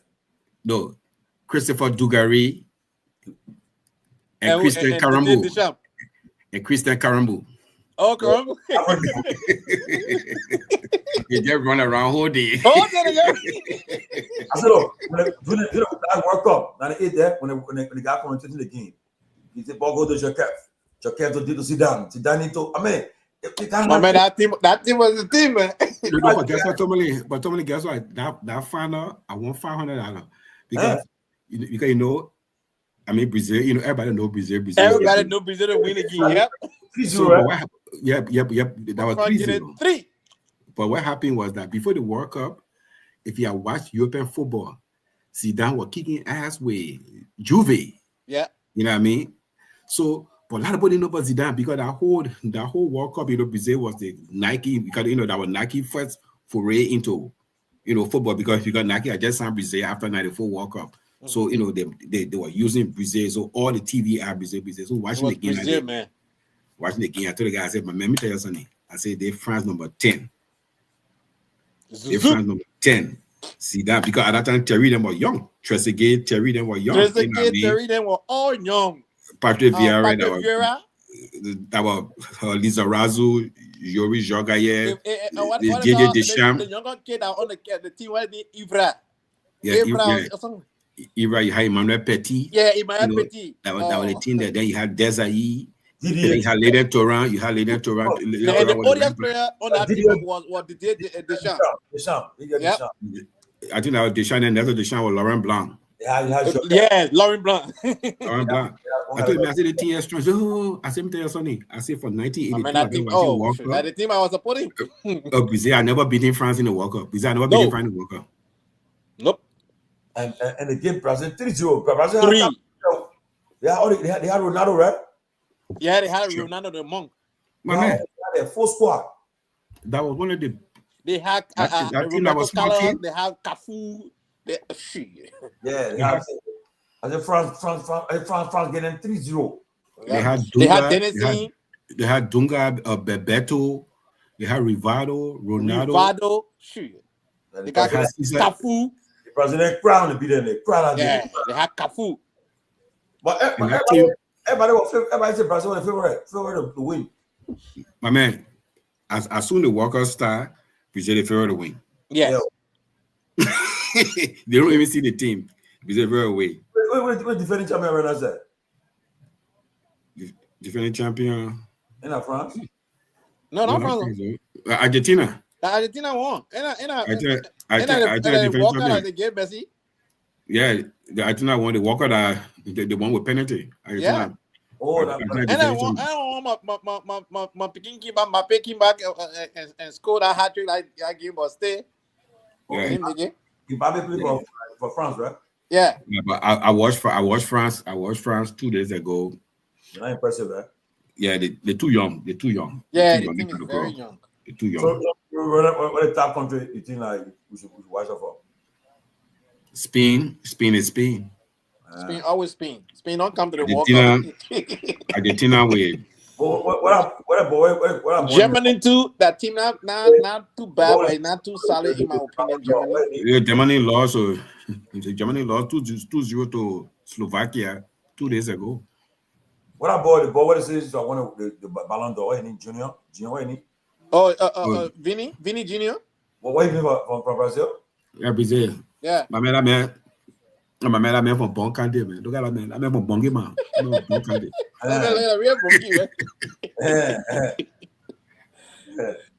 I mean, they do have a strong team. Last World Cup said they were strong, but I mean, everybody's strong nowadays. Football change. And because the funny thing is, the advantage Brazil have with that natural skill. Yeah. You know, Joga Bonita, beautiful football. But Spain can pass it around. France can pass it around. Everybody's skillful. Religion in Brazil, when you born, the train. As my dad said, when you born in Brazil, from the beginning, you start going to football school. I said, wow, I had a one play that kind of game. Yeah, everybody, but man, everybody's skillful. But look at the nowadays. girl, Mata. That girl who won it, the FIFA Player of the Year 5 times, Mata. Yeah, she won it, but guess what? She was winning it, but the team That never. team was losing, yeah. The team always choked. I don't know if they don't understand how she plays. Well, Magnus, a Brazilian fan. Magnus, I'm 100% France. They were became. No, I've always supported France. I don't know because I grew up in Africa. So France was just out my team. It was just funny. I was what, 10, 11 years old. My first time watching World Cup, watching all the European team. At that time, the Soviet used to wear CCCCP, you know, watching them. Watching the World Cup, 82 World Cup, watching it with my partner. I just see the European team get 2 black men. I said, I think I like. Oh, that was France. yeah, that was Trésor and Tigana. You know, Trésor and Tigana. With, you know, and then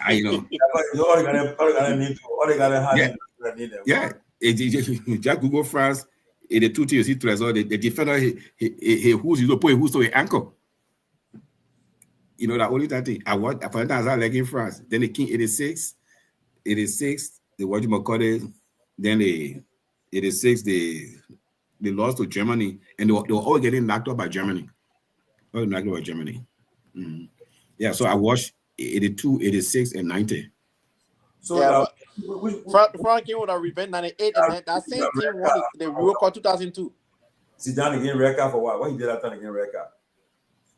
He put that guy in the chest. Yeah. He put that guy in the chest. No, where the guy in the chest? Or Materizzi, he put it in the chest. There are a lot of footy players for the Liberia Eagle. Go speed on your friend. Foolish man. France on 2 Didier 6 Platini. Yeah, and Platini became that coach, right? Yeah, but guess what? After 86 Walker, France struggled for a long time until they came 98. Until they came 98, yep. So after 86, that was 90. Who won the 90 World Cup? Germany won it. They beat Argentina 1-0 on penalty. Wow. Then 94, who won it? Brazil won it 94. And at 94, my man Roberto Baggio missed the penalty. He getting the stand at the Rose Bowl in LA. Roberto Baggio, the man who introduced the ponytail. Then 98. He kicked the NA penalties? Yeah, NA penalty Brazil and Italy. And Roberto Baggio missed the penalty. Yeah, he missed the penalty. Roberto Baggio. And he was a big player down. Man, I know I can miss penalty. I'll miss penalty. Penalty is it? Yeah. What you do? It's not. I think that the pressure, man. That the pressure. 70. So yeah. So. You can. But some players do that. The pressure. So they can't miss the ball. That the body. If you goalkeeper, don't forget about the man body. Watch the ball. But you. It's very hard. Like 50-50. Tomalin, the other kicking penalty is the goalkeeper will pick a side. Yes. He's gonna go hard to that side. If you put it there, you better put it in an ankle that even if you go, you can get it. You are kicking it sometimes. You know this guy nowadays they're so skillful that some a good penalty kicker will be looking at you until you kick that ball. Yep. You'll never look down. You'll never know when you're kicking that ball. The goalkeeper should just keep eye on the ball. But you said there's no way the ball. So let me tell you something. So you wait the man kick the ball, then you go to the man kick the ball, then you catch the ball being in the net. You see the ball, right? I remember when one for opening the parking lot, bro, Invisible Park. I saw by this guy, I saw Myean giant. We sat together. So what did the team hotel? I said, but you play so good during the cup and that workout or something. Oh, Ghana go. But penalty time, you get one penalty. You get missed penalty. No. Actually, the man missed the penalty that won the game. He said. And then but the 5-5 penalty he scored. It was the defender Menza that missed the penalty. He said the kind of pressure that can be on. Now I said that the pressure. He said when you play, don't look. He said don't look at the stand. He said because you look at the stand, you get confused more. Focus on your game. I said wow. He said Your Magna say you kicking Lone Star next penalty. Magna for trust. Somebody opponent is there. So you know, Lone Star had the best penalty striker on the. He missed one penalty. We don't agree. For that day, he just went down. I know, but you remember for Barrow, one of the best keeper of Barrow, you know that who? I'll tell you, that guy. Wait. Or Friday round. Friday round, yeah. John Brishaga. Friday, what I kick that thing go right away. Oh, this is the guy playing for you? He playing for Barcelona? No, he for Barcelona. He playing for he playing Czech Republic. The team will be playing Barcelona in the Champions League. I Lone Star captain. He a starting player? Yeah. He a starting player on the team. The 3 Liberians on the team, but I think 2 of them they didn't make the Champions League squad. He played the game recently against Malawi? He played the game. He played both of the games. Oscar Dole? Yeah, he played both of the game. Oh.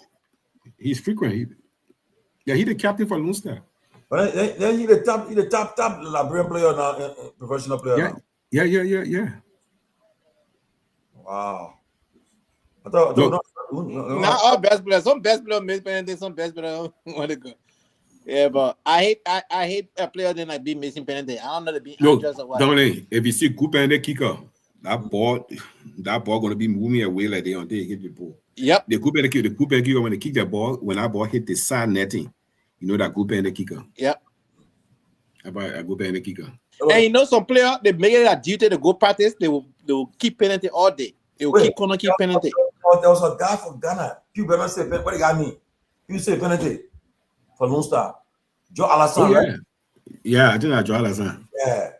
Yeah, Rasta hair. And the Pewee. You see the venture went down. Wow. And how they when Lone Star came back, the whole country changed. Pewee said that was a wig. Yeah, that wig in Ghana. Penalty. But you know, the first I saw Pewee money, right? Let me tell you now. This day, Fofana was playing Barrow. And the first I saw the man money, and then Fofana was second division team. So what they did, the referee cheated about Barrow. Because Barrow play, they couldn't score on the beginning. So they gave Barrow penalty last minute time. No, you happy to the goal? He did like this. He faced the he take. I said, what the man do so? Man, when I ball grab that ball and say, what? Best? Yeah, that meant to be with Fulani. Then he left again with Barrow. But Fulani was a damn good young team too. Oh, Fulani? Yeah, out of came away. They had Abraham Jackson, Brown was one of the goalkeepers. He replaced people there. And my cousin played with them. My cousin Minnesota Leslie Thomas played with Fulani too. But you know, Juno J, you come in, then I am Barrow to the player from the team. But you know the funny thing, Fulani was a damn rich team. That old man was from that team. Mr. Bar was a wealthy man. So but you know that I remember people that man they would pressure to so come into Barrow. But back in the day, you want be on those side of Barrow. I know where. But why? But I mean, I'm a Barrow man, but I became all us man. How many other players left and went to Barrow? You leave other go to Barrow where? But how many people lose that team? They had them lose that 40 to be Iron Barrow. Most of the team and still we used to catch Barrow. We used to catch Barrow and drag them. I don't want to broke that thing. Yeah, you got it win. Yeah, still we used to catch Barrow and drag them. Where all us? We drag you wearing fire protect. You can't wear break dance glove with it Adidas Nissan jersey. Still drag your 2-1. Expole. So we'll be all up right now too. That year, the time see the LFA that real Barrow organization. Have it come with the black gloves on the hand too. No, that Barrow Seleke Kromah, Warby them brought your black gloves and you're wearing Adidas Nissan jersey with the Nissan radio on it. Right. Anthony Gay would beat them 2-1. All of beat them 2-1. The fire protect game beat them 2-1 again. Beat them 2-1 again. When Barrow played, the sport was good back then, man. But guess what? Because that year the league was so tough, so beat them. I think to close the lead that Joe we scored that winning goal against Jefferson. Is that where Lucretia talk about? You remember that? Yes. and how you won the champion? How you won the league? The Bible of man. One knockout tournament, man. We're coming on the feet. They unload the guy. They call him Mohammed. Where he? Mohammed Kolam Barry. The Memphis scoring. Who gonna say Memphis scoring Barrow? Colin Barry, one Guinea ball. Trying to feed the man. They said, but we are they posted Barry and score. The ball beat I think 1-0. I make Colin Barry. And another thing I noticed about the current Lone Star is that the player not playing for the conviction of the game. We had them play because they really wanted to play ball. They were convicted. They loved the sport. They loved the game.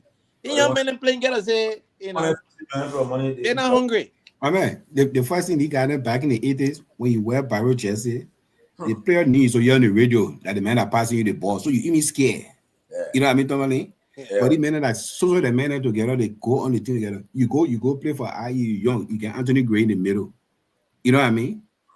You know what you feel like to say you starting that day?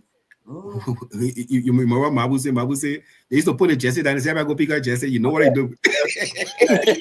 When you see, you can't even go near the jersey, sir.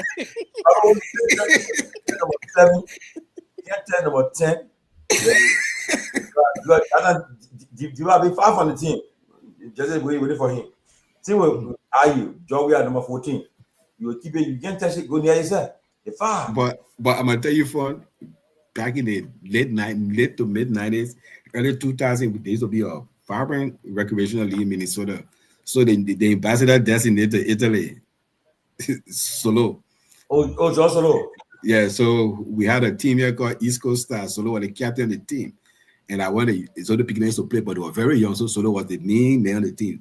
Solo be driving from your house with the captain band on his hand. He joined the team from in a car. Who's there?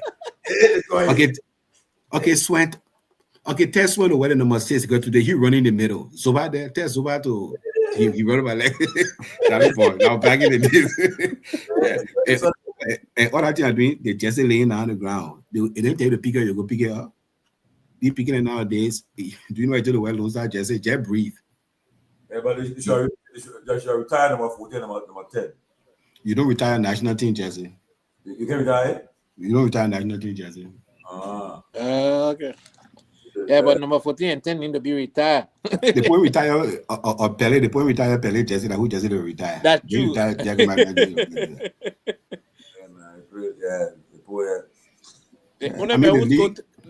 who's going 3 walk up. and then you know the sad thing is that Magnus here. And wanted to. Back then, we're not even watching games on TV. No, you have to go to the game. No, I mean, when I watch European games, on Sunday, they will post on old game on ERTV Road to Wembley, where the people kicking the ball there, like poo, you know what I mean? Or something to put German polo game that 2 years old game, recorded game, they put on the other kid 2 hour time.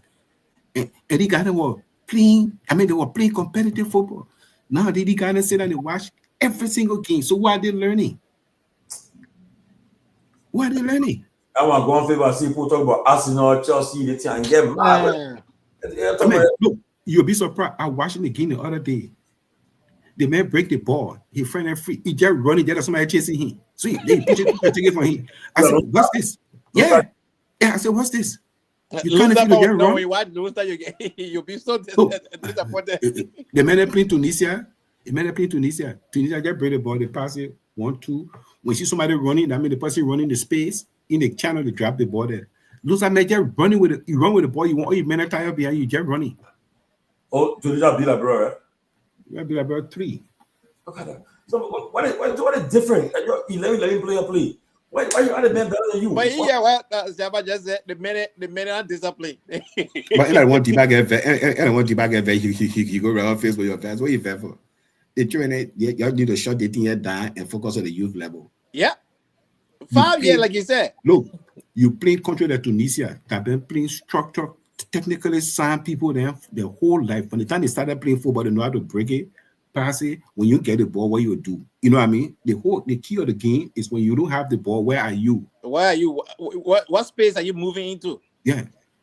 How do you defend? How do you attack? When I watch the game, Tunisia didn't Tunisia say, the people can pass the ball around plenty. So we're defending 4-4-2. But Tunisia win the ball. Playing Morovia? No, they were playing Tunis, right? They were playing Tunis. And it be 3-0? Be 3-0. And then they flew from Tunis to Malawi. They were leading Malawi 2-0 again, and then 2-2. They're tired.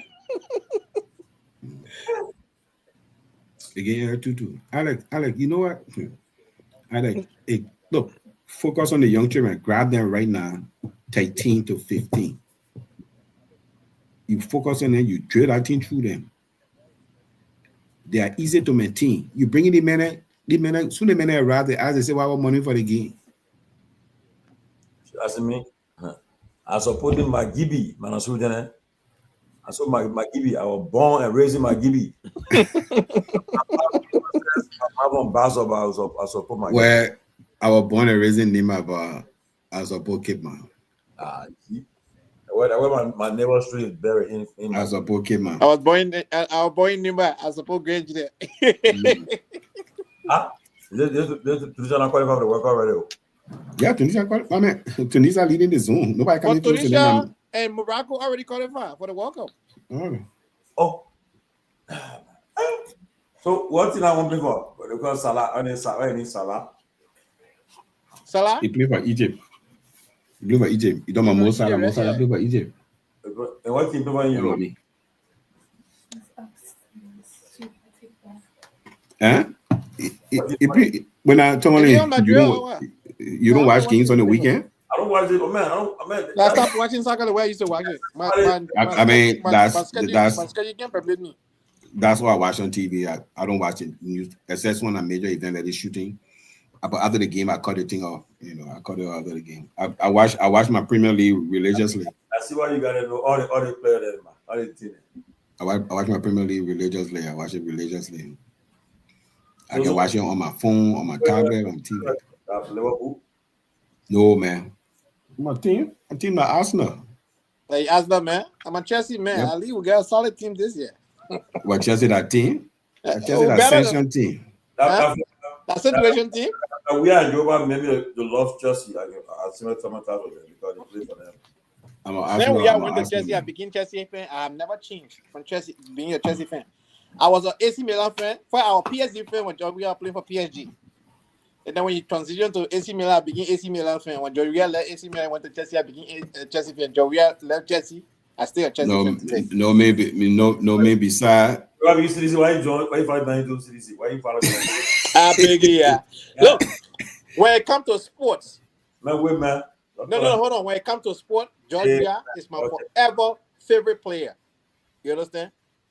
My second favorite player is Zidane. Yeah. You heard Magnus say? Made me to love football. You heard Magnus say? He said only Bong and Maryland candidate bring player from the counties. That's a fact. One of the few. The ball player there. It's a start that thing. The ball player. Nobody. Basel brought. Because I can tell Basel team I won the champion. They can't be. That was Gion Davis in the goal. We had Carton Creighton. We had Arthur Davis. We had what the ball name? We had what the ball name, man? We had so people Cali school. What the ball name? Number 10 Cali school. And Maxwell guy. Our Basel team was we have our player from the county. No one that came from we borrowed a player. Basel borrowed a player. A big one guy, the guy called Creighton. I mean, the man, he walking in that Grand Gila, he might walking a goal. Grand Gila goal. 1-0. Beat them. In Basel County. No one forget that county. I mean, I don't know why I let Arsenal be involved. My man, that city team there, man. That the original king of London. How many championships you got? How many championships you got? Chelsea got more championships than that. What got more championships? It took you 50 years to win one. You say so the 50 years you didn't win one. You think what was sleeping? Oh, so the first time winning championship? No, you know that from 1954 to 2005 before Chelsea won championship. For real? Yeah, 50 years. And now two they got Didier Drogba.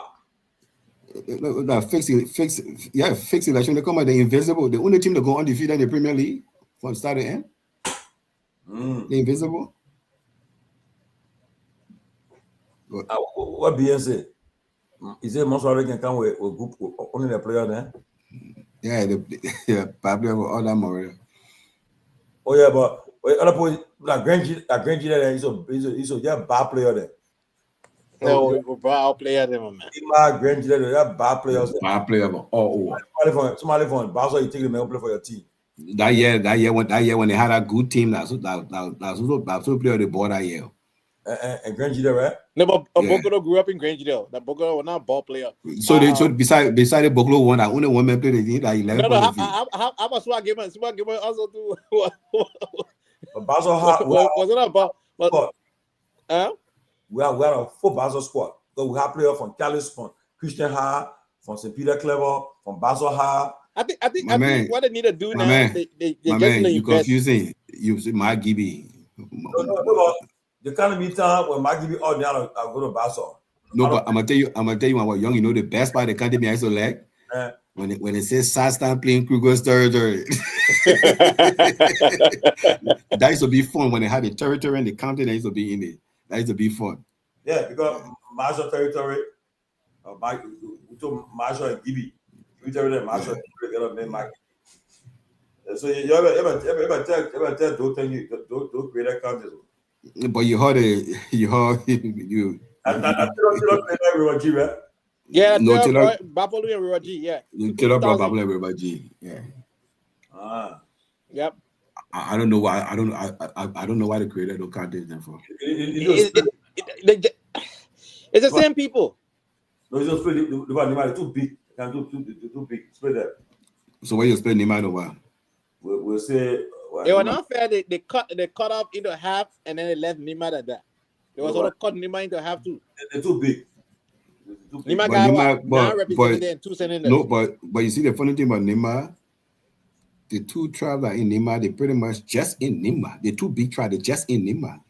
I mean, you can find Manam tribe in another country to say that where the Manam from. So no, but you can find Granjide in Nima country. Yeah, you find Granjide in Nima country in Peabody district. That's the tribe in Peabody district there. Yeah, Peabody. Yeah.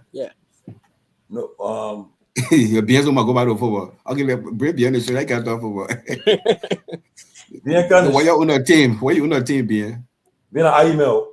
Be a email there. I see that problem. Be a email, yeah. No, my dad was borrowed. So I'm a borrowed man. I'm a bona fide mother. But I didn't know nothing about I am borrowed thing. My dad used to wear red every time Barrow playing. Tell you something. Back in the day when I am Barrow playing, let's say they play Sunday. That whole Monday there, the Barrow can't speak. The enemy, I mean, they can't speak. Yeah. They take it serious. They won't talk. In fact, then how do you call it? You know I camping here. You know Barrow camping here. But they camping. You see, maybe you see and Diba on the beach jogging. Then news. He jogging or he with the team. He jogging on the beach doing your own self training. But then time for the Guinea, the eve of the game, Diba can be formed by road camp. The Bible all around Morel looking for him. They're blood board now. They're blocking. Yeah, but then when the game started, when the game the day of the Guinea, I say, hey, why don't you play? When the man come in, say, and you see the man when they open or we are coming, we are coming on the beginning of the team on the field. Say, yeah. The day Brother Manager, I will ask the man why the Bible had to be looking for you. Game day, they ain't sure what you play or not. You don't like training. No. That one not training when it comes to conditioning and fitness. You can take it from Diba. There was a game, right? I think it was not hard to turn out. The ball was a tournament. Something like that. That day, my man, don't want to feed. No, I actually rule the door. Don't want to shut ahead. They bang on the door. They say don't bring the medicine. Your computer actually about the behavior. My man, the game started, my man. So quick, he about 2. Don't want to do the feed. The next supporter say he will not leave for you. He leave for you. And when the one who had a referee, amazing goal. Oh no, man. After the play, Logan go. It changed. I think Giscaro, then Logan go. The winning goal of Diba. I got a call what he said. You see number 5 they have, man. And He's a Scott Diba. What a man. That's somebody. That's somebody Scott Diba. You play beyond Uriba. What does that mean? That's it. No, that's in Sopon. Like he escorted Diba. Blambo, Eres Blambo, Eres Blambo, I think. Eres Blambo. No. I think that's something like that. Nursing somebody. I think somebody escorted Diba that hydro tournament. I mean, the man scored Diba from the penalty era. Man, the man walking the goal. I think Barrow came out from. I.e. Barrow money, BP. I tell you, I said that nursing something that was the hydro tournament where Dopoh in Liberia that time. Yeah. The man scored the man. Then in the Bogota tournament, Bangura, hey, brother, we are caught. We are not living the game. They put the white team around. We are state. We are to play the game, my man. Hey, my man. But my man, but you know something. The guy was so strong. Tomalin, the guy was playing with Iron Star on ATS on a half grand. Yeah. Real Iron Star on the boot. I couldn't. I mean, looking back, you will not believe it. I said, you won't. I mean, people wear the iron because now they did games. They water the fee before the game. They water the fee halftime after the game to maintain the ground. So the fee soft, yeah. The guy were wearing Iron Star. Yeah. At ATS, that ball hit fee where the grass on the left side, on the right side, on the other side, everything that ball had. That one got when Barrow did they open the capital shot. That defense there, man. Forget it. Baba he's so from IE. The man so take this one of the shinga at the shimpa you see. He just say you put it away. Man, they got it. No, man, they train on the man were physically fit, man. The physique was there, and the hunger for the game was there. The men were playing. I mean, it was just it was a race of passage. Do you know what it is to say you wearing Iron Barrow jersey coming on the ground from ATS coming to feed that the Iron Barrow playing? You know what it is? Man, they'll be on the radio station. Yeah, they got it on the radio. Patrick Manjo, Charles Barrow, and they have a great video. Man, now when journalism, when you're listening to the radio, you won't go on the stadium straight. Don't come on the fee set because imagine you have if I ask the people commentating the game or over. The man said, "Man, you want the team on the field already."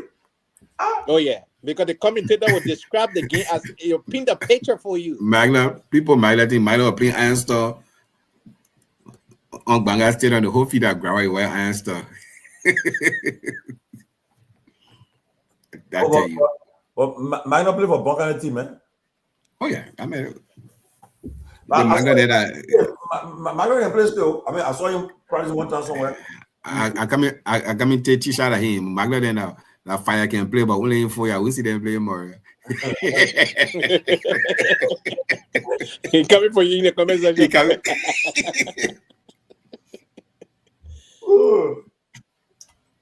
But then, you know, when I came to the States, my man, they had back in the days in Liberia, we heard about their loans Barrow IE game. I came 2000, my man. Team of Rwanda for that first game. Look, Anthony, you couldn't see the grass. The fees will be jam packed. Oh yeah. Man, you ever watch the game? When I never watched the game. Why the second half of the game? Because the whole first half we get talking with your friend. Second half of the game, where come to play. I never watched none of those games. I would just be there. I was there in 99. My last time I was there was 2000. I won the 2000 game. I won the 2000, 2001 game. I don't want to every year, but then right in Trenton, right now curve there. Yeah, they let Peter Sobo Henry Moore. Yeah, but now, yeah. Feel But I mean, you know what? When we came in the early 90s, there were two things that used to keep Liberian people together. That were that. So Memorial Weekend was starting Ireland, 2 Black, 2 Strong. They do basketball tournament there. Then 26th day was Trenton. Yeah. But I can't met the 26th day Trenton yet. They had the Atlanta called Memorial Classic. Oh man, that thing came late, man. I didn't last long. That were 2 Black, 2 Strong, but the number one was the 26th day in Trenton. They can't feel. Wow. Look, Tomalin, shoot. Because guess what? A lot of people in the States heard about Diba and never saw them playing. So when they got come for vacation, we gotta make sure they play that game before they go by Europe. They gotta make sure they play that game before they go by Europe. And I think it's shoot up, man. But trust me, I never Master Gion, Kevin Sigby, and all the minutes. I never watched none of the game. Oh, really? I mean, I go say that behind one car there and the bottle coming. The bottle, the car get all the beer in. Oh, this day, right? My man, all my friends I went to in school in high school. I want to see them. I said, oh, I mean, all you as you go around and feed, you meet your friend. Oh, but send the water, one spray, everybody this spray. Yep. I see my first time on that Trenton fee, no, like Siapa is right. My first day on that Trenton fee. Get it out in Liberia. Oh, mommy, I never watched none of the game. I never even saw the jersey. I never even saw the jersey they were playing with. Man, I remember 1 year.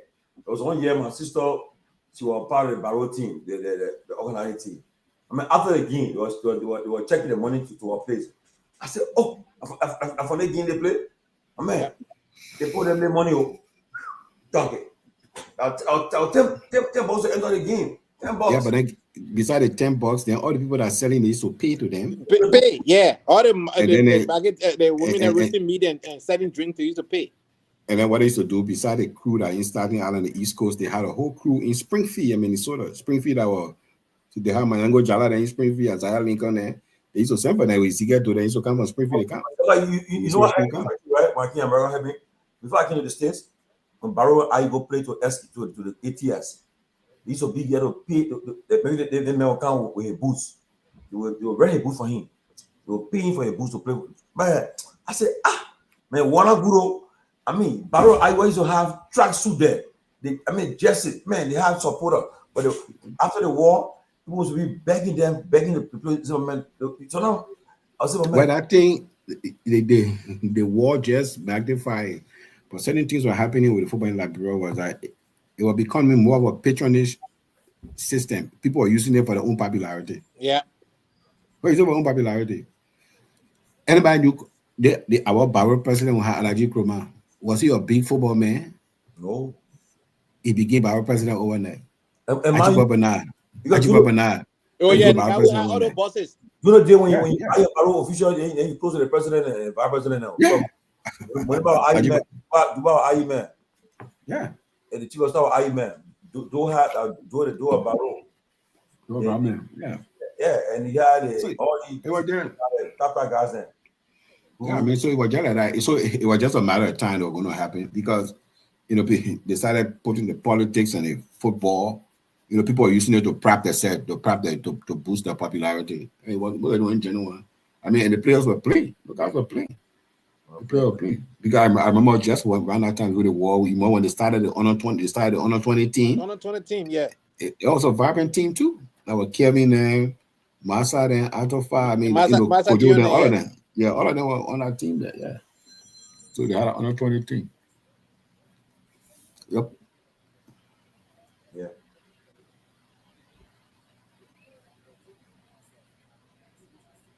We'll talk about it. Give me a few minutes, yeah? Yeah, man, but great conversation, man. We really need to go back to sport. Use sport to unite the country. When I'm telling your phone ringer, that had a ring all the time, like horse phone. No. No, but on a serious note, man, look, I'm not happy with our football situation like bro. But that thing kept us together. It was together. But now, I mean, how long we had to play for? But your personal activities are going on, It's Tomalin, we had you know how long we had to play for? We had them play from. We had them play.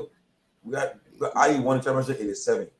No, I talking about for Lone Star. Let's just kind of Lone Star. So okay, let's just start from the opening of SKD '86 when they came from Brazil. But then I think we had then left football, retired from Lone Star in 2001. No, 2002 after Mali. After Mali. 2002. Yeah, when it left. Yeah. When we lost to Algeria. Yeah. I was told that. They said one time when the Lone Star playing, they sat Diba down. I said, why they sat down the benching? Why you can't bench him? Why you can't bench him? You not bench him? I mean, a great player. What? Why you can't bench him? I mean, if anything not happening, you won't be tactical. You can bench him. I mean, look. We had Diba String or the play on the top. Man, you just take the ball on the line. We beat Malawi Operation Blast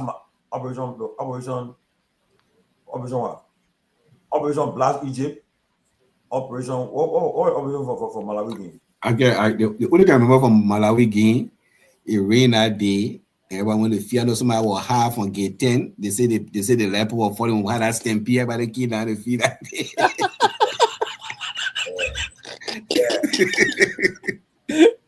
I real how is it a leper falling? What operation was for Malawi, man? How operation for Malawi game? And we have beat Malawi, right? That we have beat Malawi or I thought far what are they? We have beat Malawi, then Diba beat Egypt. And Egypt go that one Diba score, but the ball when they go and came out, right? Yep. But you think that Egypt team that was small team? They had that Egypt great Hussein Hassan on that team. Hussein Hassan, ball head up, and that time he was young. They were crying, they crying, baby. What? And I go that ball score, that ball went in the air. Man, I think that we are chess. Look, man, look, I just remember I just picturing that Egypt game. I picture Egypt game in my mind right now. Anthony, game on Sunday. No ticket sale on Sunday. I buy ticket during the week. We also buy a ticket from Sport Commission on Broad Street. They don't sell ticket on Sunday. Imagine the line. I think that was it the Egypt, Malawi, or Ghana game that Diba in the air with the ball in chest. Ghana game. Hey, man, I think I gotta get that picture. You know, I remember seeing that poster with the ball on the chest on the poster. The Guinea, Baba Yara Fano. You ever that game where you were high? Oh, the zone 3, yeah, he played that game. Blacker lost him talking off, yeah. Yeah, lost the Blacker from Togo there. Yeah, he took it off. He took it off the game. I thought Ghana had a guy. We need to go back to our football, man. Football, we already brought George to Liberia. I thought Ghana had a guy, man. Where the guy that beat us, man? I think Opuko Ante or Safo Jamfi. Hey, that guy. That guy. Small in the back. But guess what? But what the name of the Ghana guy that beat us that we didn't go to the World Cup in 2002? You know the guy name? When the beat like brought 2-1 Murrah, you know the guy name? What the guy name, man? No, I can't remember his name. It meant Charles Taylor. Yeah, Charles Taylor, yeah. Charles Taylor. Charles Taylor, yeah. Charles Taylor. Yeah. You want to show? Yeah. You want to talk? We're talking for what? You want to talk? Okay. I get on T how. Okay. Oh yeah, but that Ghana team that came, look, and look, Do brought the team, Do drove the team on around SKD, but the problem was, Diba was hurt. They tried to put all my joint for to play, but the Bible said no way. They may not playing. They won't stop. Man, ain't play. Bien saying in the comment section that the Egypt goalkeeper at the time was the player of the year Africa. Yes, what he got, man. You had the best goalkeeper in Africa. What a man need. Yeah, I know you talking about. Yeah. What? I can't remember the name. But that Ghana team and Anthony, Opuku Ente, Abete Pele. No, I bet he played that tournament zone 3. I bet he played zone 3 tournament. I bet he won they had Anthony Yebo at that time, right? Now Opuku Ente, they have Safo Jamfi, Raf Edie. Yeah. Safo Jamfi, that ugly Ghana guy. Yeah. Play for boy. Well, the reason why I remember that guy was very tight in the body. I think that Rolina brought 2-0. I think it was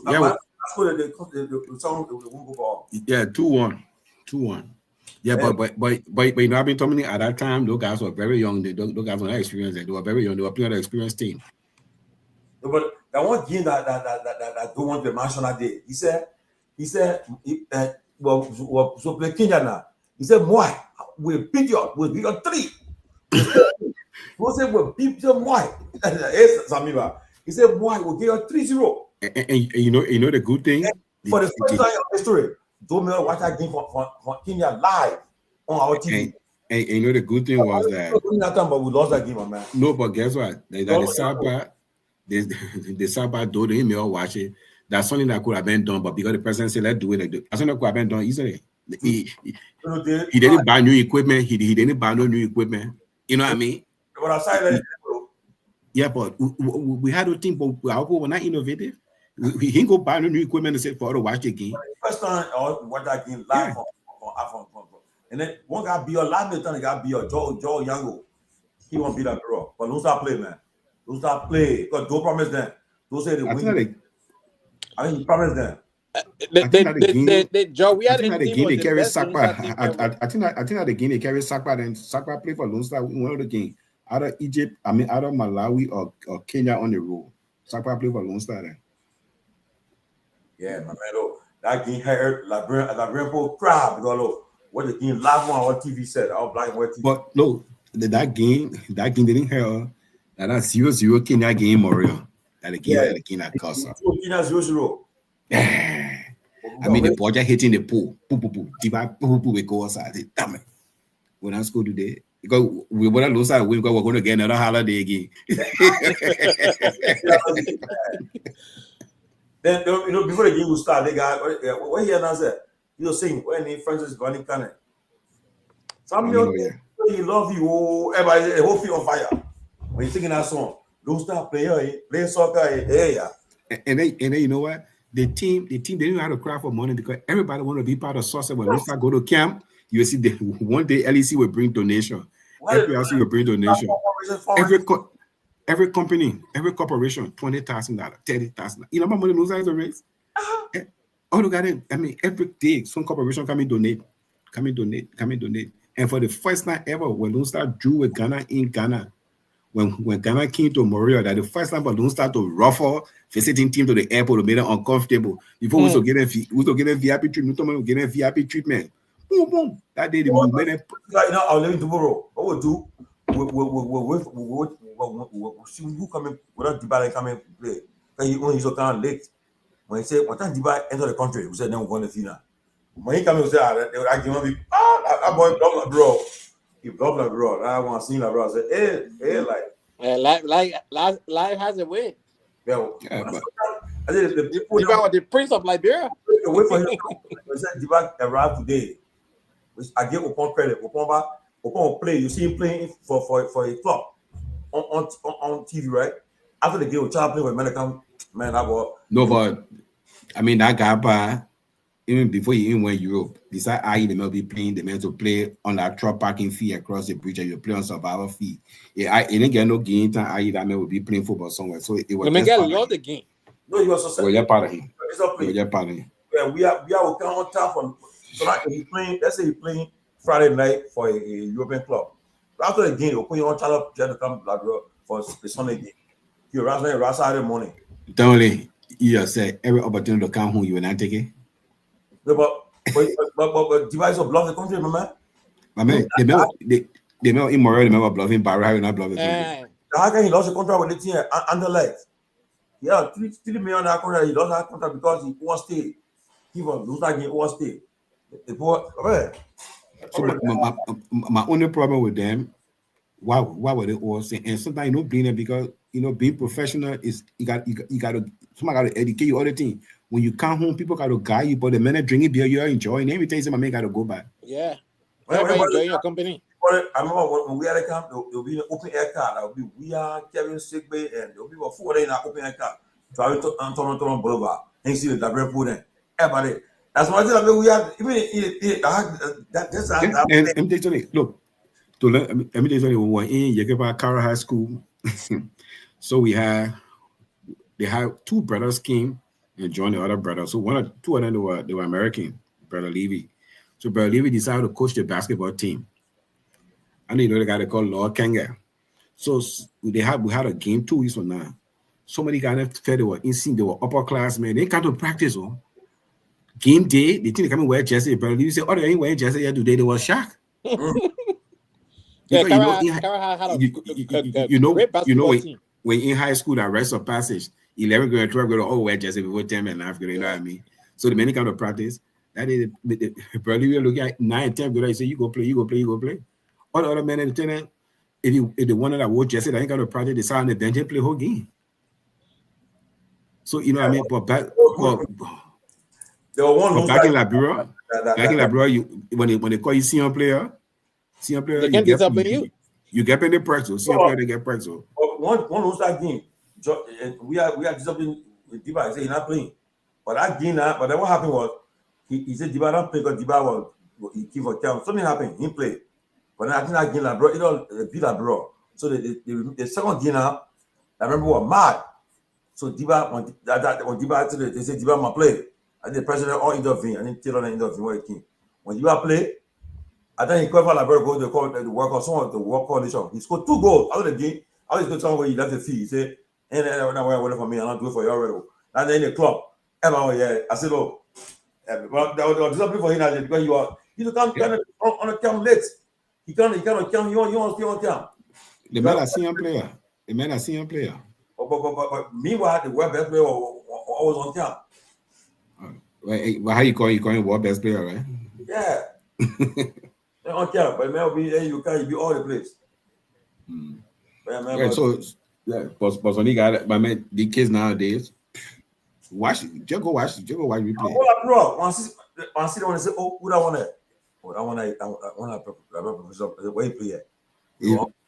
He play Malaysia. He play Malaysia. One clock up pen. He got Jinchuan. Jinchuan's like, where you? Now wait, I said I get it from him, man. We have good thing about Jinchuan club there. Yep, it's the way he plays. He play Malaysia, and they be bluffing that they're professional. Then they're bluffing. You see them walking in the town. They're the town for that. I don't want it. You go away. You say you know top the league. I'm bluffing here. That we have one kid here.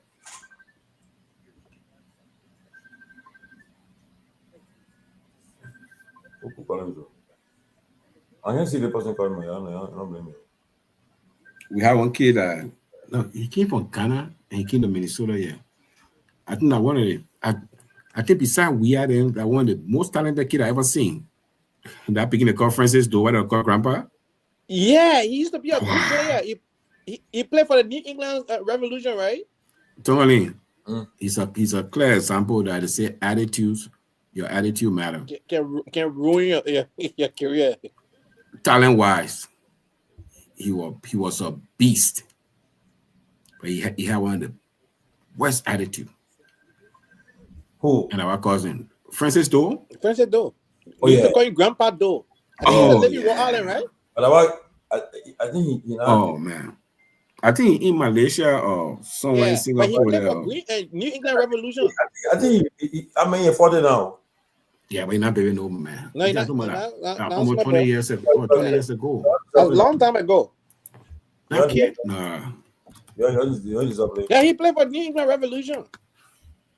No, I mean play America. No, he played America. Yeah. They may play New England. They may play for New York Red. They may play for New York. He played for New York Red Bull and then played for New England Revolution.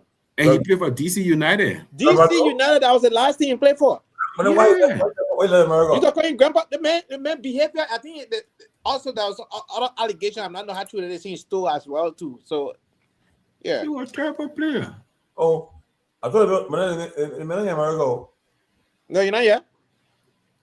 Oh. Yeah. They may play but for they may play in the MLS. They may play in the MLS. They may play for Red Bull and DC United. Then he went to Egypt and play for Al Hilal.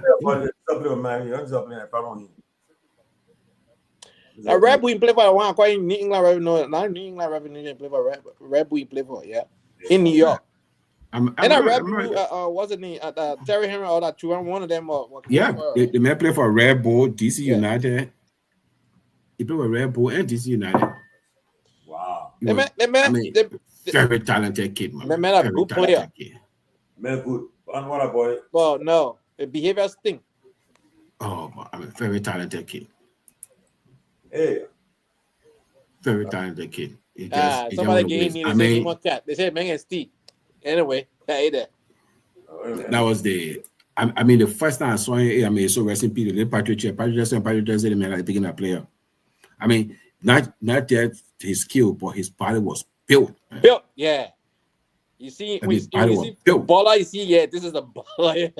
He had a man's body. Francis Grandpa Doe, yeah, but I mean, let's see it go to waste. They hired him and they hired another kid. They call Sekou Jabate. Jordan in Liberia, I saw him. I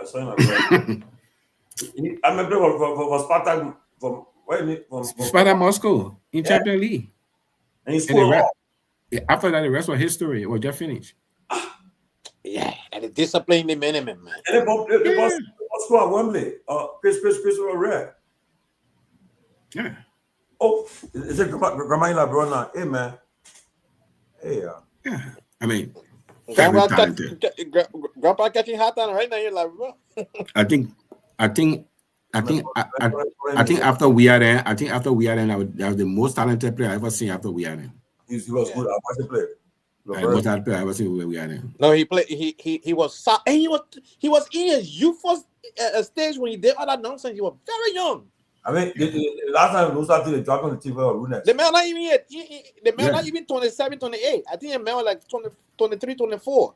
I think that Diba dropping, right? I think my Diba coach and Diba dropping. One white coach dropping. Oh, okay. I thought it was Diba there. Yeah, he was. But I mean, he had a bad attitude. Yeah. The man was very, very arrogant. He had a bad attitude. And you know, I mean, let up against Sekou. He played for Spartak Moscow. He went like bro 1 or 2 times. The rest of history or finish. He scored almost time all. Yeah. Like that's Diba. And then after that, the rest of history. Enter him beat down 19 year above the sky. Man, sure. I'll tell you. Yeah. Well, you play when in Liberia, when you play in Europe, you can't Liberia and you do nothing for yourself. Problem. Michael said, "I'm going to retire." Other than that, well, bro, Anthony, we go to watch those tonight playing game. You see the guy, you don't believe it. Say, I mean, I kind of this so. How did not see that? How you can play ball? I mean, it just at that level. Yeah, no, that's a program.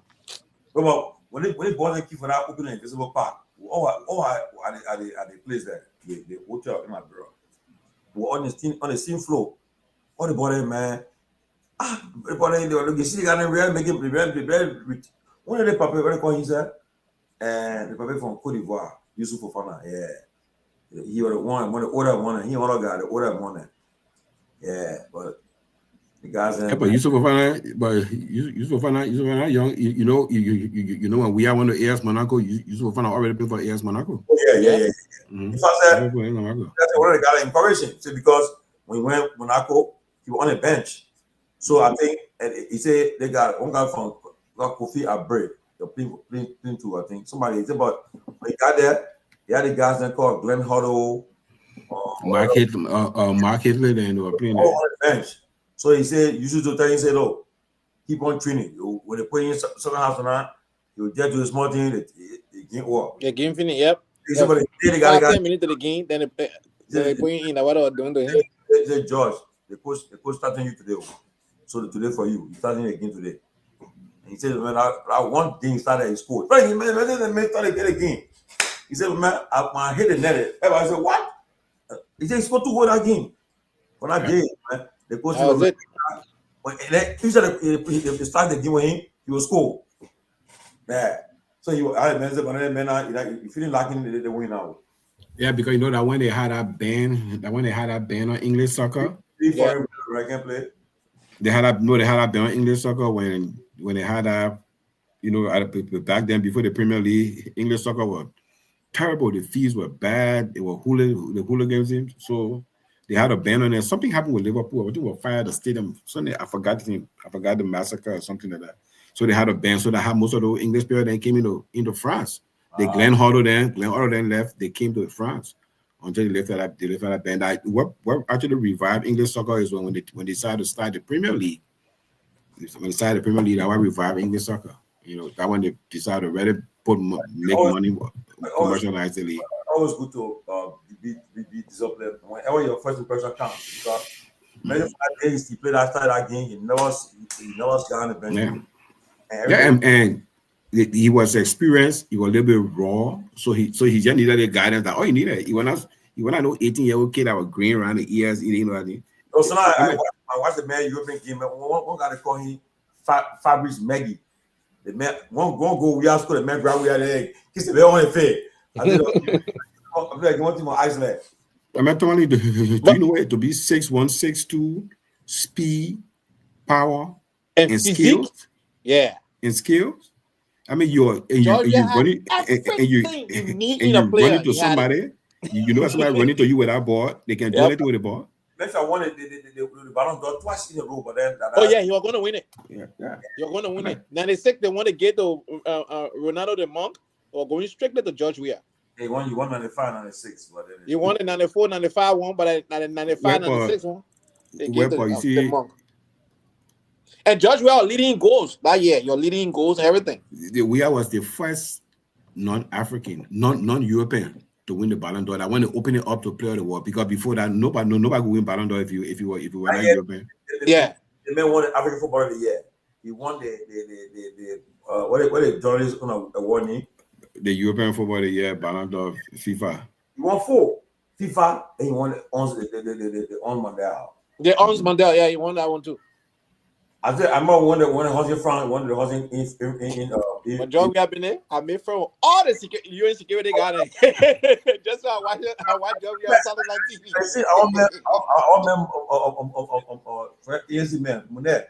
He took a picture without golden boy in we are in Florida. The one the golden boy was sitting right near the piano. Yeah, look at you.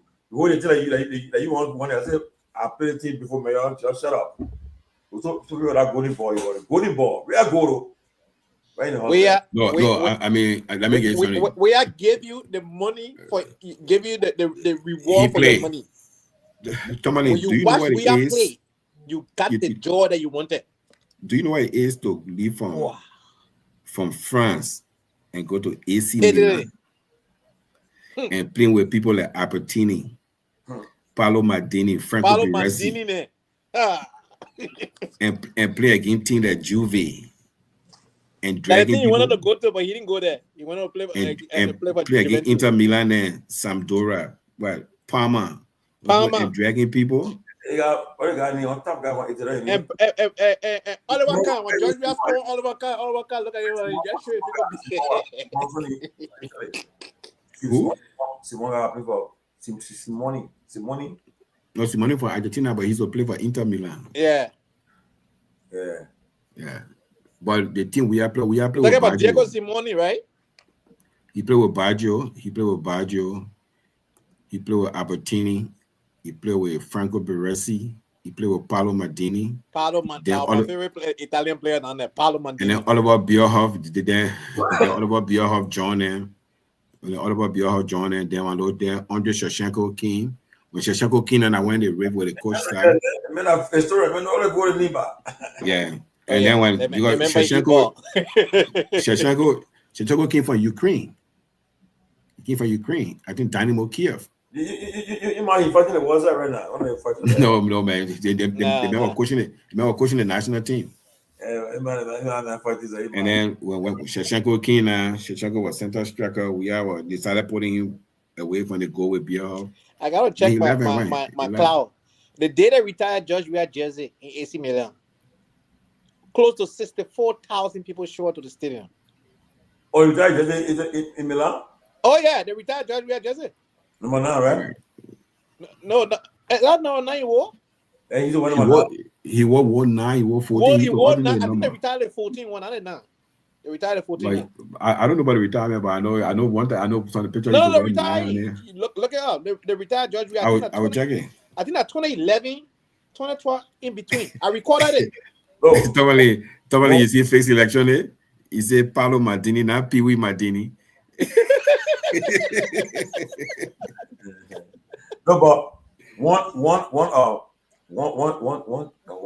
time we're in Florida. When went out one night, the line got to the place that the line was so long. Was it then everyone do you know to get out there? Then he said, "Oh man, that night the South Beach, the kind of king, the white Range Rover." They said, "So get into the place." Then they said, "Oh, but we are said." They said, "Oh." And my people back to end of the play the guy long. So the post somebody say they just call one of the policemen or somebody.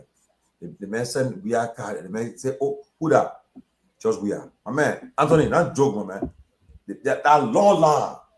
They put for us. What 9? They say, "Oh, where's just we are?"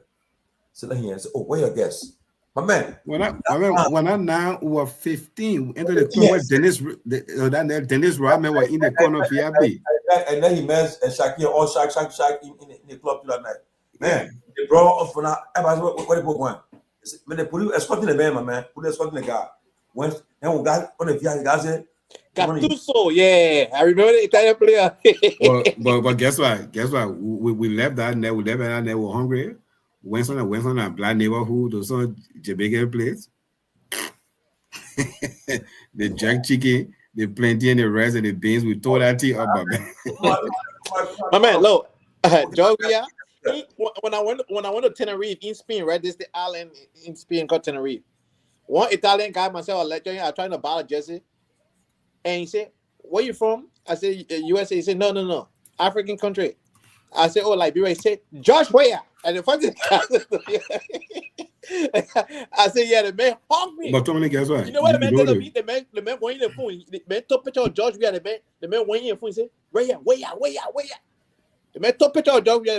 The man honked me. Get us. He knew me because I called George Riani. Somebody said it was in transit somewhere. Transit was that what it need, and they made a call. The person to help them to get across. Hello, the man come on work on soccer, man. That man, your man, if you get a man job if you did. Look, the money, you're like I asset to George Weah. Me, I always told people the day I have asset to George Weah, I will become a millionaire. I don't have to tell you. If I tell you, then what's the point? You may not. You go get money somewhere. No, I just need to sit with George Weah and present my proposal. That's it. When we are play I'm telling you, I just need to present my proposal to George Weah. Y'all know, we are play a Giant Stadium. That year, Tomalin, we are first 3 or 4 play in America. I'm Magnus. I think Magnus in the States. Then he played at Giant Stadium. That was Brazil versus the world. Only 2 African team, only 2 African players on our world team. We had Betty Pele. They came off the bench. Yeah. At that I said to myself, I said, this guy is class. You know, you could tell what player with passing the first touch on the ball. I'm like, damn it. Yeah. What we are touch on the ball is this thing. I said they got a class. I'll not forget that game with Giant Stadium. Oh yeah, in the 2000. No man, I think that was 90. That was 95. After Brazil won the World Cup 94. Remember that game, but when I they played at Giant Stadium. That was some FIFA promotional thing. Yeah. Oh yeah. My jersey, George, you saw my jersey in Abidjan, the AC Milan jersey. I bought an official jersey from Sokose. George, you saw my jersey. The way I carry my man, you're not Liberia. You are foreign. You're more African than Liberia. You are foreign. Politics. Oh my God! If the people that have close proximity to George Weah know the worth of George Weah, there will not be something making George Weah go into politics. George Weah don't need to be in politics. Well, you see, guess what? You see the George Weah politics. You have to play both again. When George Weah retired, no, Liberian people say they got to be. You got to get in the whole historical thing. When George Weah retired, George Weah went Liberia. He ran for LFA chairmanship. He ran for LFA chairmanship. Black man. Jeremy Russell had a team. I think we had became president. The man put to be LFA chairman. The same people then they gang against the man, they black the man. Yeah. Black man. I think that was Zero Wesley. I think Zero was LFA chair. They black him, so he couldn't run for LFA chairmanship. So now, I don't see any African player that play like George Weah. I said, you know, left funny. One of the guys were around and the guy told me, say, "Oh, guys, money. You get sent." I said, "What? You supporting the member president?" I said, "For you, okay." So now, they're going to election. When election and we are president now, I bet the manager to as well as the member constantly that day. If I bring it here now, you're so uncomfortable that day. He coming stupid because man, this is our idea. That idea. People to my only hope right now is you bring me to Georgia, man. Our idea. But you politics. I don't want politics from Georgia. Oh, but I got a business place talking about politics. Why I need politics with Georgia for? You're used to man, right? I take it, man. John CDC tomorrow, you'll see. You got nah, I don't want John CDC. I want go to sit down with Georgia. So you get 20% royalty. Why? You will have the message, Jesse? Not Jesse. You know, a company went to Liberia, right? They call Acom.com. They went to Liberia. They took almost the 500 pieces of jersey. All the team that Georgia play for, they got an official, jersey. Took it to Liberia. Georgia signed all. The other day, I look it up. You know how much for it? Yeah. One piece, that $500. The minimum, the highest is $1,200. One day, jersey, they made that Georgia signature on. Just one piece. Good money, man. Good money. Yeah, people must sit on that. Joshua signature as something, man. Bro, I gotta find that game. I gotta find that game at Giant Stadium. The game 2-1. Who was a good game. What beat Africa? No, Brazil beat. Brazil won that game. 2-1. I love BBC described Georgia, the player of the century out of Africa. They laugh because say Georgia, we see the African like that. Well, I mean, the other people play. Eto didn't play, but Eto Drogba didn't play, but we are historic. We are just different because we have everything you need in the player. He had a height, he had a physique, he got a skill, his speed, everything. I mean, one year. Who got the whole world of soccer? Man. Well, I mean, do you know what it is? Do you know because and plus, what is Control going through at the time, and you were able to do that? All your piss on you say, Liberia give the Ghana to go work out. We are there. I say, you're crazy. The man said, you're Tomalin. I did urgent work playing soccer, right? Why I wanted to go now? Let them go to work out. Then I will compromise that for what? Look, you see, and guess what? And guess what? That's the problem with them. Yeah. They don't look at it as a whole. When that event started, the first game Lone Star played, you know that against who?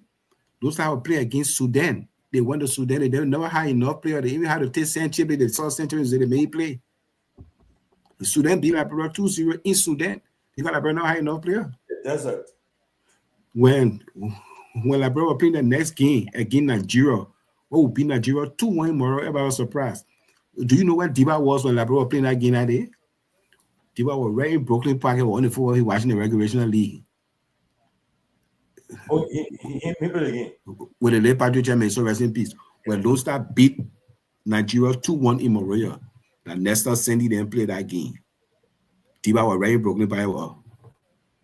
After that game, Lone Star went to South Africa. They lost South Africa 2-1 because at the time Lone Star were playing two competitions. They were playing African Cup and Nation World Cup.